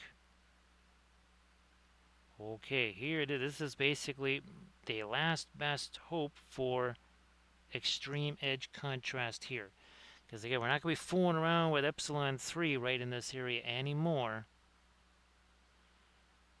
Which means if we are going to have any hard edges, this is where they're going to have to be. And we're talking about, remember, the edge contrast, right? We want that to separate from Epsilon 3 down here. Oh, actually, you know what we haven't done yet? Camdale, we haven't done one of these here. Well, we did with our color thing, but not with this. So again, soft edges here, hard edges here. Soft edges back there, hard edges here. So that's why, even with all of our blues gone, and actually, believe it or not, this warm color that's in the background, technically that's supposed to come forward. Here, let's get our color back. So normally your eye is drawn to this warmer color. However, the cooler colors actually have a bit more saturation to them. Believe it or not. Thanks, Camda. Appreciate that. So, I mean, this really does kind of highlight that whole that particular form of contrast, that edge contrast. Again, most people, when they're getting their feedback from their painting contests or whatever, they're inevitably going to hear push the contrast more. To which they're going to say, okay. So now you can tell them, well, okay, which kind of contrast are you talking about? Value contrast? Are you talking about color contrast? Are you talking about saturation or temperature contrast? Might you be talking about edge contrast? You can ask, okay, you say boost the contrast, which one? There's like almost 7 of them.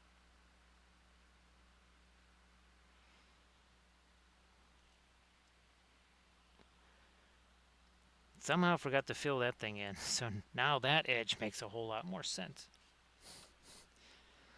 That makes a bunch more sense there.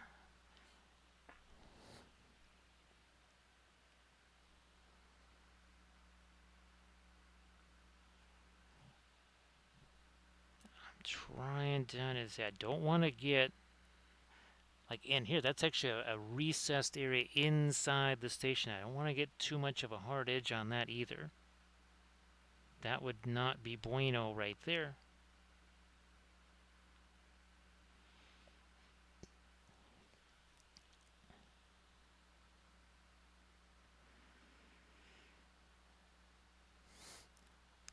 Yeah, actually, Camda, there was, well, obviously I'm not, and I was booted off of that Facebook page because I was posting links to the Twitch streams, Camda.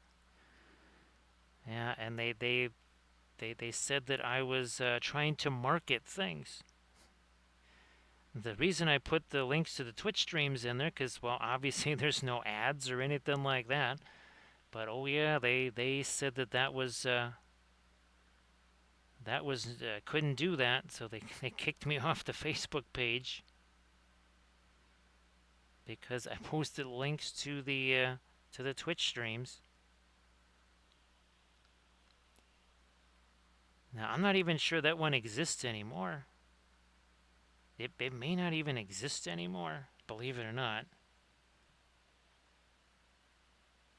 Now maybe it does. Obviously, I can't see anything of it because I was booted off. I'll shoot you. Well, I got a lot of things to. I guess I'm giving myself homework there at Camda. I'll send you a message with some info about that stuff.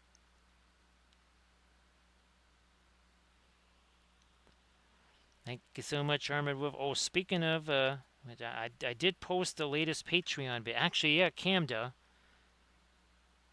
I don't know if you saw, but I did post the new tree, and and I saw you sent the message there with the. That was the very first one we did with the supports, I believe, making the trees out of tree supports.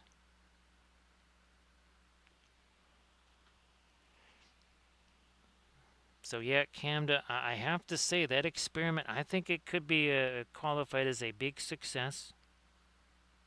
I think it worked really well.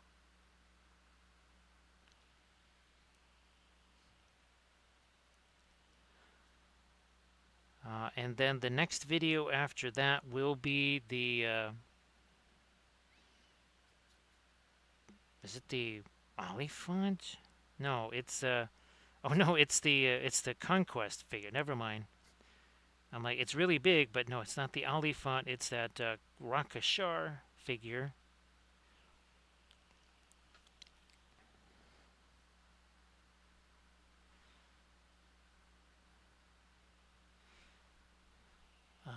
Okay, well, there was a situation where I had to call somebody about a thing, and they pronounced it like that because they were trying to read my email address, and that was how they pronounced it.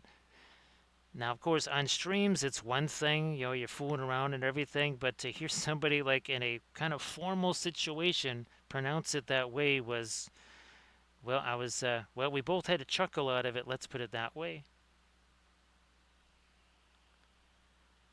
There we go. See, oh, there we go. A little bit more. It also is helping to define some edges here on the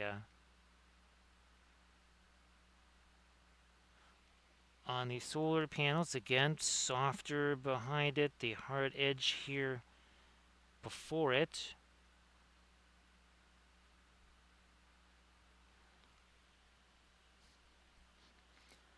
I wonders.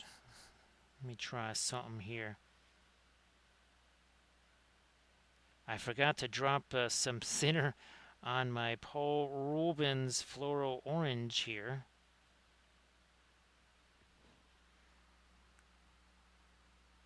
There we go. Forgot all about these. Pretty sure I put them everywhere else except on these guys. Okay, so now they have their lights too.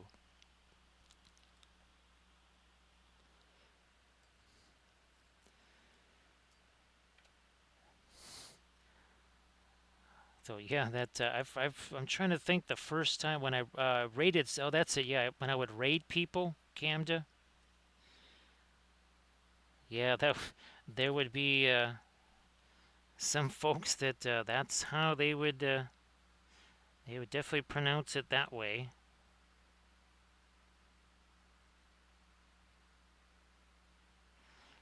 Okay, now I feel like you got something continuous on the planet here below.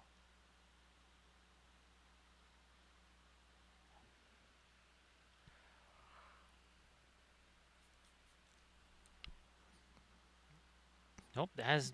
I thought that was going to be lighter. That's a little lighter.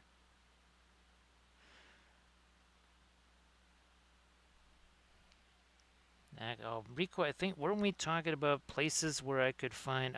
Space Above and Beyond. That's right. We were talking about that show. That is one where I have to find that also,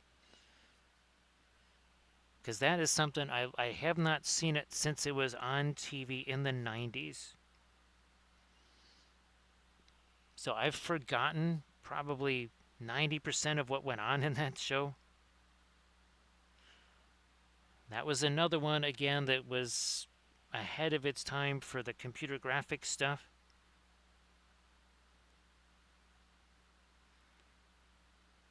Yeah, those they couldn't quite achieve what they probably would have wanted.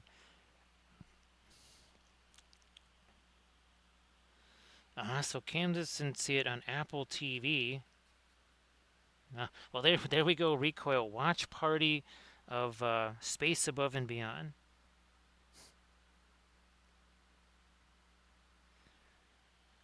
Because even with B5, there's stuff that I would kind of go, oh geez, I forgot all about that. But this show, I mean, I don't even remember how it ended. I have no idea.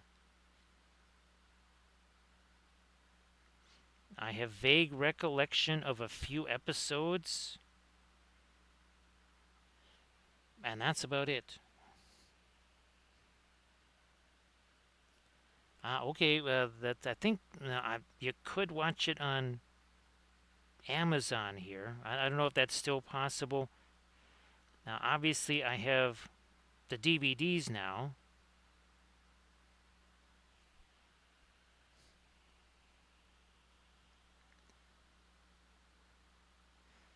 So the other show again, that was Space Above and Beyond, and it's ironic because today, for whatever reason, as I was looking for all this other stuff, I ran across some technical drawings and stuff that I did decades ago that we had brought to conventions. I never saw that one, Recoil. That one I have not seen.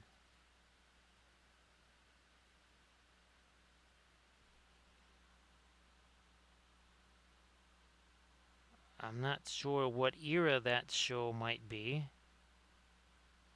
If that's more of a 80s era.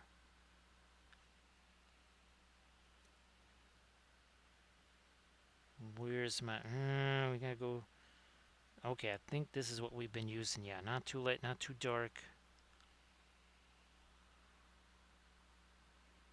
Nope, gotta refresh that brush here. Okay, I think we've got it in the right configuration.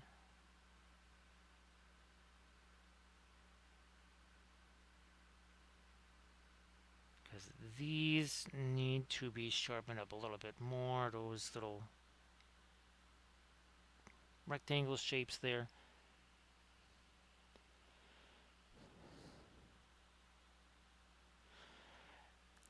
Yeah, Recoil. Can you imagine? Yeah, what all these shows could be like if they had the computer graphics of today? Because even gee whiz, speaking of Red Dwarf, didn't that show start to change over the course of time, where they did more and more with the computer graphics, even on that show? I think I always kind of thought of that before I really saw it as like one of those, tinfoil and bubble wrap monsters or something like that with, stuff hanging on hooks. But no, there was, that actually did eventually have some serious computer graphics going on, it seemed like.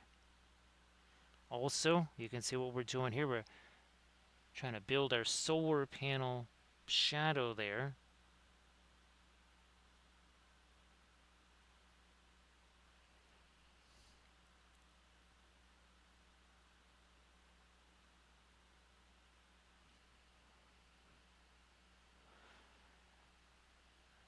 I think it's always nice to have a balance, because I think that is what people say about the first Lord of the Rings movies, is that they like that there's a balance of the two. You have your computer graphics, you have to have that to be able to do that kind of stuff, but there's also things that were just, they didn't, they maybe enhanced them a little bit, but they weren't strictly done with that. And I think it makes it, probably makes it easier for the people doing the acting there, because there's at least something for them to react to. Whoops. As it's the opposite of where that's supposed to go. It's supposed to go here. Let's try this again. That's where it's supposed to go.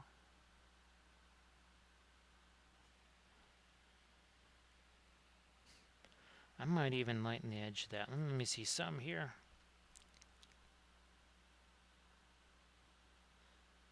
Let's not go too far with that.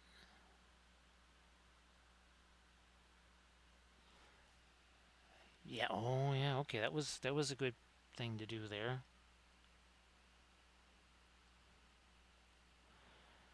Oh, geez, Cam. Well, yeah, there we go. Vengeance. Now you can. There's your homework, Cam. You got to send me a link to that. That's your homework now. I've created enough homework for me that I got to send stuff to you. Now the homework is shifted back to Camda. No, that's not. Ooh, let's try this. Oh, that's just right.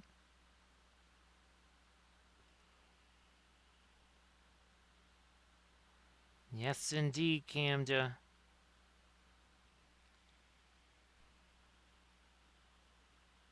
So again, this is it seems like it's an open thing right here. It's not necessarily, but we're gonna try and get a little bit, one extra touch of light down here. Let me try this. Hopefully not too light though.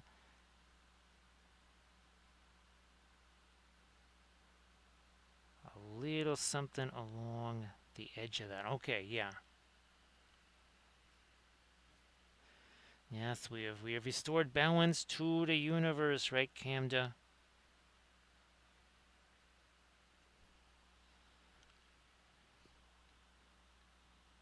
Anything lighter over here? Yeah, something like that.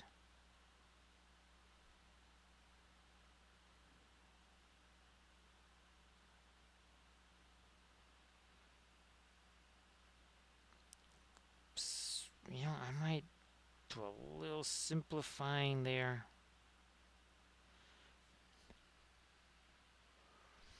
Now, thanks, Camda. Appreciate that. You know what? I'm seeing. I'm gonna change these guys here. I'm gonna change those to more of an orange. Yep, that is the way to go. On somebody, you know what? Maybe even these two. There you go.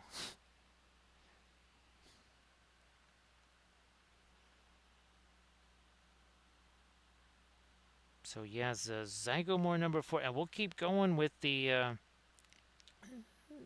well, the money palette, the bankruptcy palette, whatever we want to call it.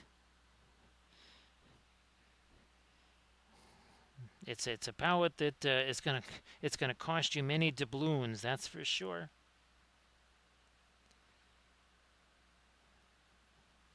Yeah, you will be devoid of doubloons after that palette. Now this should be light. Let me see if it plays out this way with our little lights over here. Let me see what happens here. Yeah, it is a little bit later. I had to wait. I had to be patient and not be a hasty little hobbit right there.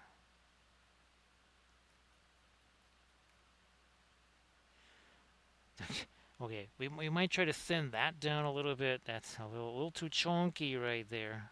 Yeah, it's a little bit much. Let's again we a little more of that to get there. We go. Now let me try some of that up here on these little lights. Right there. Okay. We shall try that on these guys down here. Great success.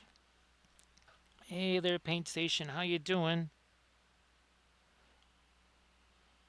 Have a good night there, Arid. Everybody again, please give Arid Wife a follow. Arid will be streaming later tonight and again on Saturday. So Arid, one more. Why don't you share your Pinterest link there one more time before you head off to Sleepland? So Paint Station. Let's see. Well, we've been going for 4.5 hours now, so we are definitely approaching the sus hour there for sure. So everybody check out that Pinterest link that Arid just shared. And again, everybody please give Arid a follow. Okay, now we've got some a little bit brighter going here in our lights. Thanks to Armored Wolf for posting a link to the Patreon page. Okay, we just posted our newest video to the Patreon page. And of course, everybody please give Paint Station Minis a follow too.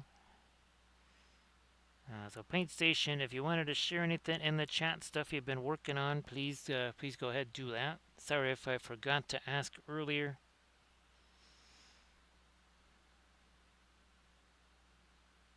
Teensy little bit there. Okay.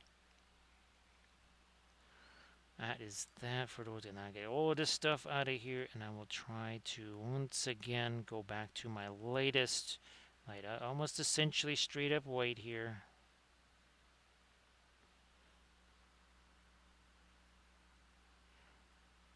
Back to those areas.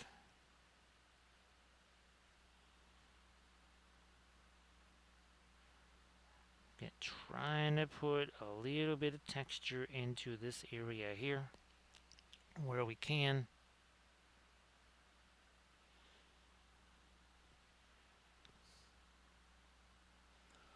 Okay, I'm trying to recall with the that red dwarf ship. Was it actually? Did it have kind of like rocks attached to it, like an asteroid attached to it?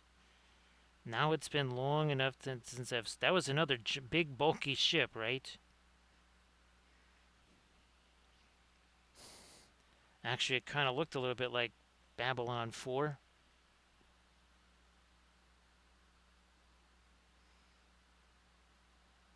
Trying to get some more appropriate edges on some of this stuff here.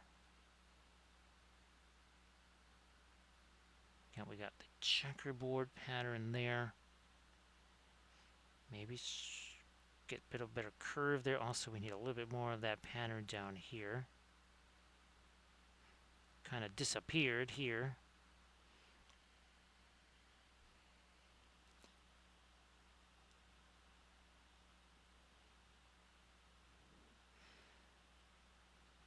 And of course, oh my gosh, the theme song for that, holy smokes.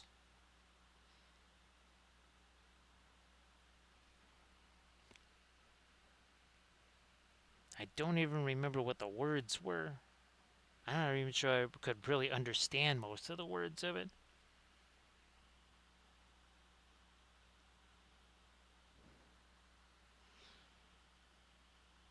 Okay, that makes more sense then, Rico. Yeah, because I was just like, okay, they just built this thing around an asteroid.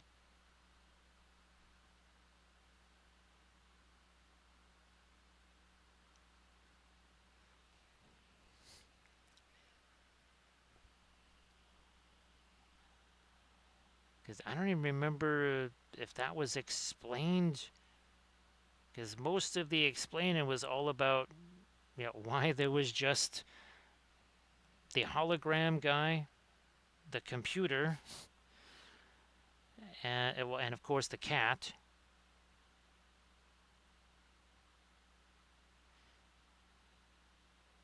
Who, of course, on was it Death in Paradise, played Dwayne.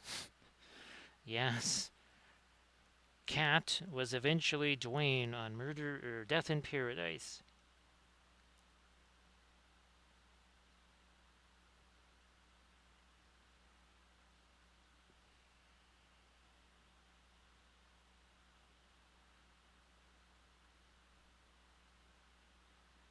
And we're gonna do some there.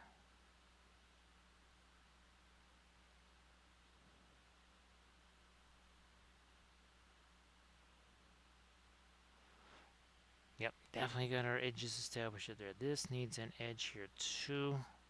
Oh, also this.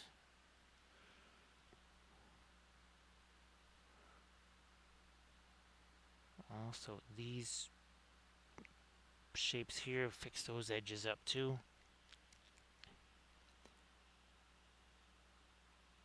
So thanks for solving that mystery, Rico, because that was a heck of a mystery to me. I was like, what in the world is going on with this? It looks like there's an actual asteroid built into it, but oh no, well it was. I guess I wasn't imagining things.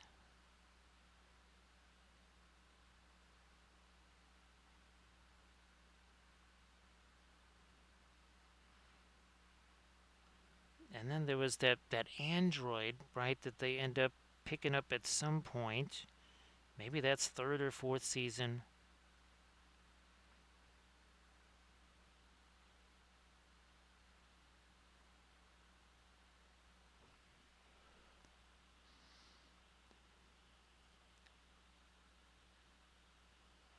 Ah, okay. None of those other words except for fun and sun. Those are the only words I could ever get out of it. Well, and atmosphere. That was it. Atmosphere, fun, and sun. Those are the only three words I've ever understood from that theme song.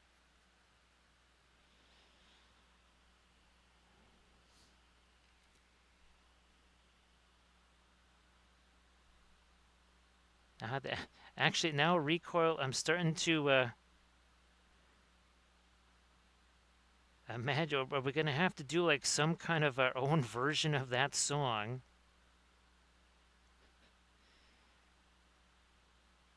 For here, yeah, we'll have to. I'm gonna have to see if I don't know if the stuff that I have would do like in that style. So yeah, not the same song, obviously our own words and everything else, but just something in that kind of wacky style.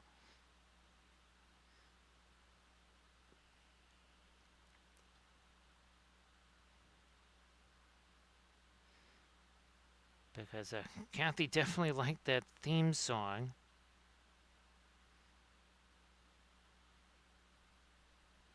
And I got she must have known the words. So obviously, I again did not know the word except for like three. Those three words. That's all I knew.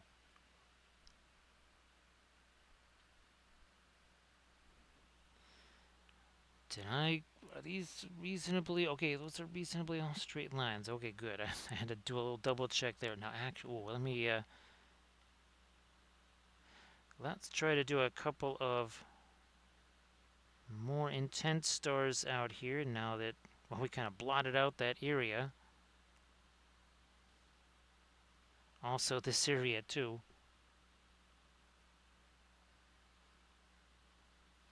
Yeah, there's a couple of spots we've lost some of our spattery stars, or restore those.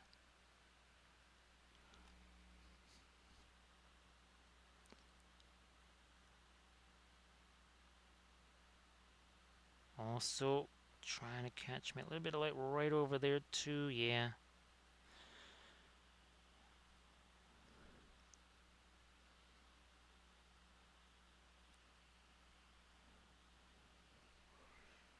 That must have been maybe that was beyond series episode series 3 is like series 4 or something like that, maybe 5. I mean, I still have the DVDs. Actually, that's something that we'd have to. Well, there you go. With plenty of things, plenty of watch party things, right? Recoil.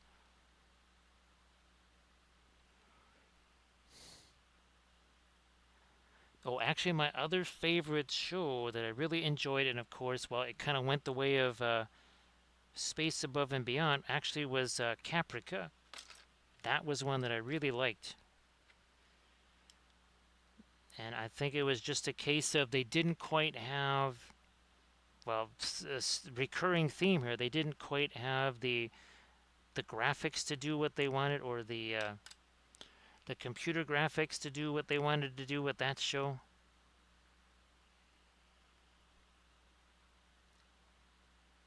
But I did enjoy that.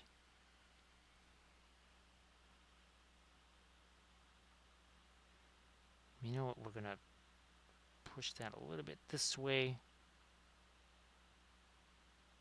and a little more there.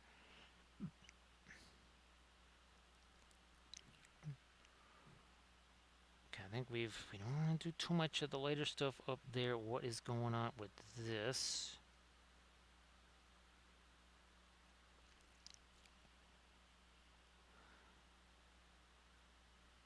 Now, Rico, it was kind of interesting because you really did get a chance to see what, well, life was like on the colonies.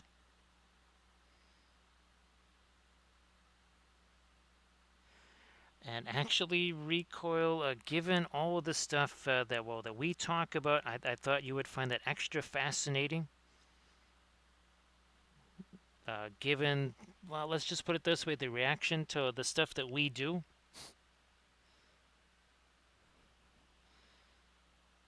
So yeah, I thought that could intrigue you there. Again, there's not that many episodes, so it won't take you long.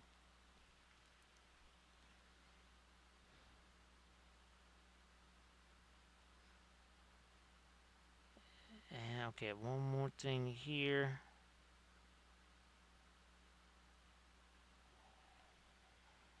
Nice.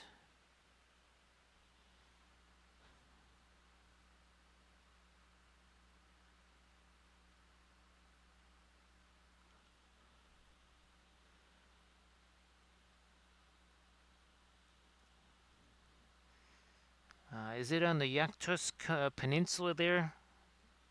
Gold Milk?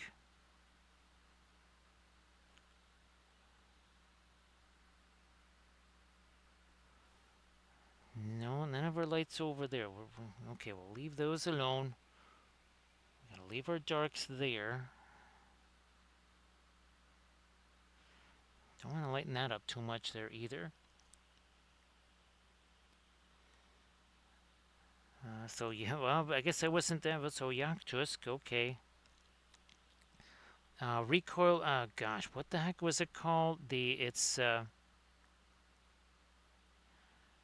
BBR for whatchamacallit, 1940. So for Axis and Allies 1940, look up the BBR rules. Recoil. Apparently somebody made a whole kind of new version of it, and then they made like what looks like almost a hand-drawn map by comparison to the regular map. Actually, Recoil, I still have to figure out how I'm going to mount that 7-foot neoprene mat. Because, oh my goodness, that is somewhat gigantic. I want to see something here. Let me see if I can't. Yeah, let's try it. try it here. Not yeah, okay, yeah, we'll do that. We can do that. I'm also gonna maybe try a little bit of that over here. And a little bit of that over here.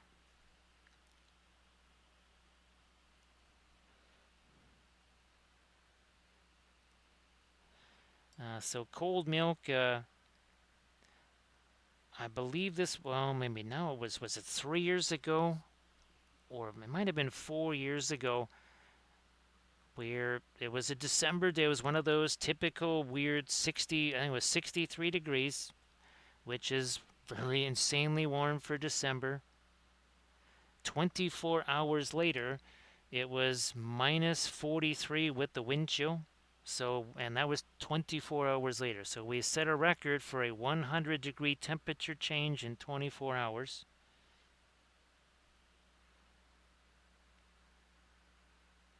And again, it is not unusual for it to be 100 degrees here for a week, and then it will be minus 20 degrees for a week.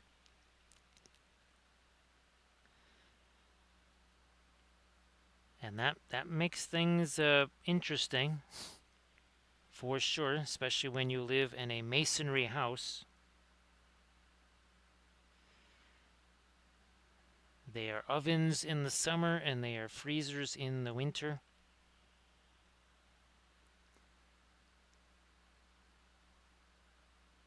But again, there's no wood houses in Chicago. Well, maybe in some of the outlying areas, but in the city itself, there's not going to be a lot of wood buildings.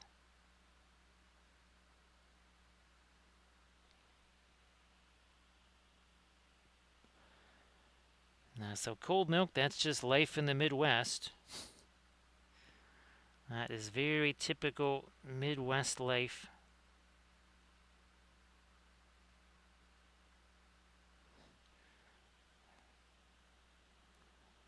It's what you deal with, and of course, well, all the tornadoes.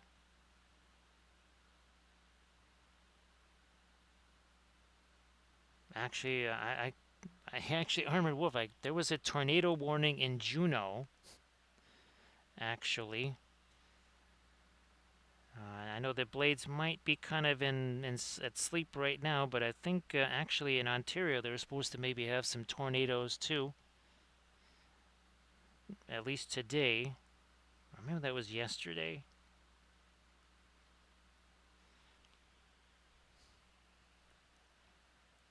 So now we're trying to work a little bit of our glow around the center. Ooh, picture time. That's right. Let's get a picture of that.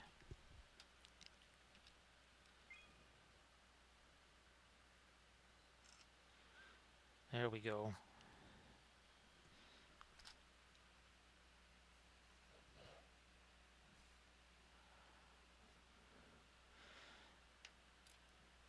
Yeah, cold milk. That is like the hardest thing. It's different if it's that way for a long time, for days or whatever. But when it's bouncing back and forth like that, that's where it gets interesting.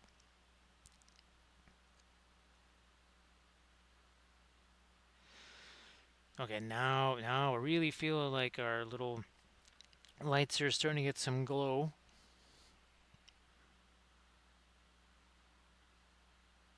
Like you do here.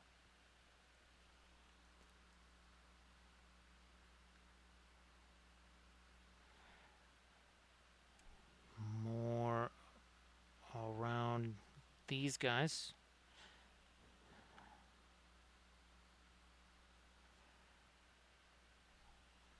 This is our Windsor Red, aka Naphthol Red, aka Fanchon Red, mixed with a little bit of the floral, and then some of our yellow there. Yeah, cold milk.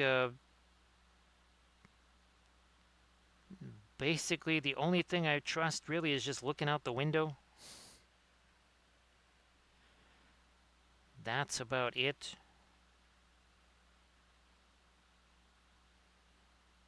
because I've seen the phone, the computer, whatever is telling you, okay, this is what it's like out there. I'm like, I've got eyes. Whatever you see is not in this location.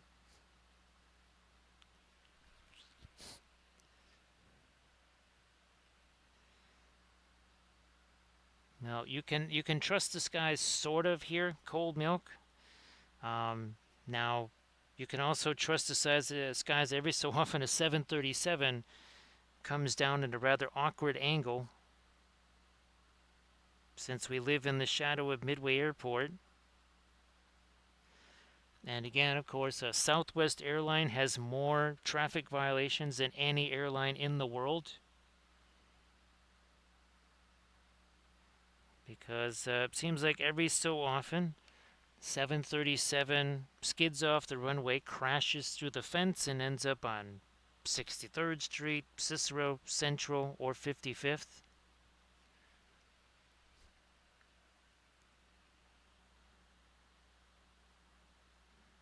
Yes, it's the only airline ever to end up in traffic court.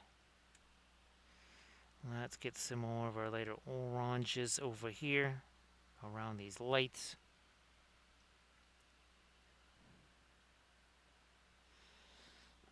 Now, it's not so much the noise, it's just that they have to cut the street lamps down about 4 feet so that the planes don't hit them.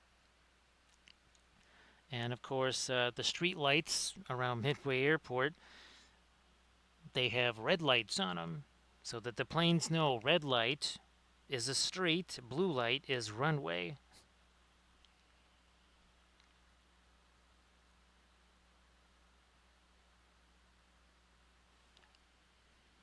What was the other fun thing then? Oh yeah, when the wheel came off of a 737 and bounced through the fence out onto 63rd Street and bounced into a car actually. The passengers inside mildly surprised to have a tire of a 737 in the back seat.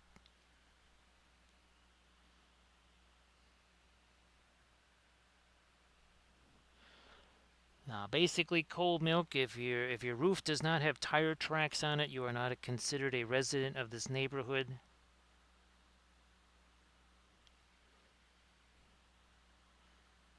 Also, don't eat the blue ice. Definitely don't eat the blue ice. Let's get some more of our. I'm gonna change this. Maybe no, we'll leave that as. But we're gonna soften the light around that. I'm gonna grab me maybe some of the green. That might just be. Nope, still too light. We shall get more of our. Fine, we'll get more of the Prussian blue in there. Let's bring in the Prussians. Down you go.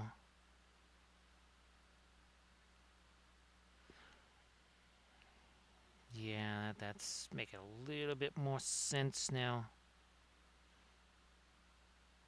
It's almost like what we tend to do on our brighter stars. So what we're doing around these little lights here, I think you can even see it on our Hobbit. Yeah, you can see it on our Hobbit scape right there. Same thing, like see what we've been doing there. Again, this was last week's Flat Thursday. This week's Flat Thursday, and of course 2 weeks ago, our Battle of Midway observations. Flat tops for Flat Thursday.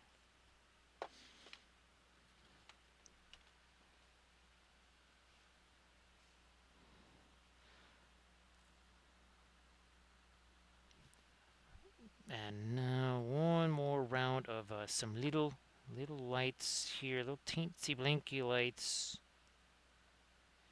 in a few places here. Gotta really break this down though, because there's some along here. Come on, right there. Also over here. We got more along here too.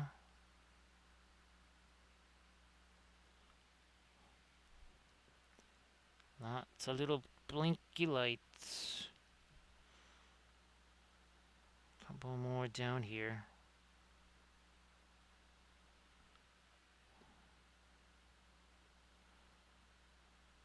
Fine, we'll get some on that.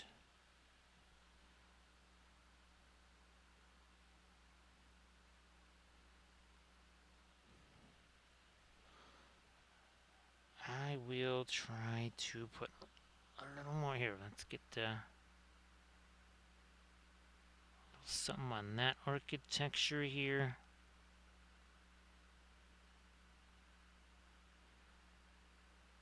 And then a little something into these guys. Down over there. Yeah, let's do that one. Fine.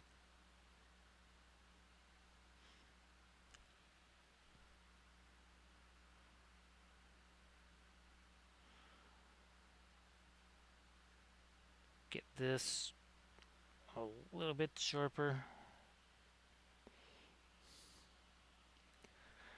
So let's see, 4 hours 51 minutes ago. This was it was a mere blank piece of illustration board. That's it. That's all it was. We did the drawing real quick. We did our initial kind of watercolor washes and such. Thanks, Camda. Appreciate that.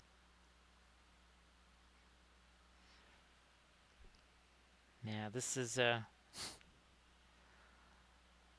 we'll have to definitely do an Earth Cruiser, right? Right, Recoil. Coming out of one of the jump gates, probably. I think that would probably be the best best look for that.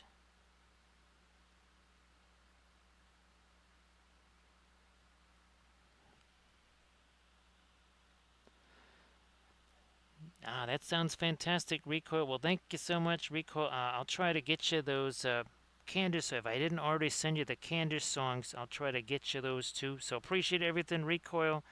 Thank you so much for the birthday present. Appreciate that.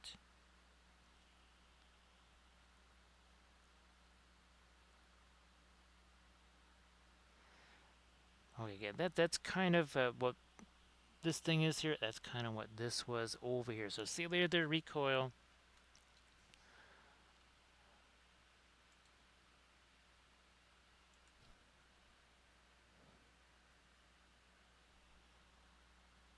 Now this thing over here, I am going to change that. I'm going to try and actually unify that into one shape, but also I think I'm going to darken it.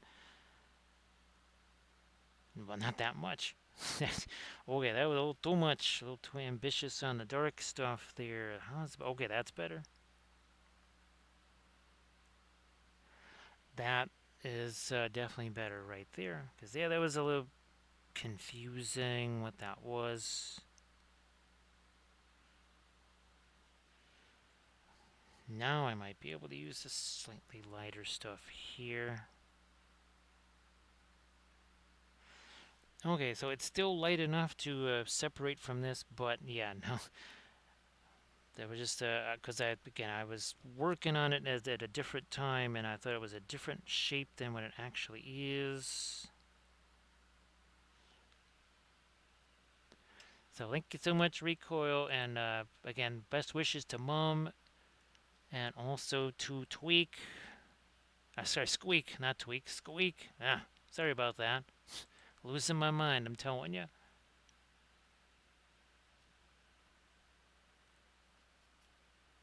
Well, you can't lose something you don't have, so maybe we have to come up with a different phrase there. That to lose something, you had to possess it in the first place.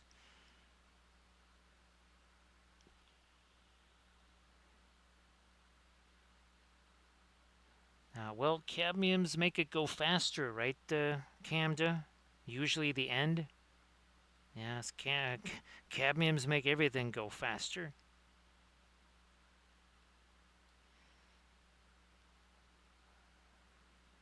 Might.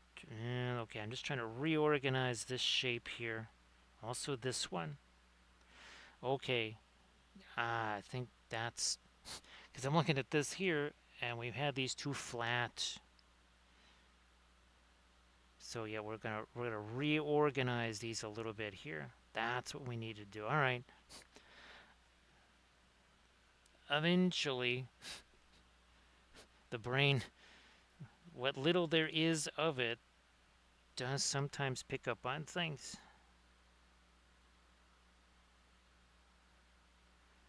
Again, who needs brains, right, Camda? When you got cake, also pizza.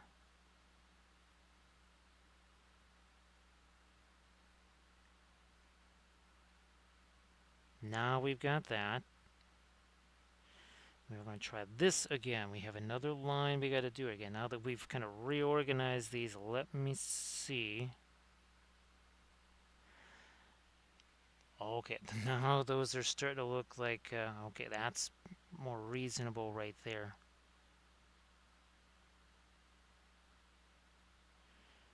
That was not quite doing it at first. We shall try a little something more here.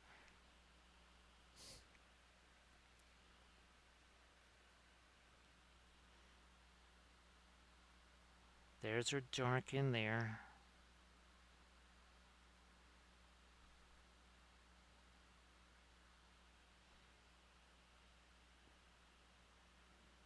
Maybe we need to darken up this too. Also more shadow there. Yes, we need to, if this is going to curve in this direction, we need the shadow to go down that way too. Okay, yeah, that's better.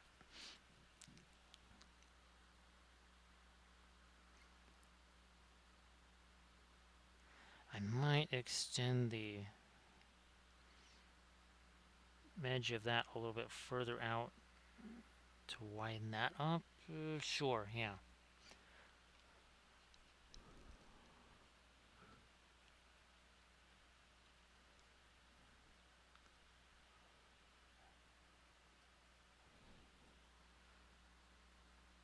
Got that working a little better.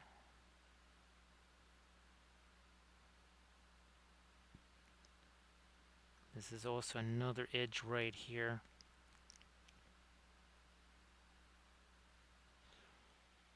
Okay, so I did that. Now, I was going to try to make a little bank of lights in there. I don't know if we'll use our red ones.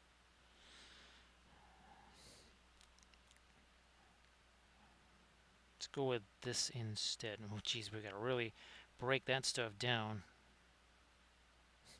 Yeah, still a big old blob sitting on the end of the brush. Let's get rid of that.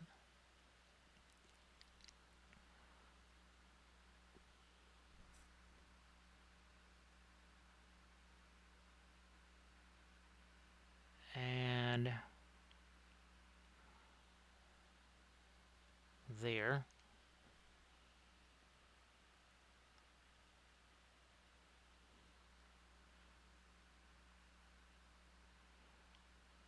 Also like this.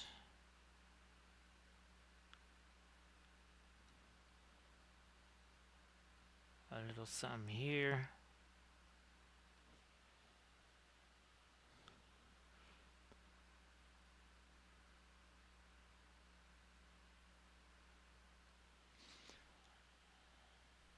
Now, I wasn't quite sure how much we were going to see of the differences between that crazy kind of light blue and the even lighter but warmer. That's the key here, is that this gray here is a warmer gray.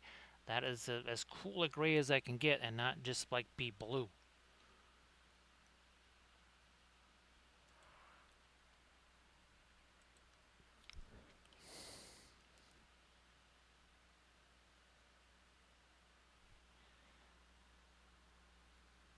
Finding me a couple little more lights all the way down here again, because this light's kind of streaming out of here.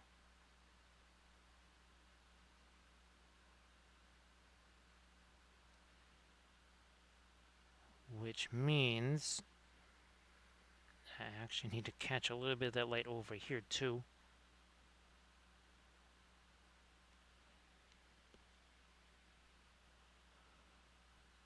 Alright, I think that is working. Now this needs to get also, actually I'm not so sure about those. I'm going to get rid of those. So we're going to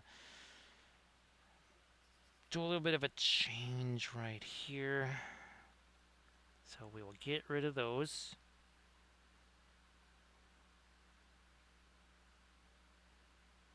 we're going to simplify that area.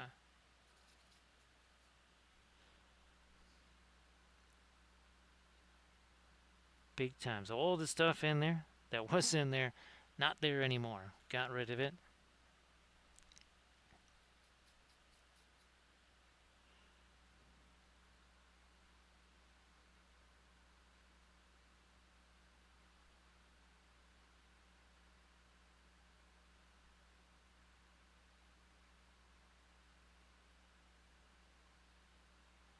All right.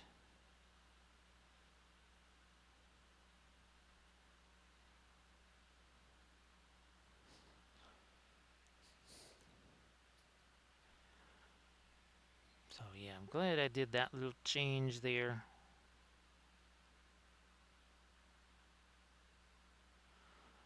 I mean, you can only have so much complexity to a shape with everything that's going on here. Yeah, it can only have so much complexity before it's like, whoops, okay, that's too much. Now back here, this is all kind of rough. I'm going to see if I can maybe, do I need to, okay, good. I do have a little bit of ultramarine blue over here, like the last vestiges of it. Also, our Not Severus, oh, that's it, yes. This is another one of our Rubens colors here, Camda, the Not Severus, Severus blue.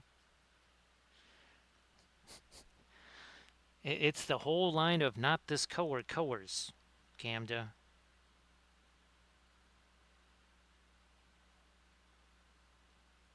I'm not sure that's how Paul Rubens, but actually, Camda, I'm still waiting. Now that Golden Maple has, you know, contacted and everything, now I'm waiting finally for Paul Rubens to say, hey,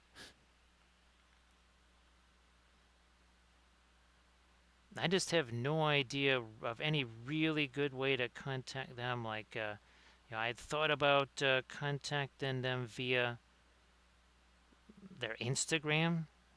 I'd actually seriously thought about that, Camda. Oh yeah, that is a whole lot better right there. Now we can still. Where's this thing? Maybe there's a blending brush. Yeah, that'll work. Then I'm gonna do some not spatter stars, but we'll just do some regular old stars in there.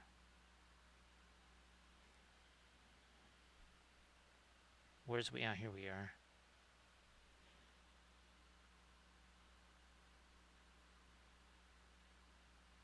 Some of that over here.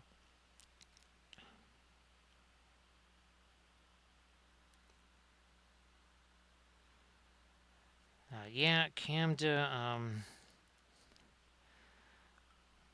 It's a little bit of a shame, right? Because when out of the blue, the Golden Maple folks kind of that for sure. Now I guess but they're actively trying to get into the miniature painting stuff. Now again, I wish I could find those. Oh, here they are. Geez, they were. Guess what? They were within 2 feet. So these were the tufts they sent. I mean, again, it's not like they're bad. There is some variety in there. There's actually some darker colors. There's some greens in there, and I think they overall have something like 28 maybe different types of tufts. They're all the same kind of height. I don't think there's any height differentials. All the difference is in the colors.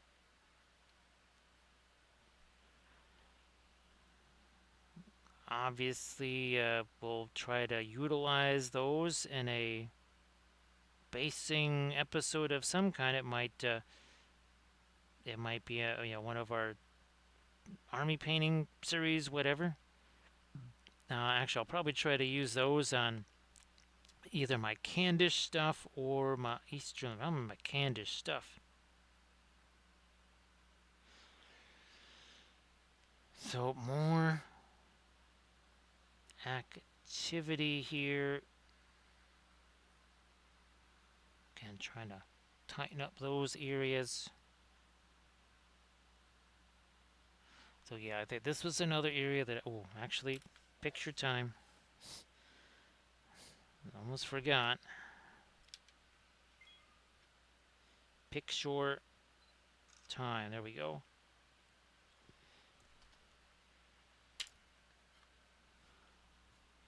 Now for some of our stars here.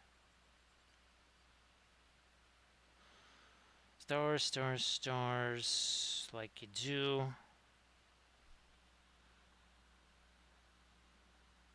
Stars. In here too.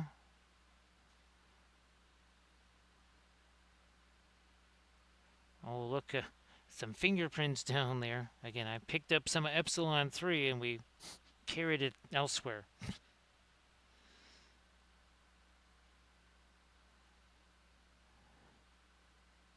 Now we're getting somewhere.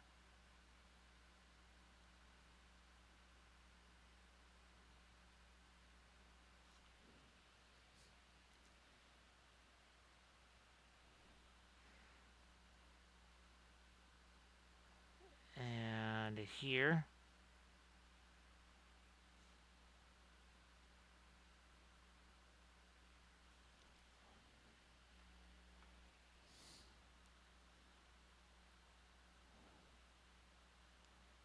Also, right there. So actually, so CAMDA, the whole kind of history of doing the sci-fi art and such, that goes all the way back to Academy days. When a buddy of mine at the Academy, he said, hey, right down the street at the Congress Hotel, they're doing this sci-fi convention, and I think it was, well, it was their second time there, not the first time. Or was it our first? No, it was their second one there. But anyways, it was at the Congress Hotel. They kept having these Star Trek, there were tiny little Star Trek conventions there. And we actually were painting, portraits of Star Trek characters and stuff as part of our oil painting classes. Because, well, getting that likeness and everything we were talking about.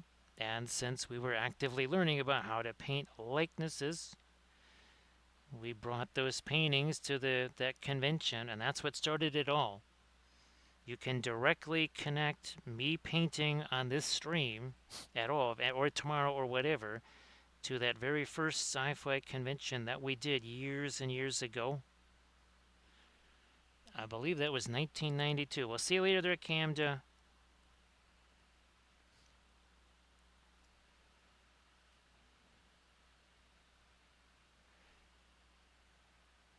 And I do, well, gee whiz, now we've been doing this for over 5 hours. But that's kind of usual for a stream anyways.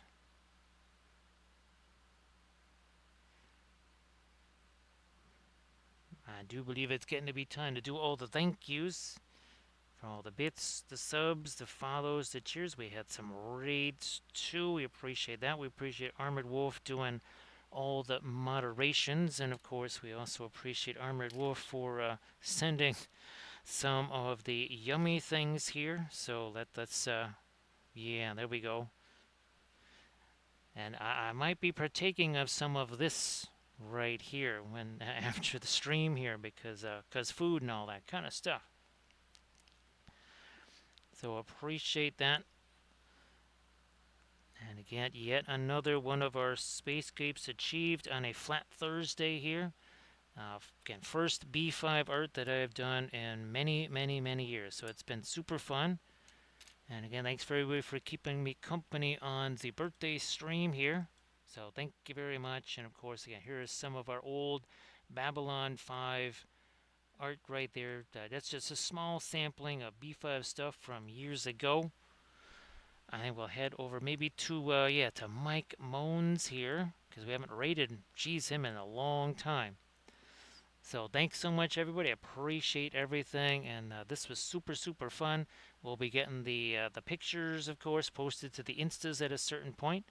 So thank you so much, everybody, and we'll see you tomorrow painting some more of the Zygamores.